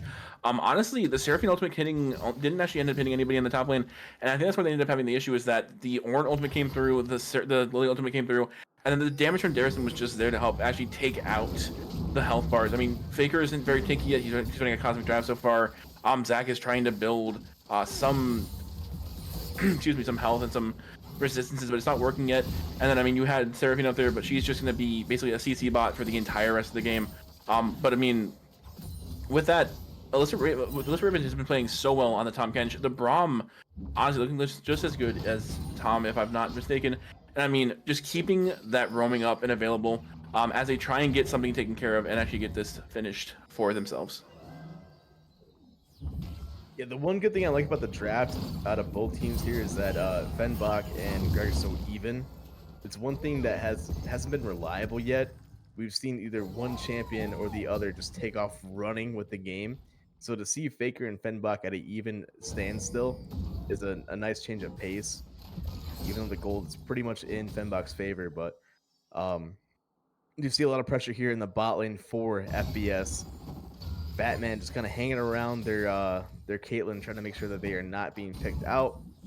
because that is your next backup of damage here. There's nothing else besides Alf and Grim to help take out these tanky members of CERV, that being the Braum and the Ornn, that are going to be completely in your face, just trying to shut everybody down. And again, Vlada at some point is going to be running around like a wild animal, EQing away. Lilia is such a crazy chance to deal with when they have a couple of items and they're just so far ahead. Yeah, I mean, Domination playing the Ashe extremely well the first two games. We're going to see if he can do the same thing again. Try and keep the orb walking up. Try and keep himself at arm's length of any CC that ends up coming at him. Fenbach and Faker again fighting in this top lane. Wet Noodle fight for the most part. But Fenbach keeping that CS lead once again for himself, which so far this is what they've been needing. And actually, we have Glada trying to get a quick jump down onto Grim. They do have the Herald coming out into that mid lane. Mid lane tower is about 3/4 of health though, so I don't think this one then actually end up killing it. They are going to get the first to take it down to under half health. I think that might have been a little bit too early again to try and do that. They wanted to try and get a tower down. They should have gone for top lane or that bottom lane, but trying to get that mid lane tower down as much as possible to prepare for this next fight is the best that they can do there. We do actually see Alf just throwing those rockets at people. Faker coming in from behind by himself. They should honestly just try to turn around on him and just take him out. He does end up getting caught out, but ends up getting away. And Seraphine trying to keep everybody in a line to get her ultimate out to prevent them from getting in and starting that fight for their team. I mean, I keep seeing Rift Herald play happen, but it's never been a deciding factor of who gets that dragon. Both teams have been failing at when to put this down. But what has been perfect is the amount of times that Core of the Roads puts these pink wards down and when to put those down. They're forcing CERV to stop all the vision that's going on by FPS because of the patience from Core of the Rose here on this fight that's going to happen right now with the dragon. Unless we've been actually taking the brunt of that Caitlyn ultimate. Darison on the backside, about half health with Faker on the side, just trying to stop him. Before an ultimate coming through, does end up knocking up two of them. But Alpha's on the back end, just giving away. We do have two people getting ulted by Seraphine. Seraphine goes down to Grim. That's going to be a kill over to them. Ultimate coming in from Zach. Balance is happening on everybody. Fenbach and Gala trying to go on the enemy team. Fenbach gets a kill onto Caitlyn. Grim taking out Gragas. Alf getting taken down. Dragon over to Ashe as well. Ashe just consistently doing that damage. Domination is still full health, and Darison is just trying to stay alive as much as possible, and that's going to be CERV coming back with a crazy fight and the Dragon pull, and that is an ace for CERV at this 21-minute mark. Guess who's back? Back again. Domination's back on the Ashe again, and they are carrying this one out. I mean, look at them. It was perfect. They had no issues. Didn't even no flash, no barrier used. Got the dragon, saved the R for the last hitting blow onto Grim, and we're able to just walk that one away unscathed and unbothered right now, even dodging the Batman engage of Zach. And I mean, this is ridiculous here that you have a player like Domination on a champion that is not a hyper carry. It's just an Ashe, but an Ashe is crazy in the hands of Domination right now, as they are like a solo carry. It's ridiculous to see the amount of skill that Domination has when you take away a little bit of movement speed and a little bit of time to walk at you with the W, with the R. They are relentless here on this Ashe, and already 2 items up, 3-0, 209 CS. Where do we go from here? Because I mean, not even Caitlyn can one-shot a champion like this. Yeah, I definitely feel like the Caitlyn ultimate came out a little bit too early, honestly. I think it caused an issue where they weren't able to do anything from that, because she honestly needs to keep her ultimate for trying to just like snipe somebody out, or to prevent them from coming in on them, which ended up hitting Illicit. Illicit did end up taking down very early on in that fight. But Domination was able to just consistently kite back and forth and just took out so much of the threat from the side of FPS. They didn't even have a chance to stop him, and he was still almost full health at the end of that fight when he ended up getting the ace. Yeah, and I mean, repeat that over and over again until FPS decides to 5-man Ashe. But you got to get through that Ornn, you got to get through that Lilia, who flashed in and got a 5-man or 4-man ulti at the same point. You see the Caitlyn R going down to try and negate some of the health that's going to be going on from the Ashe. But I mean, there's something you can do at this point. It's too far gone until you hit that 30-40 minute mark where Caitlyn gets back on track again. Because they're following that same kind of build pattern that Domination tried to do 2 games in a row, 3 games in a row, when Grim decided to finally take that champion back from them. It didn't work out in their favor, and I don't think it's gonna work out in Grim's favor at all. With that being said, Corki has the man immune. Corki 6-1, 184 farm to 190 of the Talia. Talia has 2 items, the Leandries and the Seraphs. Lilia, though, is online and ready to rock and roll here with that Rift Maker and the Leandries, and 2, 3, and 5, 154 CS. We're seeing another dominating Fembok effect, but it's not in the way you would think. It's just based off a farm here. 41 CS against 182, and we're seeing a gold lead that might snowball into a win for CERB if they can keep it going. Absolutely. I mean, that's the biggest thing, is just keeping the hopes alive for CRV. Domination didn't have to be that standing member where they just give him a fake or taking a lot of damage from that Baron because of the bowling ball from Glada. Honestly, always fun to watch the Baron just start just chunking people out. And it's even hitting Fembok, but Fembok has that additional HP from his items and from his passive. He's able to just stay alive a lot longer, able to not worry about it too much. It's going to get that first ornament down onto the Ashe. We're going to see it on to the Kraken Slayer. So, isn't going to have it on the IE, is going to have it on the Kraken Slayer, is going to have more ability of just taking down those tanky members, and you want to see that from the Ashe. What you want to see right now is, because right now I'm invested in both teams. I don't care what team wins right now. We already got to this point. Both teams shown that they can get to this point. What I want to see is one team just say, let's go. Let's just leave it all on the table right here. Let's 5v5 this one out and see who's going to be on the other end of the table here. Who is going to be the last man standing, the last person standing? Who is going to take away all of the objectives here, all of the gold, everything away from them against such a powerhouse of both teams here right now? Because FPS proved they can handle, and they can be up here with the big dogs, and now they are barking at CERV saying, come and fight me for this Baron, come and fight me for this game 5, come and fight me for this finals win, and this finals appearance. Yeah, I mean, honestly, I think no matter which team wins tonight, they're going to be having a really good chance of just trying to get through the finals at this point. And I think going to 5 games early is going to be good for them, just because they'll be able to have that confidence of, we know we can play game 5 if we need to, and if we make it there and we have to win, we can win it. But I think honestly, CRV is just playing the game that they need to play, and it's very smart on how they're trying to do it. With having Domination play that Ashe again, I think it's basically the missing link that they had from the last 2 games, where they were trying to play the Caitlyn. And like I said, the Ashe is going to be pick or ban. She's going to be needed in those fights, and I mean, her overall ability is just so helpful for any team fight, for trying to catch people out. Corey actually on the top side there isn't with her team yet, and they are going for this dragon, going for the soul point. If they end up winning this one for the side of FPS, CRV trying to make it 2-2. We do see Denizen taking that ultimate to the face. Ultimate coming out from Ornn, knocks up 1 person, 2 people.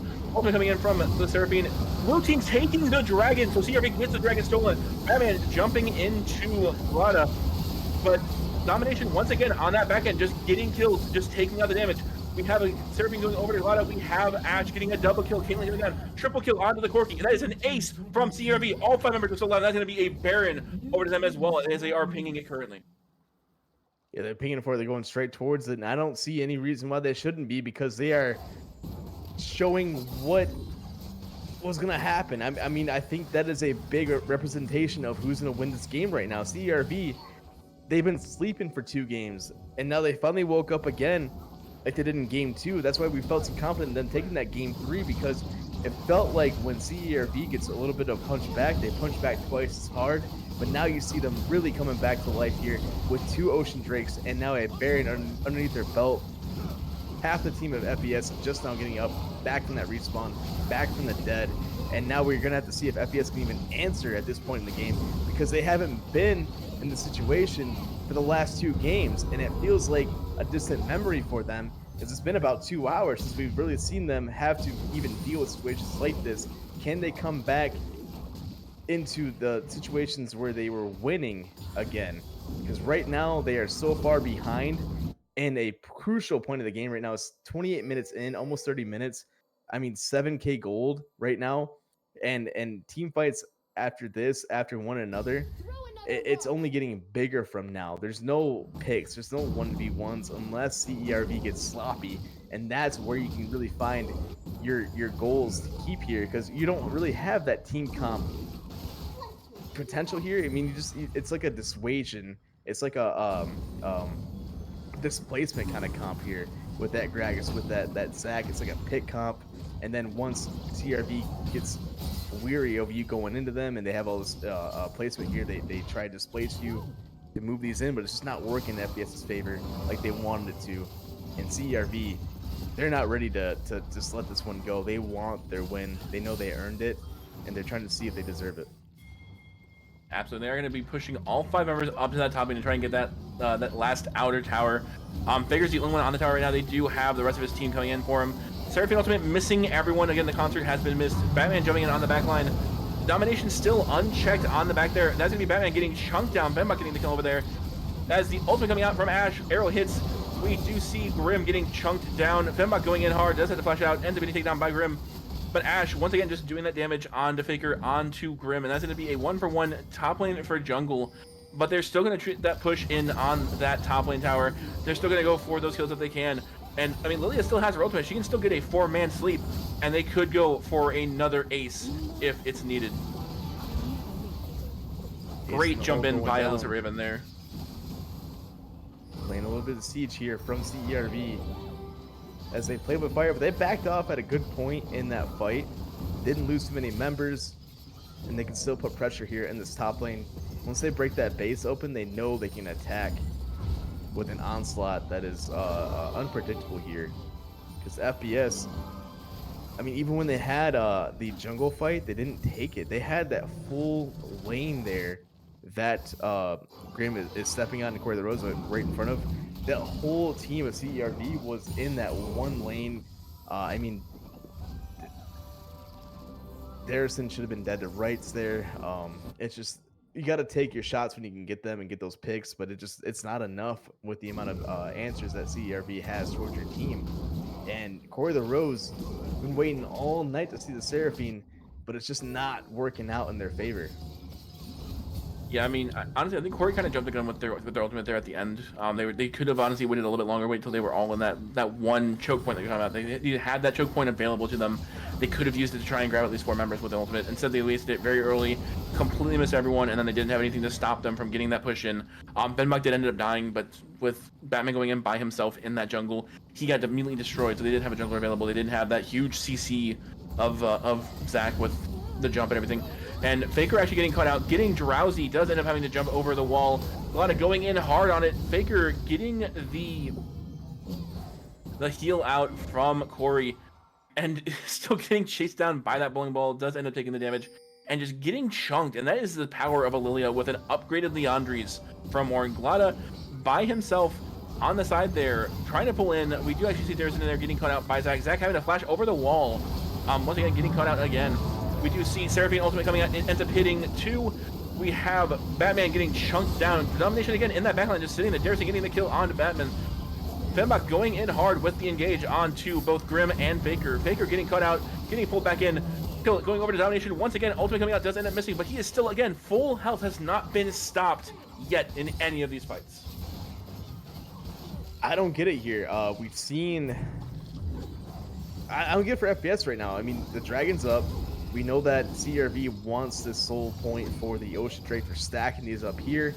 Batman had the right idea, knowing that Lada used the ulti, Darrison used the ulti, Ashe Arrow went down. There was nothing left in the tank besides Ornn and Braum in that last fight, but they didn't answer with any aggression besides Batman jumping in and having the suicide of a Faker on the back end too. Alpha's like 3/4 health right there. Wasn't even trying to poke out with the R. But this could be the last inning fight with this one. Domination finally getting pulled in, but ends up just walking away very easily, and that is going to be another failed engage from Batman. He is trying his best, but without it being Sejuani, without having that extreme stun there, it has not worked out for him. And I mean, honestly, Domination playing that Ashe so well, keeping himself at arm's length from any enemy that he needs to, and he has been playing this extremely well every single game. Even playing the Caitlyn the last 2 games, he has played it just so well. I think, honestly, he is the most consistent member of this team. I definitely agree. I'm not sensing any urgency out of FBS, and I'm feeling a little bit of a regression here out of this team. It's game 5. It's all on the line. You need to act like it. But I do understand that they still feel like they need a couple of items underneath their belt to have a fighting chance here with CERV. But you put somebody like Batman on a Zach, he's going to try and make plays happen. And if those plays aren't there, you got to call him off. Call your members off. Say, we'll fight another day here. But CRV, they're ready to end this one within any moment. Absolutely. I mean, honestly, the issue that they're having is they're just not getting any good fights. Like they're going for these plays and it's just not working out in their favor. Batman, I feel like it's honestly jumping the gun a little bit too early sometimes, where he's just trying to make a play happen and it's not working in their favor. But CBRV is just going straight for this Baron, is trying to get the damage down. They do actually see them there, but honestly, Batman's not close enough to go for the steal yet, and that is going to be dead. That is the power of an Ashe and a Talia just destroying the health, along with the Lilia with that Leandre's upgrade. It is just a no health Baron within a couple of seconds, and it is crazy fast how they got that. Wisdom, I agree with you, but that's the power of a why not. Why not take the Baron? Oh, because nobody else is going to do anything about it. Why not take the Dragon? Oh, because FPS is not going to respond to it. Why not push down mid lane? Okay, because nobody's going to react to it. There's no why not out of a CRV, and they're just playing reactively, and they can just kind of automate it here. They don't have to think about it, because there's no disrespectful plays here out of FPS. There's no catch-out plays. There's nothing to stop them from feeling confident about the decisions that they're making, and you can see that just all piling down into one little moment here at 35 minutes in. It's a 4-1. Darrison is in that top lane, forcing Faker to try and clear out this Baron minions. Another 4-man siege here in that mid lane that could break the base open. And Alpha is in that bot lane trying to get those minions at base. They already have lost that tower down there. And this is going to be an easy tower down for CRV to take. Honestly, top side too, getting very close to being taken down by that cannon minion. They are shooting over that first inhibitor. They're going to get it pretty easily. Possibly. Yeah, they get it. And that's going to be them moving up towards that top lane, trying to get that second turret and that second inhibitor as well. Honestly, CRV is just playing this so well. They're playing it as slow as they need to. They're not going for something crazy. They're not trying to make like ridiculous plays. They're just playing this how they need to. And the Ashe sitting at level 17 already is insane as well. The same level as some of the solo laners, higher level than most of the people in this game. And that is domination, just showing that domination throughout the rest of this match.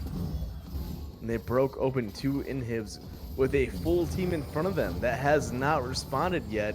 Within the last 5 or 6 minutes, they haven't done anything about the Baron play, the Dragon play, and now the 2 inhibs being gone in your own base play, and no outer turret for the bot lane.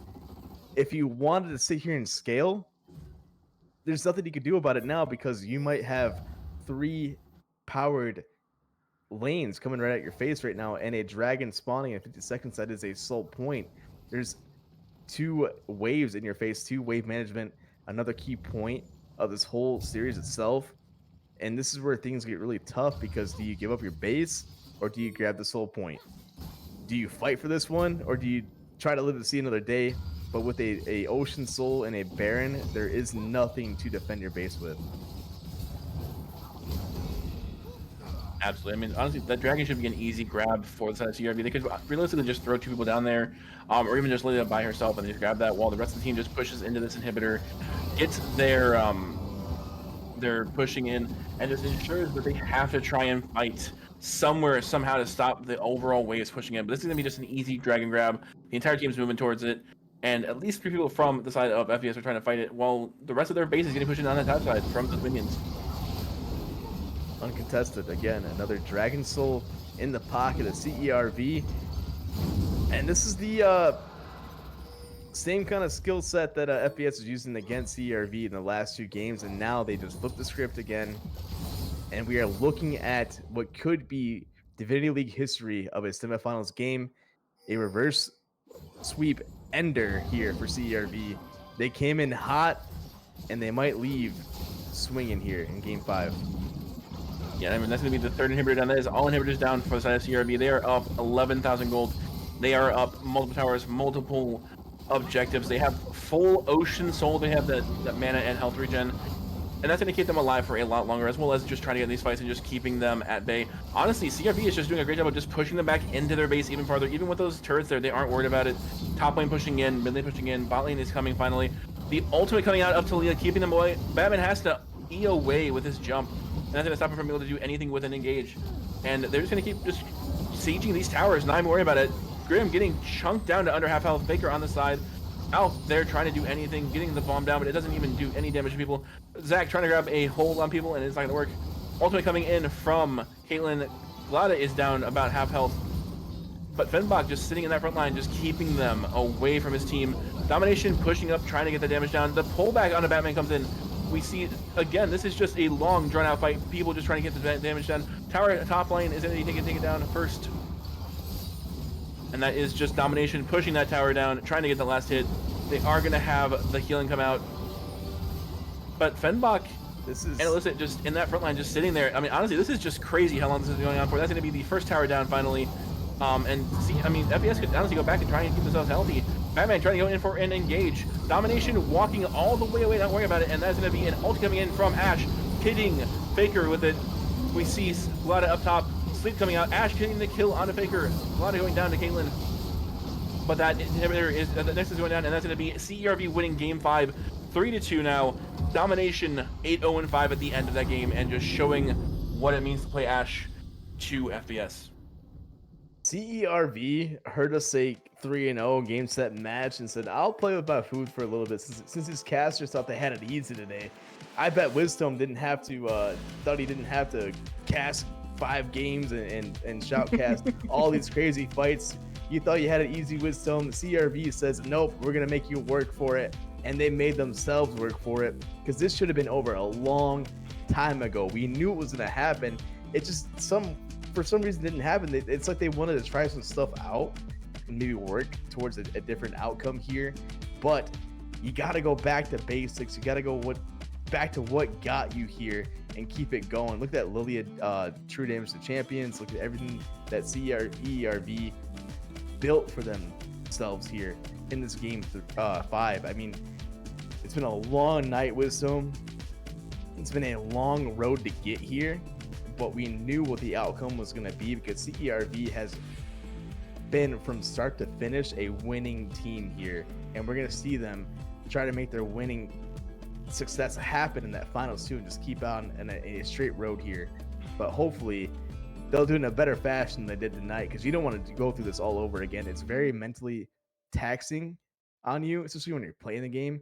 It's one thing when you're watching and casting the game, but when you're in those moments, I mean, I would have FF like 3 times if these are normal games for me, because I don't like to be in the situations here. Once it hits 35 minutes, either I'm dying or I'm winning or I'm FFing, because I'm done. I'm over it. I don't want to be here anymore. I've played this game to have some fun. I don't want to be in situations. These are players on both sides of the map here that want to play these games out, and they want to work for their wins, and they want to make sure they deserve what was given to them. FPS, you deserve to be in the semifinals, and you deserved to have a fighting chance at getting that finals appearance happen to you. It just wasn't in your cards this year, but I'm sure we'll see you again. These are great players. Corey the Rose always up there making things happen. Faker showed that they could be a top lane antagonist against Fenbach. Fenbach always showing up and showing out here. Great job at both teams. Absolutely. I mean, honestly, FPS held up a great fight. Pushing it to game 5 is insane. Trying to go for that reverse sweep is even more insane. But honestly, I think Domination getting that Ashe is just what ended up being the nail in the coffin. And CERV is going to be making it to the finals, going against, I believe it's Cerberus, actually. So it'll be CERV versus CER next week. Or not next week, sorry, 2 weeks from now. Because next week is going to be Thanksgiving. But from all of us here at Divinity, we appreciate you guys. Thanks for watching. Thanks for sticking with us for the last 5 hours. And you guys have a great rest of your night.